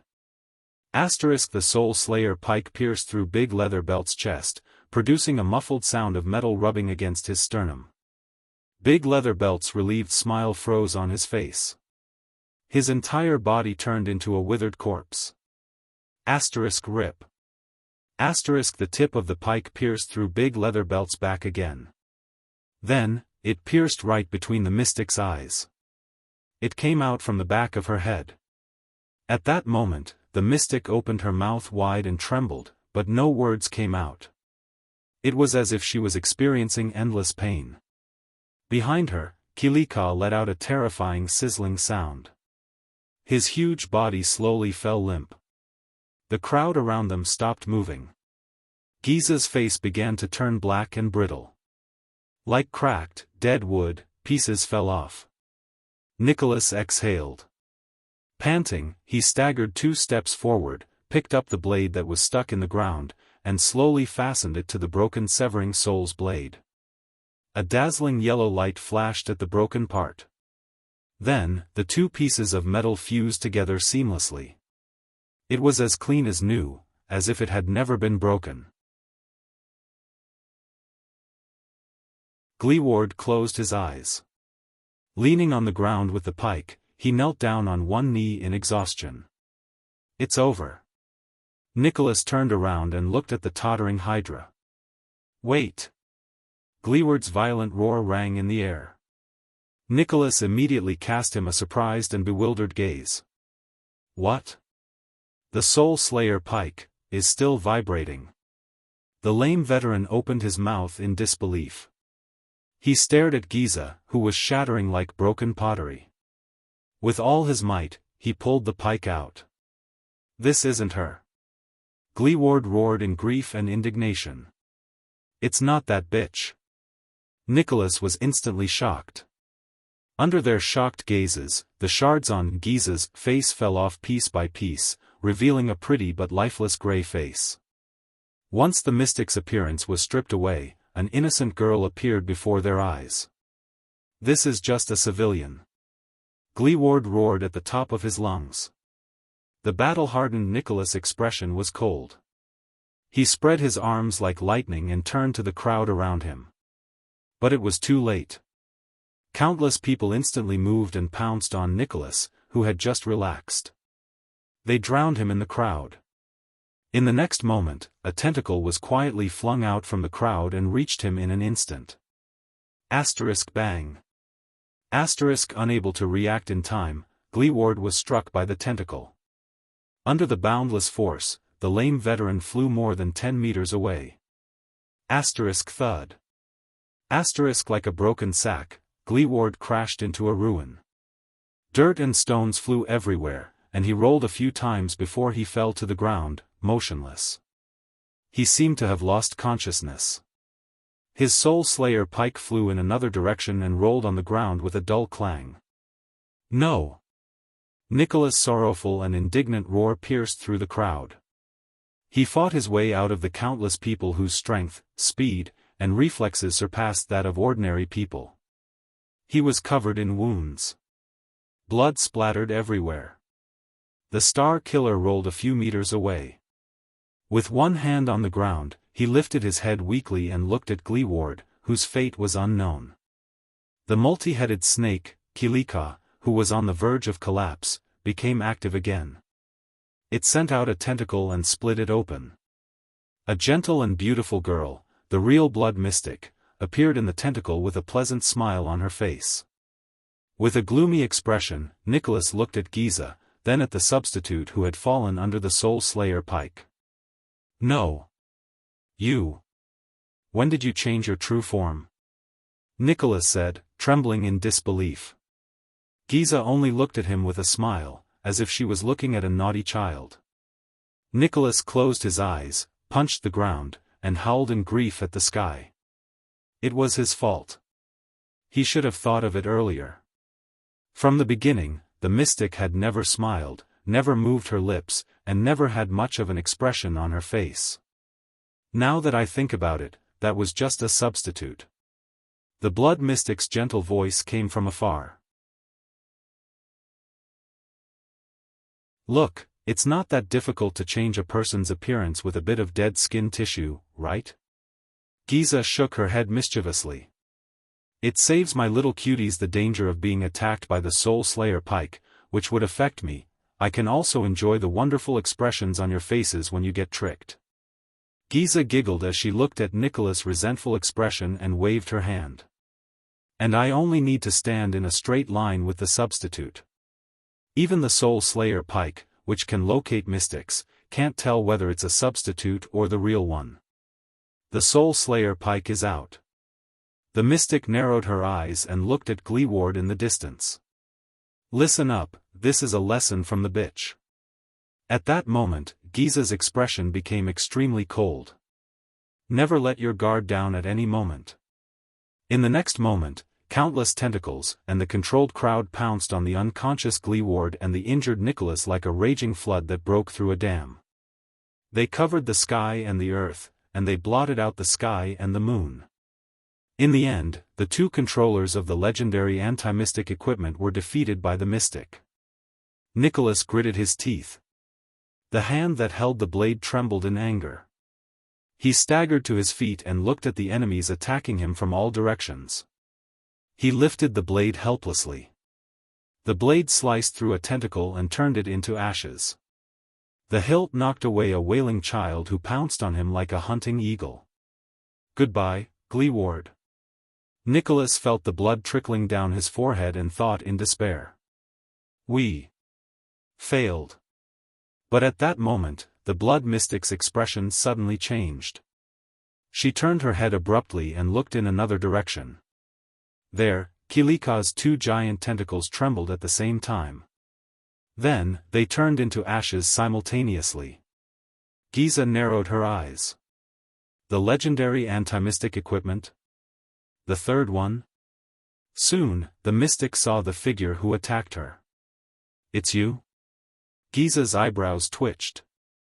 It was her old acquaintance. Black Sword's figure appeared vaguely in the middle of the tentacle's encirclement. He was less than 20 meters away from her. But wherever he went, the blood mystic's creations of flesh and blood were all reduced to ashes. Remember. Black Sword charged towards Giza with an indomitable will. He whispered to Thales, who held the blade of purification in his arms, we only have one chance. It's time. Thales took a deep breath. His gaze was firm as he nodded slowly.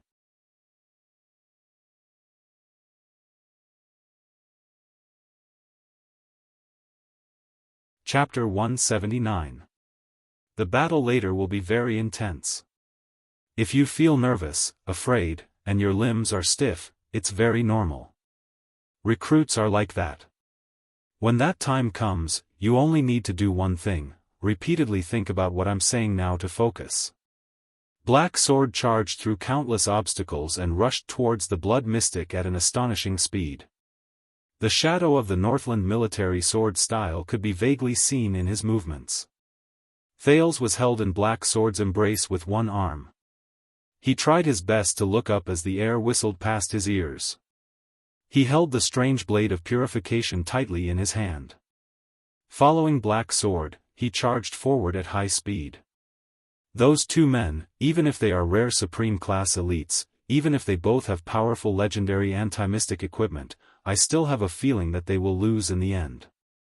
The Blood Calamity, that seemingly harmless little girl, is an extremely terrifying opponent. Over the past 12 years, she is the only existence that can make me feel fear and anxiety at the same time. In the howling cold wind that was so piercing that he could not open his eyes, the second prince opened his mouth and struggled to suck in the air that drifted past his mouth to maintain his breathing. He could not help but recall Black Sword's last words before they charged forward. Her fearsomeness doesn't lie in her uncanny power or her infinite power.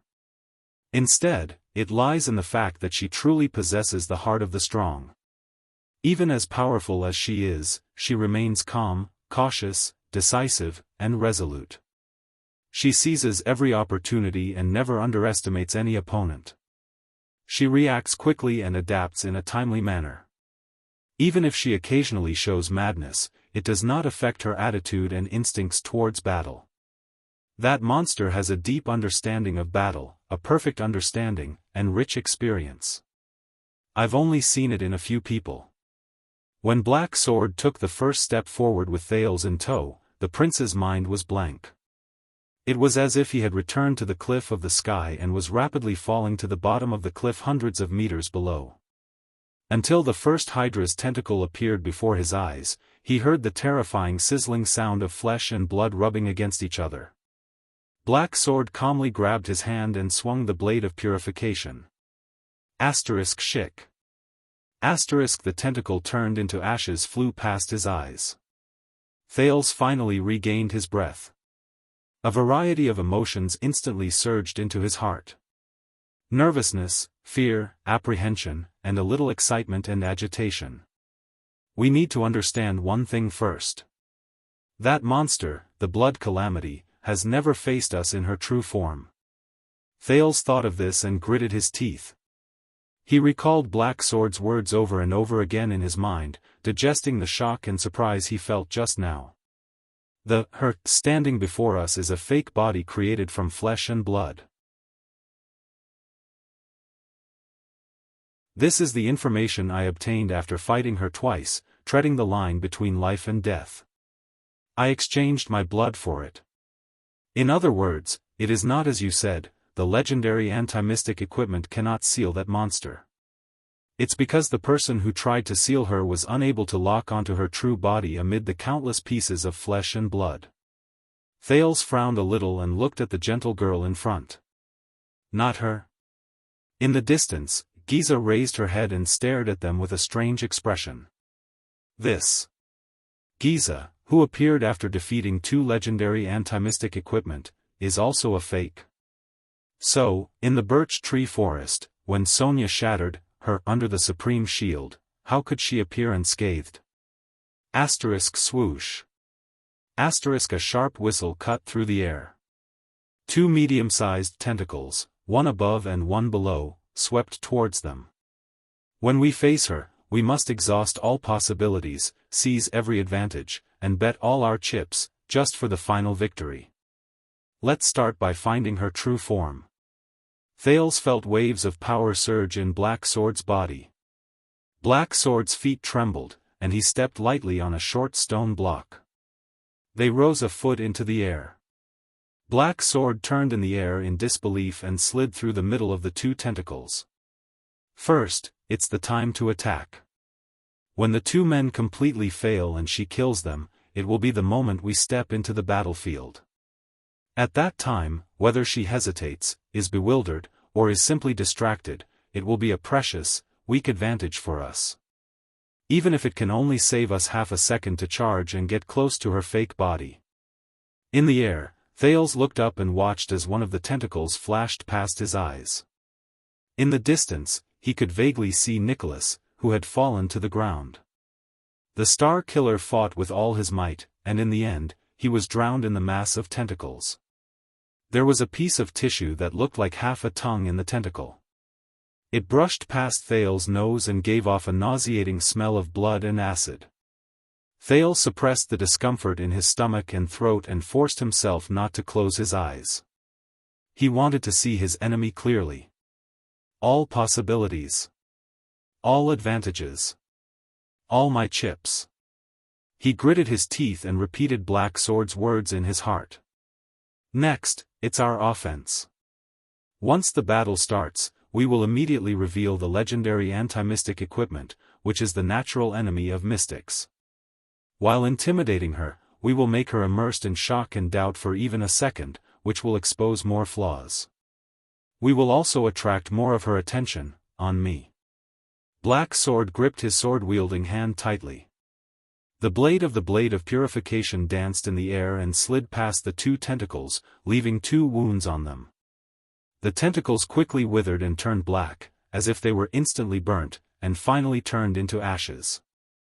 They were only 30 meters away from Giza. In the distance, the blood mystic, who had been paying attention to them, let out a soft, "Huh?" Giza inhaled slowly. The blood-colored patterns on her face began to tremble slightly. That's right. Aside from the Soul Slayer Pike and Severing Soul's Blade, the third legendary anti-mystic equipment. What a night full of surprises. The flying ashes stained Thale's face and mixed with the melted snow. In the next moment, Thales felt his entire body freeze. Black Sword landed on his feet. He supported himself with his left hand and regained his balance. He did not lose his momentum and continued to press forward. The oncoming cold wind quickly turned the melted snow on Thale's face into ice crystals. The little prince grimaced and the ice crystals slid down his almost frozen face. A huge tentacle attacked out of thin air. In an instant, it split into countless small tentacles and intercepted the Black Sword from all directions and angles. It looked as if it wanted to stop them at all costs. And they could not avoid it. Thales was already prepared. Black Sword was going to use his blade of purification to carve out a path of survival that would be filled with flesh and blood, and ashes. Then, Black Sword lowered his body and faced the hundreds of terrifying tentacles that resembled snake tongues. The power in his body surged, and he immediately spun around. In his shock and bewilderment, Thales suddenly felt dizzy. We must also carefully consider the direction of our breakthrough. Find a path filled with ruins and obstacles. It will provide us with the best field of vision and cover for our defense, even if it can only cover an inch of our bodies and block one attack. Black Sword chose a rocky road filled with obstacles. Houses that had collapsed due to the fierce battle between the two mystics could be seen everywhere. They turned into a low house that had been destroyed. A wall of earth stood between them and the countless small tentacles. The tentacles attacked in a large area, covering a far larger area than the wall of earth. The tentacles that were scattered all around quickly swept past the wall of earth. Bang. The tentacles that were concentrated in the center mercilessly exerted force and smashed the wall of earth. Soil and stones flew towards Thale's face. Black Sword raised his arm and blocked some of them. However, just as the wall of earth shattered and the momentum of the tentacles that smashed it weakened, Black Sword moved again. A strange power spread through his legs. With a calm expression, Black Sword instantly sped up. Swoosh, Black Sword charged head-on and broke through the cracked wall of earth. He squeezed into the weakest gap, allowing the flying soil and stones to graze the other parts of his body, leaving behind countless bloody marks. Thales shut his eyes tightly, feeling the dust and soil graze his face. Black Sword held Thales' hand tightly against the flying soil and stones. He swung the blade of purification lightly and cut off 5 to 6 small tentacles in front of the wall of earth. The stench of blood and burning filled Thales' nostrils. The ashes of flesh and blood scattered around them. Black Sword broke through the wall of earth, and they rushed another 5 meters forward. Only by cherishing every opportunity in battle, just like how a traveler in the desert treasures every drop of water, can we accumulate every little bit to make a mickle and build a wall out of sand. Victory and survival are built on the meticulous carving of every detail, single quote. Especially when facing the blood calamity. With the strange and rare power of eradication, Black Sword dodged left and right under the Hydra's frenzied attack. Occasionally, he would use the blade of purification to open a path. The path under their feet stirred up waves of dust. Under the contrast of the flying snow, it became even more hazy. Thales could only grit his teeth and endure the double torture of extreme speed and cold. He only felt that Black Sword's right arm, which was holding onto him, was tightening, almost cutting him into two. However, they were getting closer and closer to Giza. There were less than 20 meters left. When we reach a certain distance, you will enter her field of vision. Giza saw the boy in black sword's arms clearly. She then smiled. I see. I was wondering why Kilika couldn't find you after searching everywhere. The mystic said softly. Her clear voice sounded as if it was right beside his ear. Thales could vaguely see the blood mystic's terrifying expression as he moved, dodged, broke through, and fought with black sword in a frenzy. My condition is terrible. I can't maintain my charge for too long. Fortunately, we have the blade of purification, which can ensure that we are not affected by her ability. At least, we won't be suddenly captured by her bizarre manipulation of flesh. So you found yourself a new bodyguard. What an amazing child. Giza glanced at the expressionless black sword, who had extraordinary skills. She watched as their charging figures closed in. Don't worry. The blood-red stripes on Giza's face branched off again, making her smile look even more bizarre. Everything will be over soon. Thales shuddered. If her target is you, with such a close distance and a weak prey that she is determined to capture, there is a high chance that she will not retreat or evade. She will rely on the advantage of being unable to be sealed as you said to kill me and take you down in the shortest time possible. Giza raised her hands abruptly. Pucci. Behind her, the Hydra, Kilika, roared. 6 gigantic tentacles grew out of its body. Amidst the exaggerated tremors and noises, the gigantic tentacles attacked them from the ground, under the ground, and in the air. That will be our chance. A giant tentacle of flesh and blood blocked their path. Black Sword gripped Thales' right hand calmly. At that moment, Black Sword turned his gaze and looked in one direction with a cold expression. Hiss, the tentacles split open. Countless black monsters with long, narrow, tiny limbs, and hideous spikes instantly sprang out from the flesh formed by the broken limbs. They were the size of a child and were covered in hideous spikes. The monsters landed on the ground and shuddered one after another. The spikes on their bodies stretched out like blades. Her true body should be hidden in those disgusting creatures made of flesh and blood. Underground, in the tentacles, in that huge monster, or in any other possible flesh and blood. Just like how water melts into the sea and trees are hidden in the forest. We need to find her true body among the countless piles of flesh and blood. Hiss, like starving larvae, the monsters opened up an organ in their bodies and let out a terrifying hissing sound. In the next moment, the pitch-black monsters raised their heads and swung their limbs. Some of them ran, some jumped, some rolled, and some crawled. There were even a few monsters who spread their equally ugly black wings in the air. They swarmed towards Black Sword and Thales, covering the sky and the earth. They surrounded Black Sword and Thales in a densely packed manner. At that moment, the smiling Giza in front of them was obscured by these terrifying little things. Hiss. Hiss, Thales shuddered. He looked at the horrifying scene in front of him and felt his skin crawl. The blood mystic is extremely good at gaining experience in battle and quickly turning it into combat power. When she encounters enemies and methods she has used before, such as myself, for the second time, she will immediately have a corresponding new method to counter them. This means, using the same move a second time is ineffective against the remaining fighters. Thales threw away the unnecessary thoughts and tried his best to focus his mind. He was in the most dangerous battle. I can't be distracted.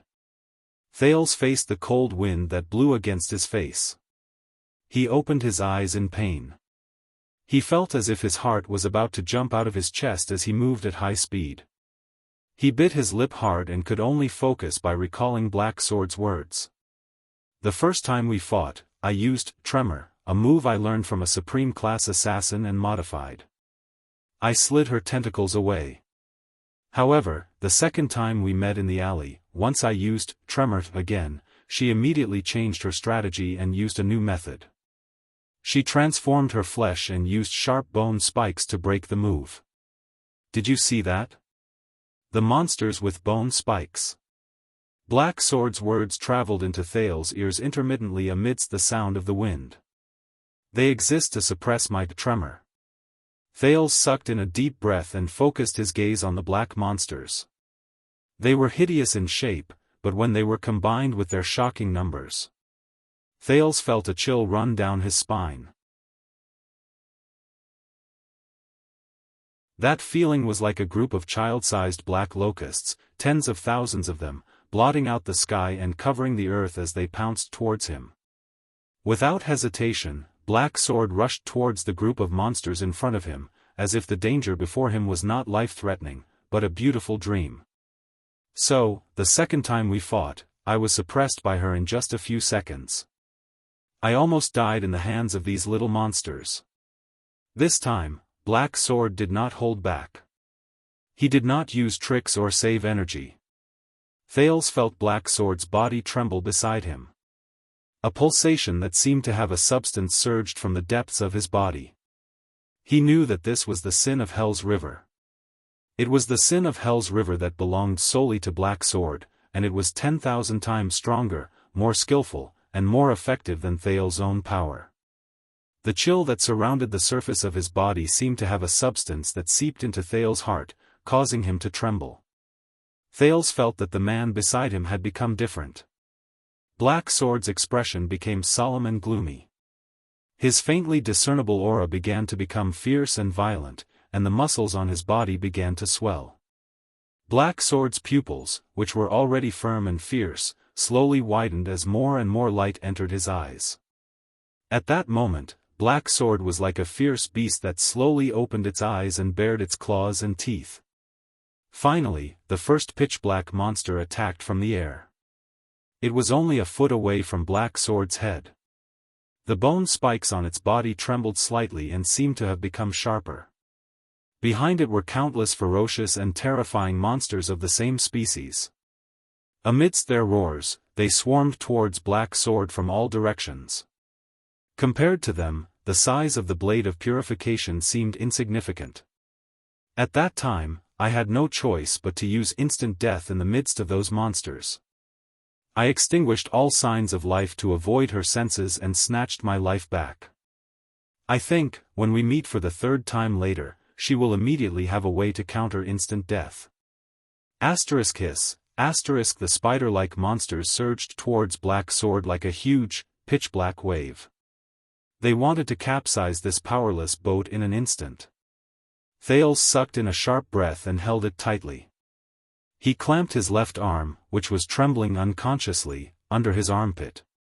No matter who the man beside him was, at this point, he could only trust Black Sword. Trust him.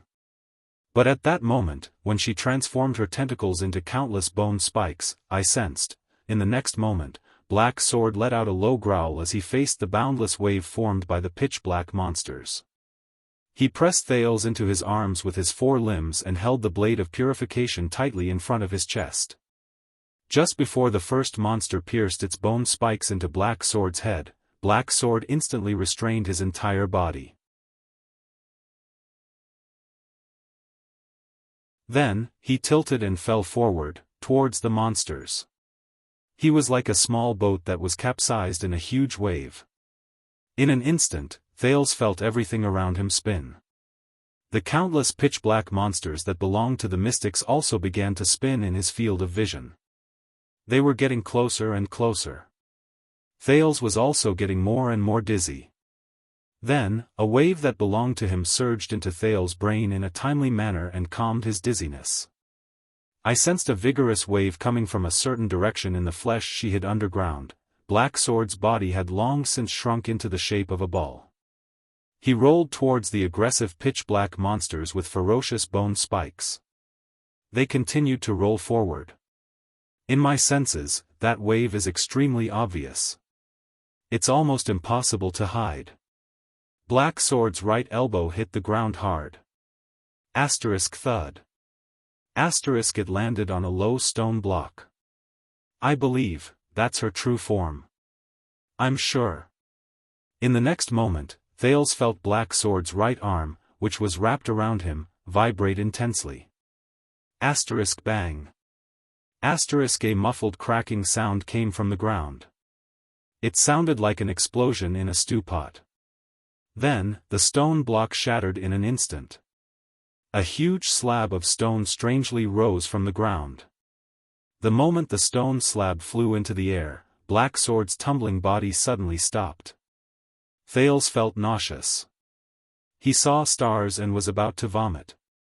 Black Sword then stomped his feet on the ground. Using inertia, he formed a sharp angle with the ground and charged forward at an accelerated angle. Black Sword used his muscular right arm to block the huge stone slab. In an instant, it was right in front of Black Sword, and he pushed it forward. This reduced Black Sword's speed. However, it provided him with protection. This is our biggest bargaining chip, the ability to lock onto the monster's true form. However, that momentary sense can only give me a rough direction. If we attack recklessly, she will only notice it in advance and evade it. So, what we need to do next is to endure her attacks and charge a certain distance away, then, we can force out that abnormal wave of hers for the second time. This way, the place where the two straight lines intersect in two directions will be where her true form is. In that second, Black Sword pushed against the thick stone slab and charged into the group of monsters. Everything around them darkened. The monsters that filled the sky and the ground blocked their entire vision. Hiss, countless hisses filled Thales' ears, making him agitated and flustered. Will they succeed? Yes. I guess. The first monster's spike went straight for Black Sword's cheek. Black Sword lowered his head slightly and hid his face behind the stone slab. Shing. The monster's bone spike pierced the stone slab and created bright sparks. However, it could not even scratch a hair on Black Sword's body. It could only watch as Black Sword rushed past its side. The second monster extended a barbed bone spike and slashed at Black Sword's abdomen, where Thales was. Thales watched the bone spike get closer and listened to the hissing in his ears.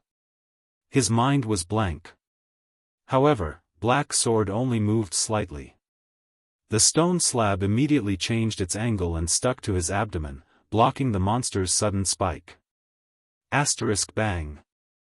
With the protection of the stone slab, Black Sword continued to charge forward. Countless black spider-like monsters swarmed around Black Sword and Thales like a swarm of locusts. Amidst the sounds of countless stone slabs and bone spikes colliding, scraping, and knocking, Black Sword held Thales, whose face had turned pale and whose lips had turned blue. He lowered his head and pushed against the stone slab as he charged forward wildly. Occasionally, one or two monsters would slip through the cracks between the stone slabs and leave trails of blood on Black Sword's abdomen, thighs, shoulders, and other areas. However, they were all reduced to ashes by the blade of purification that Thales held in his hand, or flung away with extreme speed. Thales kept his eyes wide open. In his field of vision, countless black bone spikes and appendages flashed past his eyes like flowing water. The second time we forced her to force her to release fluctuations, and reveal her true form, the protective stone slab shattered inch by inch under the countless impacts in just a few seconds. Gravel and blood fell from Black Sword's body at the same time. However, at the same time, Black Sword's body trembled. Shing. A black monster's spike grazed his shoulder, drawing out a streak of blood. Shing. Then, the second one pierced his left thigh. The second time I fought her, I used instant death. However, Black Sword seemed to have lost his sense of smell. His face was ashen. Other than holding Thales tightly in his arms, he did not react to the increasing number of wounds on his body. It was as if he had lost his senses. He charged forward without feeling anything. A skill that extinguishes the vitality in the body for a short period of time, thus disappearing from the enemy's senses. In an instant, Thales felt the man's muscles stiffen. He continued moving, but the strength in his body seemed to have disappeared in an instant. His breathing stopped, his skin stiffened, his movements slowed, and even his eyes lost their luster. In an instant, Thales even felt that Black Sword's figure in his field of vision, he did not know if it was an illusion, slowly became blurry. Thales knew that Black Sword's instant death had been activated. He anxiously stared at the black monsters that were still charging towards them with hissing sounds. Soon, Thales no longer had to be anxious. Countless black monsters charged towards them in a frenzy. However, like headless flies, they surged past them. Amidst the terrifying hissing sounds, the monsters that were originally charging in the same direction like a raging wave suddenly became chaotic, like disturbed lake water. Almost every monster froze on the spot and trembled madly. Like helpless children, they continuously looked around them. The monsters started jumping and circling around them, but they did not notice Black Sword, whose movements had slowed down. Black Sword was like an old man slowly crossing a river, but also like a small boat going against the current. He slowly advanced through the densely packed black monsters on the ground.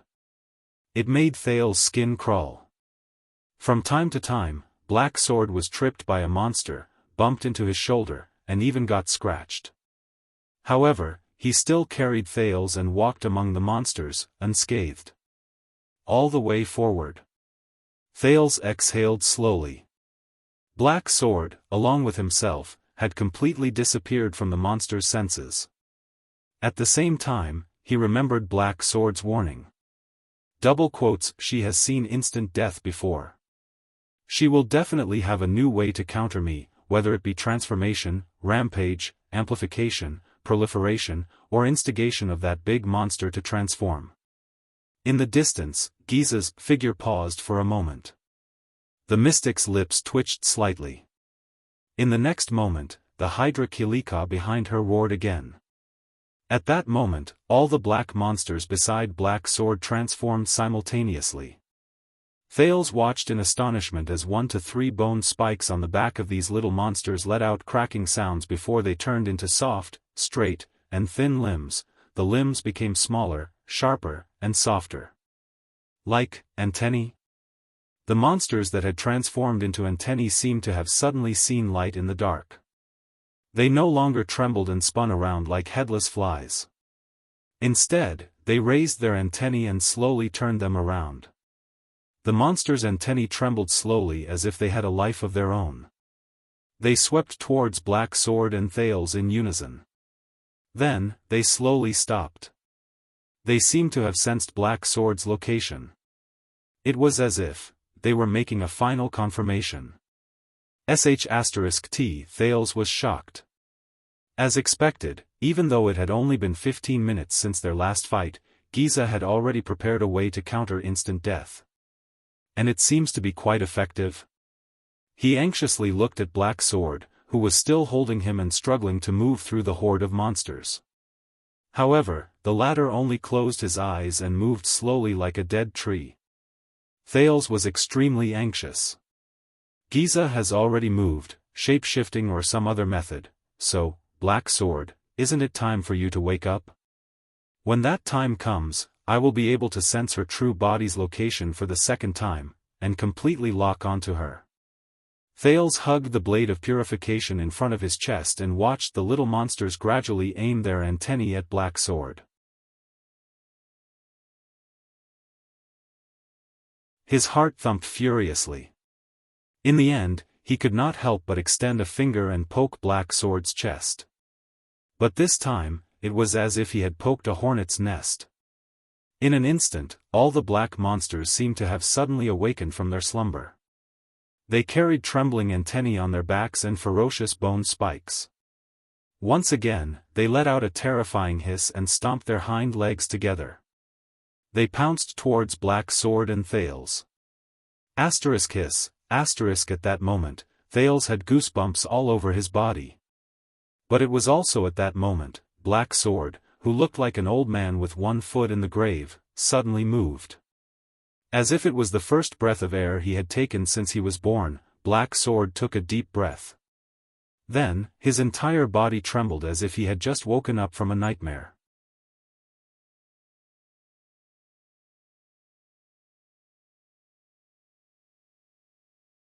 Chapter 180. Black Sword, who had just woken up from instant death, calmly looked around at the countless monsters that were pouncing on them. In a fraction of a second, Black Sword suddenly let go of Thales and crouched down. His right arm stretched heavily towards his feet and into the ruins of a pile of wooden planks. The next moment, Black Sword abruptly raised his right arm from the ruins. The worn-out wooden planks fell.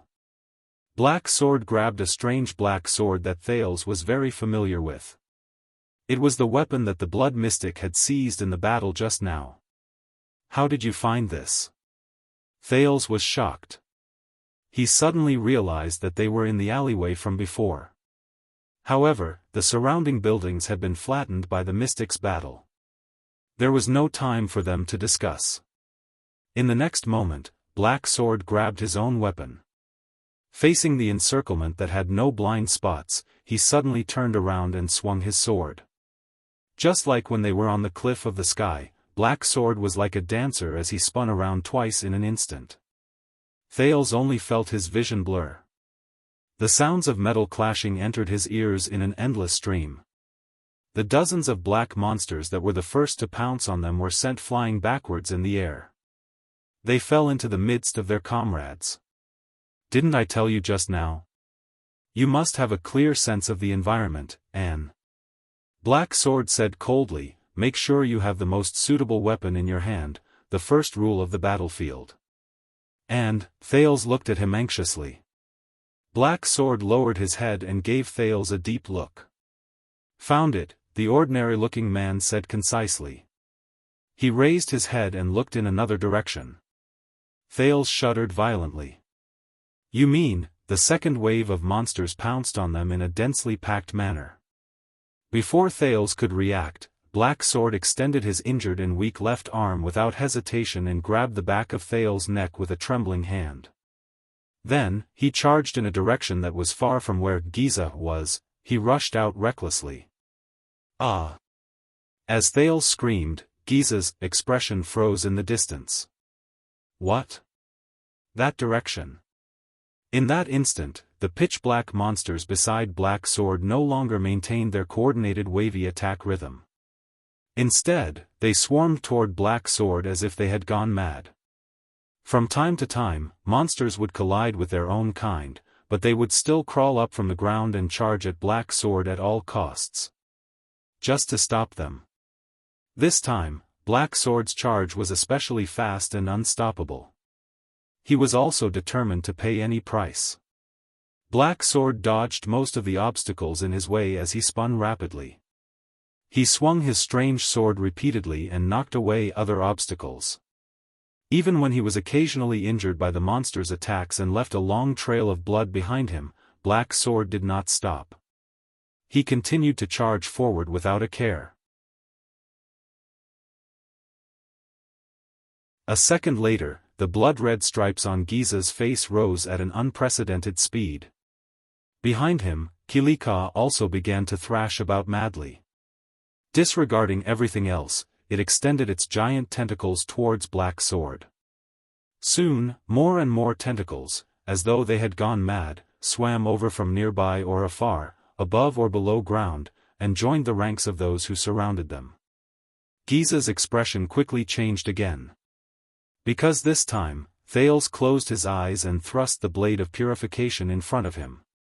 Black Sword waved his strange sword with one hand, pushing away most of the obstacles and forcing them to retreat. With his other hand, he grabbed Thales and used his legendary anti-mystic equipment to deal with the obstacles that could not be avoided. The blade followed Black Sword's charge and moved forward. It turned the pitch-black monsters into ashes. It turned the intercepting tentacles into ashes. It would turn all the blood mystic's toys and flesh into ashes.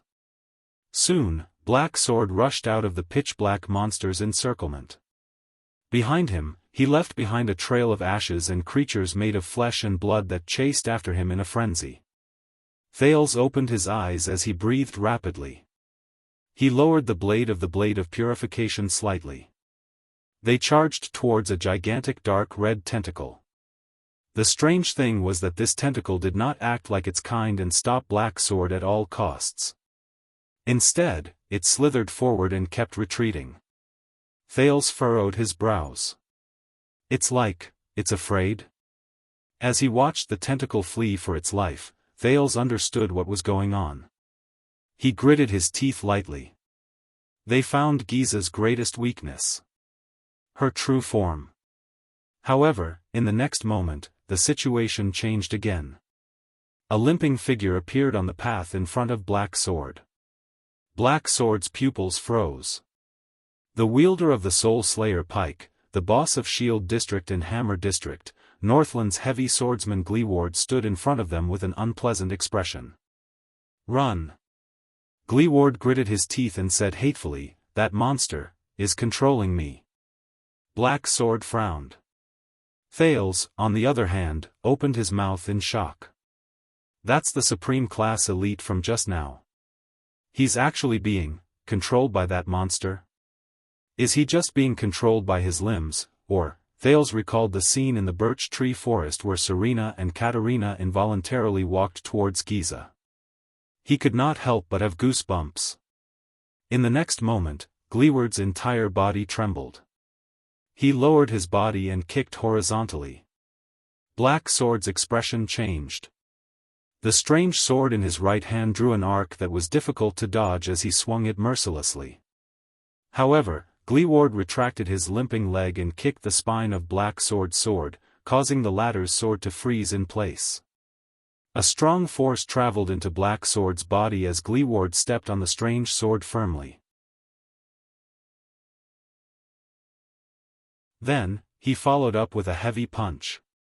Black Sword had no choice but to put Thales down. He swung his weak left arm and withstood Gleeward's heavy punch. Behind them, the monster and the tentacles that were chasing them were getting closer and closer. I am a heavy swordsman. The instinct that is carved into my bones is to intercept and kill. Gleeward and Black Sword were in a stalemate. He said angrily, and after I reached Supreme Class. You better run, don't let her have her way. Black Sword trembled as he withstood Gleeward's attack. Sensing his opponent's great strength, a solemn expression appeared on his face. He looked at the enemies who were chasing them from afar and his breathing grew heavier. Humans controlled by the Calamity's ability? If I use the legendary anti-mystic equipment, I should be able to undo it. Black Sword took a deep breath and glanced at the pursuers, who were about to arrive behind him. Then, he looked at the giant tentacle that was fleeing further and further away. He sighed. It's too late. In the next second, their figures intersected and they let go of each other. Thales felt a chill in his heart. Black Sword's words rang in his mind again. The most ideal situation would be for me to break away from instant death as soon as I find her true body. Then, I'll bring you to attack her vitals and seal her true body before she can react and escape. But as I said before, the Blood Calamity is an expert in combat. She has an endless stream of strange tricks up her sleeves. Besides, I'm far from being in my best condition. Hence, there will definitely be accidents in my plan. We have to minimize these accidents as much as possible. For example, consciously gather these accidents at the places we want them to happen. For example, me. Thales' heart rate increased without him realizing it. In that instant, Black Sword had already exchanged several blows with the empty-handed Gleeward. The unarmed Gleeward had the flesh and blood granted to him by the mystic. He fought with his life on the line, and with his combat instincts, he actually managed to suppress the injured Black Sword to the point that he was in a dire situation. She doesn't know that you're the user of the legendary anti-mystic equipment. She'll focus all her attention on me. So, once an accident happens, Once I'm held back by the blood calamity and can't, you, little one, you're our final trump card. When I'm held back, restrained, suppressed, or even directly killed, you have to take over my role. Take the blade of purification and continue with my unfinished goal. Thales took a deep breath and heard Black Sword suddenly speak. I'm counting on you, little one. The next moment, Thales felt his collar tighten. Wait. Thales was so shocked that he could only spit out one word. Then, the scene before his eyes instantly changed. It was only when the whistling sound of wind brushed past his ears that Thales suddenly realized that he had been thrown out by Black Sword once again. Thales could only hold the blade of purification tightly in his bosom. It fell towards the tentacle that might contain the blood mystic's true body. In that instant, the sin of Hell's river surged into Thales' brain, making him shudder. Everything around him slowed down again. Thales watched himself float in the air and slowly descend towards the giant tentacle. Black Sword's words lingered in his ears. To ensure that nothing goes wrong, I hope that you can also do this. Use the sin of Hell's river and the blade of purification to identify and seal the blood calamity. I've said it before, the sin of Hell's river is an omnipotent power of eradication. It can instantly increase or strengthen your agility, reflexes, explosiveness, speed, strength, perception, vision, willpower, nerves, thinking, recovery, endurance. Everything you can think of. Thales took a deep breath and felt the sin of Hell's river fluctuate under his skin and blood vessels. He felt its waves of agitation. That's right. This is the feeling. Just like the time when he fell towards Katerina in the birch tree forest, the sin of Hell's river gradually strengthened his sense of balance in the air. In the distance, Thales trembled as he saw Black Sword and Gleeward's figures being drowned in the tentacles and the group of pitch-black monsters. Precisely because of this, the sin of Hell's river is often not easy to control. When you need to increase your agility, the sin of Hell's river may give you the agility of an acrobatic boy, but it may also turn you into a Scud, a Hercules, and a Lookout at the same time. This involuntary dispersal of power will greatly reduce its efficiency and durability, as well as your ability to control it. Hence, as the controller of the sin of Hell's river, your first lesson is to learn how to summon. Summon. Unlike other powers of eradication, you need to consciously guide the sin of Hell's river to focus on something you want to accomplish. Don't treat it as a tool. Instead, treat it as a companion that you can talk to. Tell it, as the master of life, what do you want? While in midair, Thales gently closed his eyes and let the cold wind blow past his ears. Very good. The sin of Hell's river, it was an instinct that came from between life and death. Right now, I am faced with such a choice. What was needed was, seal the blood mystic. So, I need your help, the sin of Hell's river. At that moment, Thales could clearly feel the sin of Hell's river, which was originally scattered all over his body. It was fading away. That strange wave gathered in his heart, and a moment later, it surged towards another place. Everyone's power of eradication is different. How far you can go with the sin of Hell's river depends on your own exploration. Tremor and instant death are the moves I completed while I was exploring. Everyone's power of eradication is different. Here, I will teach you my own experience and understanding of the sin of Hell's river. It is an extremely effective use. Perception. The perception I obtain from the sin of Hell's river originates from vibrations and waves. I named it feedback. Even the slightest breath will cause vibrations in the air, and they will be transmitted to the ground, walls, and even the pulsations in the human body. With feedback, I can sense even the slightest movement from 100 meters away. Thales inhaled one last time. He opened his eyes. His gray eyes were filled with the sin of Hell's river like never before. The moment the sin of Hell's river surged into his eyes, the effect of slowing down time suddenly disappeared. His originally agile limbs seemed to have suddenly become much slower. Thales fell hard on the top of the tentacle. His hand felt slippery. More small tentacles instantly burst out of the tentacle and bound Thales' legs tightly. Thales endured the nausea and nausea.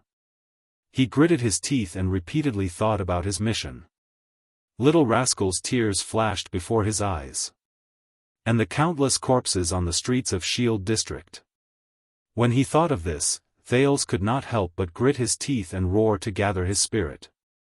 Arg! But at that moment, he noticed something unusual. Thales raised his head. He immediately felt that the scene before him was different. Thales was stunned. Unlike the feedback the black sword received, which detected the waves and vibrations, the perception Thales received was in a different form. It was vision. His vision became clear again. This time, the sin of Hell's river gave him another world. It was colorful, but the details were vivid and full of life. This time, the sin of Hell's river's feedback gave him another world. It was colorful, but the details were vivid, and it was full of life. It was as if the resolution had been increased by countless times. He could see every inch of flesh and blood in the huge tentacle before him clearly. Every pulse was clear to him. Thales could even guess the general flow of blood in this tentacle, the specific path of muscle contraction and expansion, and which inch of tendon he would be able to break free. He stared at the new sensory world before him, and his eyes almost popped out of their sockets. But that was not all. Thales looked at the tentacle that was emitting endless red light. He suddenly realized that these lights were layered, and some were deep, and some were shallow. As he confirmed his target, the sin of Hell's river gathered in his eyes and became denser. Soon, in the deepest part of the tentacle, a spot of light that was so red that it was almost purple was slowly shrinking and pulsing. So, that is, Thales felt a chill in his heart. The tentacle under his feet tightened. He did not hesitate anymore. Thales raised the blade of purification and once again felt the heat from the sword. Then, he stabbed it down. The blade pierced into the tentacle. In Thales' eyes, two similar red lights fused together on the blade and on the tentacle. Then, the latter's red light collapsed the moment it came into contact with the blade. From the spot where the blade pierced, the tentacle's flesh, which was made up of the creature's limbs, melted, evaporated, and turned into ashes. Thales only felt his feet loosen. As the tentacle turned into ashes, his entire body sank into the huge tentacle. In a panic, Thales waved the blade of purification in his hands randomly. Wherever it went, ashes scattered everywhere. The inside of the tentacle, which looked like a red cave, seemed to be whimpering in pain. The endless tremors made Thales dizzy. Finally, Thales' legs landed on the ground. The second prince panted heavily, sucking in the stinky, sour air. Damn it! This place is too disgusting, isn't it? He raised the blade of purification and stepped on the sticky and slippery flesh. He forced himself not to look at the limbs around him that were still moving slightly as if they were breathing on their own. They were heads, arms, stomachs, lungs, eyes, noses, and so on. He suppressed the desire to vomit and walked slowly towards the brightest red spot in his field of vision. Asterisk swoosh. Asterisk a few fine tentacles and spikes attacked him. But Thales only grabbed the blade in his hands, and without hesitation, he hacked them into ashes. He got closer and closer to the bright spot. Soon, Thales' target appeared in front of him. It was a purplish-red naked girl whose limbs and back were embedded in the wall of flesh and blood. The young girl's face was covered in layers of blood-red patterns that were constantly trembling. It was extremely strange. She did not have a gentle expression, nor did she have a pleasant smile. She only closed her eyes and breathed in and out slowly. Her skin was also the same strange purplish-red color. Countless thick and thin dark red blood vessels extended from the wall of flesh and blood and connected to the girl's body. He could vaguely see flowing liquid within them. Thales, who was dumbfounded, could not help but stop in his tracks. The prince stared at Giza, who was almost fused with the flesh and blood behind her. His breathing slowly quickened. What the hell is this? The girl opened her eyes abruptly. Thales, who was already restless and had goosebumps all over his body, jumped in fright. You shouldn't have come here, Giza's true form said slowly. The stripes on her face trembled slightly, like a wandering parasite. How did you find me? Thales first glanced at the blood mystic in this form in a daze. Especially the countless blood vessels on her body. When he thought of the people she dragged into the tentacles, and how they might be flowing in the form of fragments or liquid, Thales felt another wave of nausea. A second later, Thales took a deep breath. Under Giza's cold and crazed gaze, he slowly walked up to her and said resentfully, About this, I can only say that you met a powerful person. Thales sighed. His gaze was firm. Well, I can only say that you met a powerful person. I'll remember this. Black Sword, a terrifying opponent.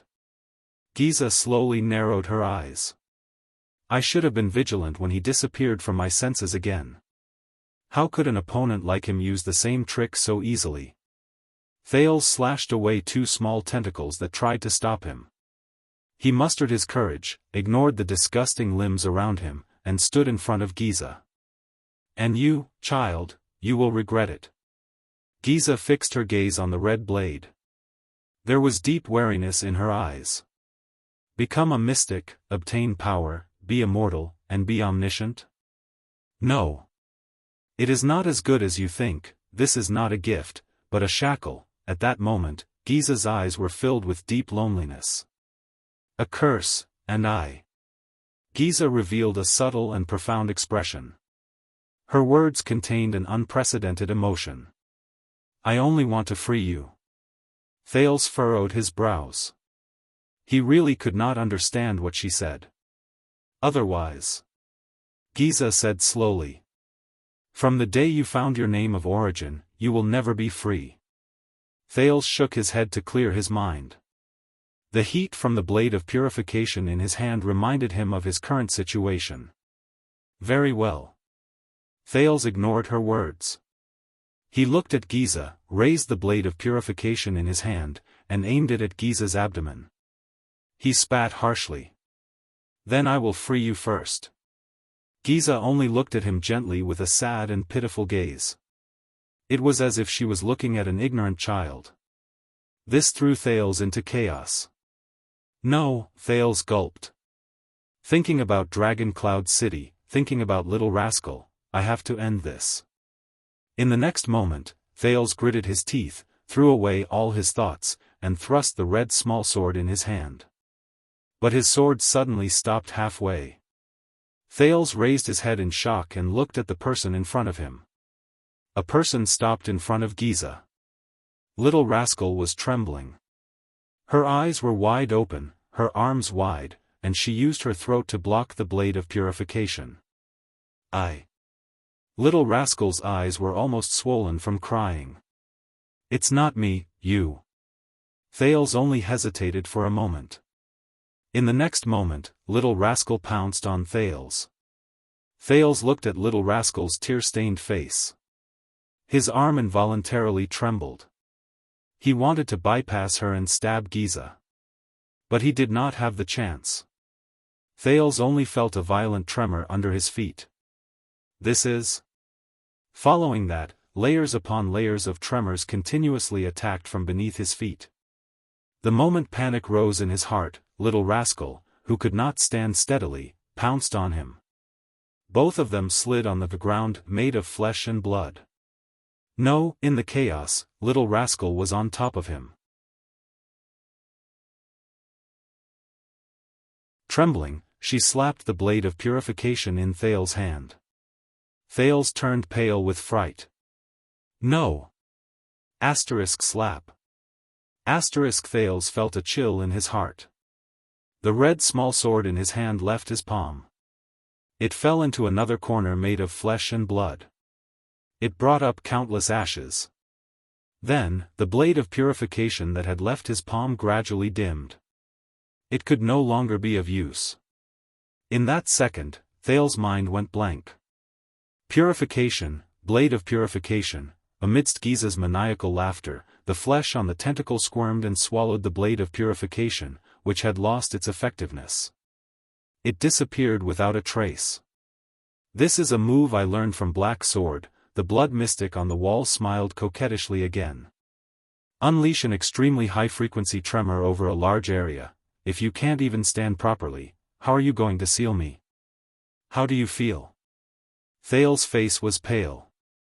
He pushed Little Rascal, who had regained her freedom of movement. He stared in the direction where the blade of purification had fallen. However, apart from the red light formed by flesh and blood, there was nothing else in front of him. The legendary anti-mystic equipment, the only thing he could rely on when he faced the mystic, lost it? No, no.